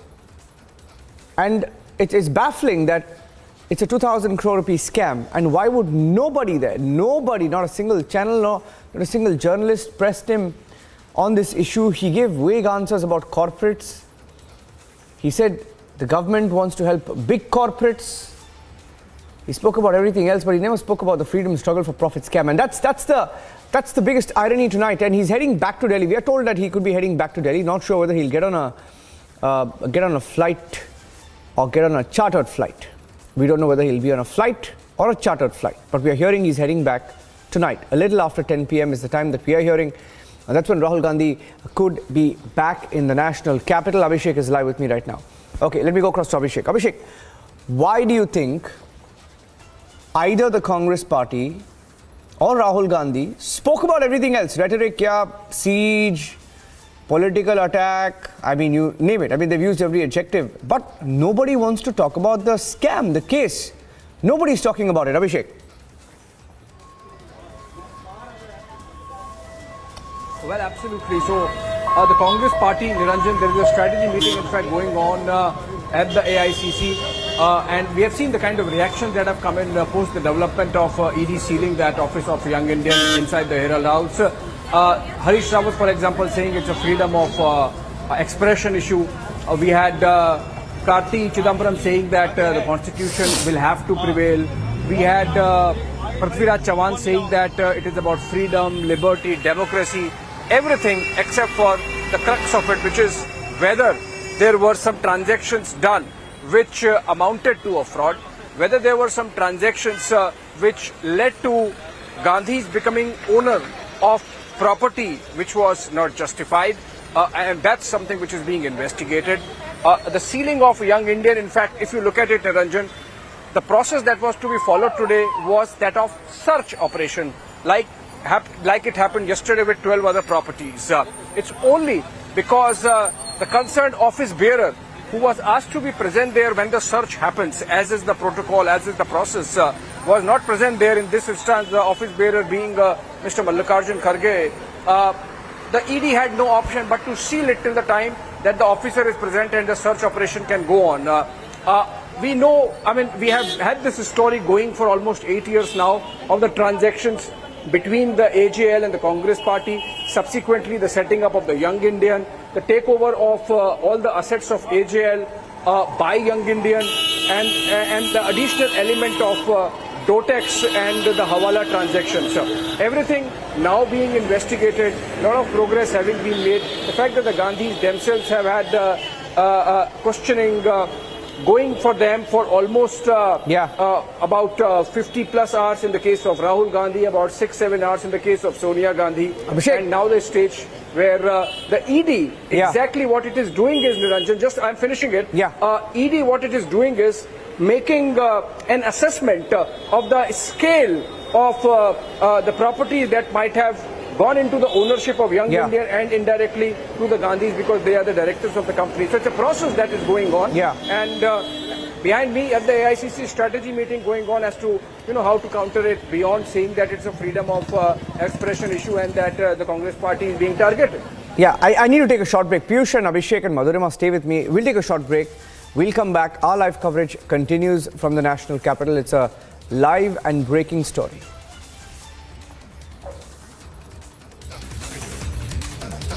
Okay, I think new pictures coming. Okay, those are pictures of leaders of the Congress party arriving from another camera. That's P. Chidambaram, who just arrived there. P. Chidambaram reaching early at Rahul Gandhi's residence. We are told that Priyanka Vadra is also there. And that's also, okay, it's a long shot. It's a long shot. And that's P. Chidambaram for sure who's there. And the Congress party leadership. They're reaching Rahul Gandhi's residence. And they're all gathering there before he arrives. He's likely to arrive a little after 10:30 p.m. Taking a short break and coming back with the live coverage. Stay tuned.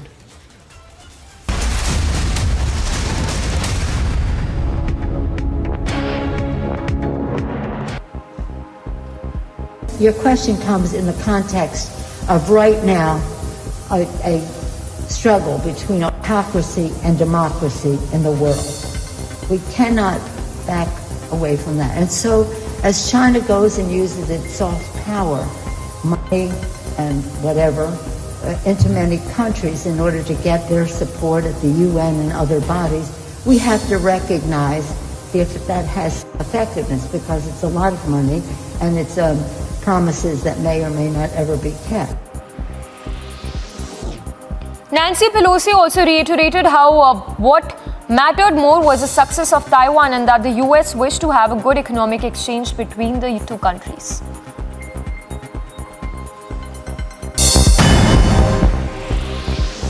And a quick roundup of all the action in Taiwan. Talking about the Russian invasion on Ukraine, Taiwan's president spoke about the situation at the Taiwan Strait in wake of the invasion and the rising threats if faced as a result of the same. Russia's invasion of Ukraine earlier this year has made security over the Taiwan Strait another focus of worldwide attention. Aggressions against democratic Taiwan would have a tremendous impact on the security of the entire Indo-Pacific. Taiwan's president, speaking at the conference, stated that the country is committed to pursuing its defensive interests and that to work towards a stable Indo-Pacific region. The protesters are trying to exert force on the barricades and trying to break it down. Mr. Chatterjee, would you like to respond? Sonia Gandhi coming out of the, and we can see Priyanka Gandhi is also here along with Sonia Gandhi. Sanjay Raut sitting outside his residence. He has come out. He has come out.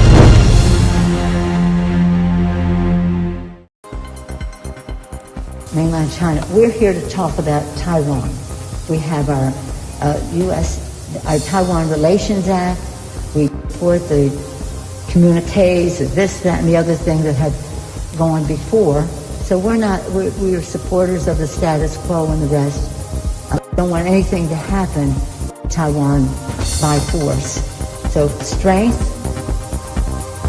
and one of the biggest sources of strength is democracy. Look at the mountain of cash!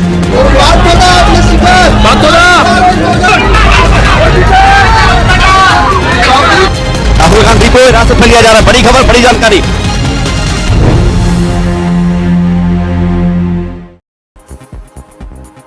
We will do whatever it takes to strengthen Taiwan's self-defense capability. Taiwan is committed to maintaining peace and stability in the Taiwan Strait, and we will make Taiwan a key stabilizing force for regional security. Okay, getting in some breaking news now. That security has been scaled down at Rahul Gandhi's residence. Now, earlier, a few minutes back, there were extra and additional forces who arrived at Rahul Gandhi's residence and also outside the AICC headquarters. And we are hearing that it's now been scaled down.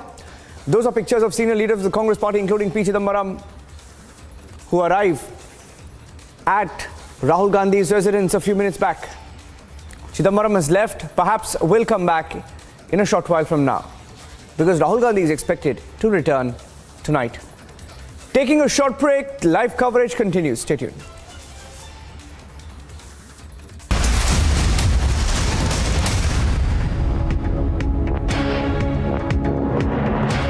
आग को फैलने से रोकना मुश्किल है, पर नामुमकिन नहीं। अब फायरवॉल टेक्नोलॉजी के साथ सेंचुरी प्लाई क्लब प्राइम आग से बचाए।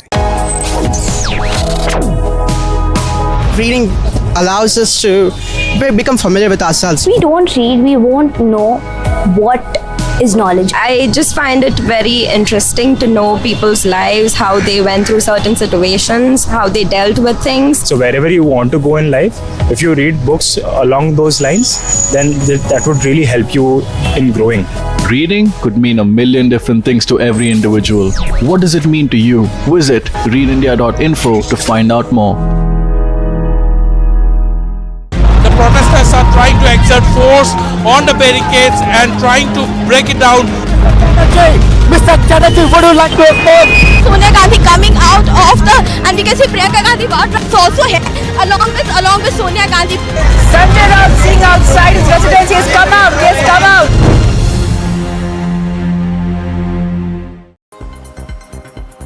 Mainland China. We're here to talk about Taiwan. We have our our Taiwan Relations Act. We support the communiques, this, that, and the other thing that had gone before.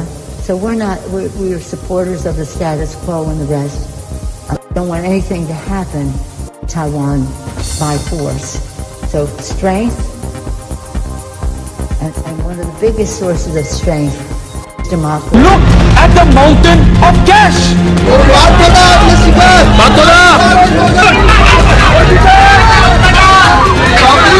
Rahul Gandhi को हिरासत में लिया जा रहा है। बड़ी खबर, बड़ी जानकारी।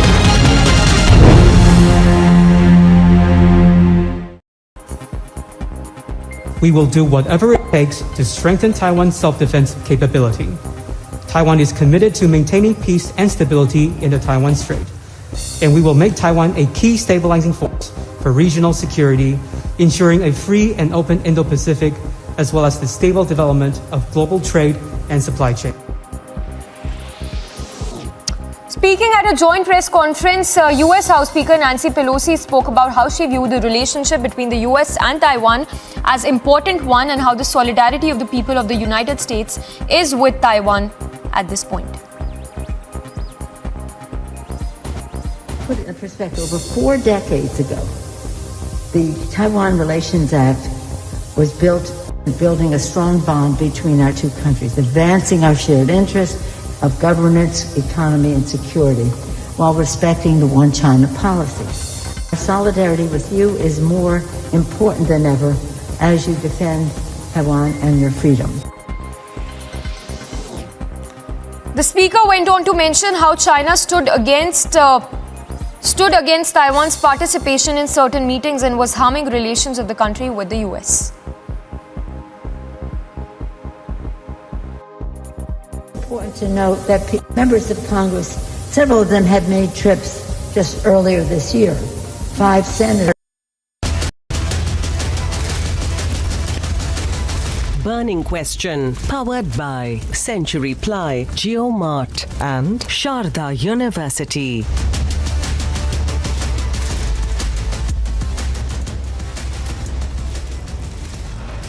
Big setback for the Vadra Congress. Young Indian property sealed by the Enforcement Directorate, the same property owned by Rahul Gandhi and Sonia Gandhi jointly. ED sources say senior officials of the Herald House did not cooperate, leaving no other option but to seal the property in Delhi.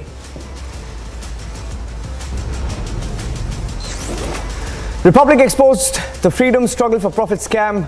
All proceeds of crime owned by the Vadra Congress will now be investigated.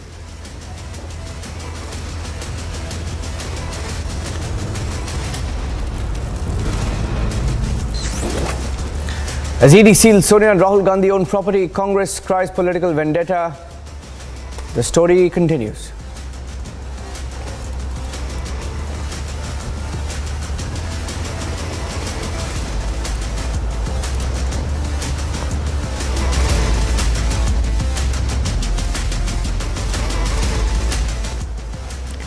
In a big development this evening, the Enforcement Directorate has sealed the Young Indian office in the national capital. Days after Rahul Gandhi and Sonia Gandhi were questioned by the Enforcement Directorate, 24 hours after the ED raided the Herald House, the ED says they were not cooperating. Here's the story so far, and then we have a live coverage and the debate on prime time.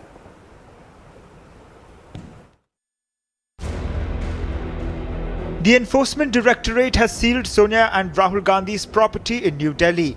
This after multi-city raids in connection with the Freedom for Struggle scam. According to the ED order, the premises is not to be opened without prior permission from the agency, as incriminating documents during its raids in connection with the National Herald case were found.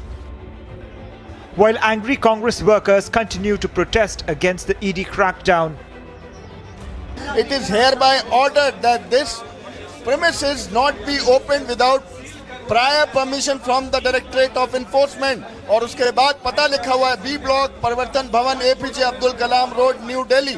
ये Enforcement Directorate द्वारा देखिए sign करके आज की तारीख डाल के ये चिपकाया गया है. After the ED sealed the office of the National Herald, the security has been beefed up outside AICC headquarters in the national capital to prevent further protests from breaking out over the announcement. Congress President Sonia Gandhi was questioned for nearly 6 hours on July 26th and was asked to appear before the ED on the next day as well, while Rahul Gandhi was quizzed for over 54 hours over a period of 5 days in connection with the Freedom Struggle for Profit scam. Section 144 has been imposed outside the residence of Sonia Gandhi, Rahul Gandhi and Priyanka Vadra's residence. Meanwhile, Congress has decried ED action, saying this was the worst form of vendetta politics. You can try and suppress as much as you like. you will receive a resilience and a reaction which is completely democratic, which is for the world to see. We will continue to expose you. I only want to say that all law has been thrown to the winds, all sense of decency, democratic values, all sense of balance, and this is reprehensible. We cannot find stronger words to condemn it. As the freedom struggle for profit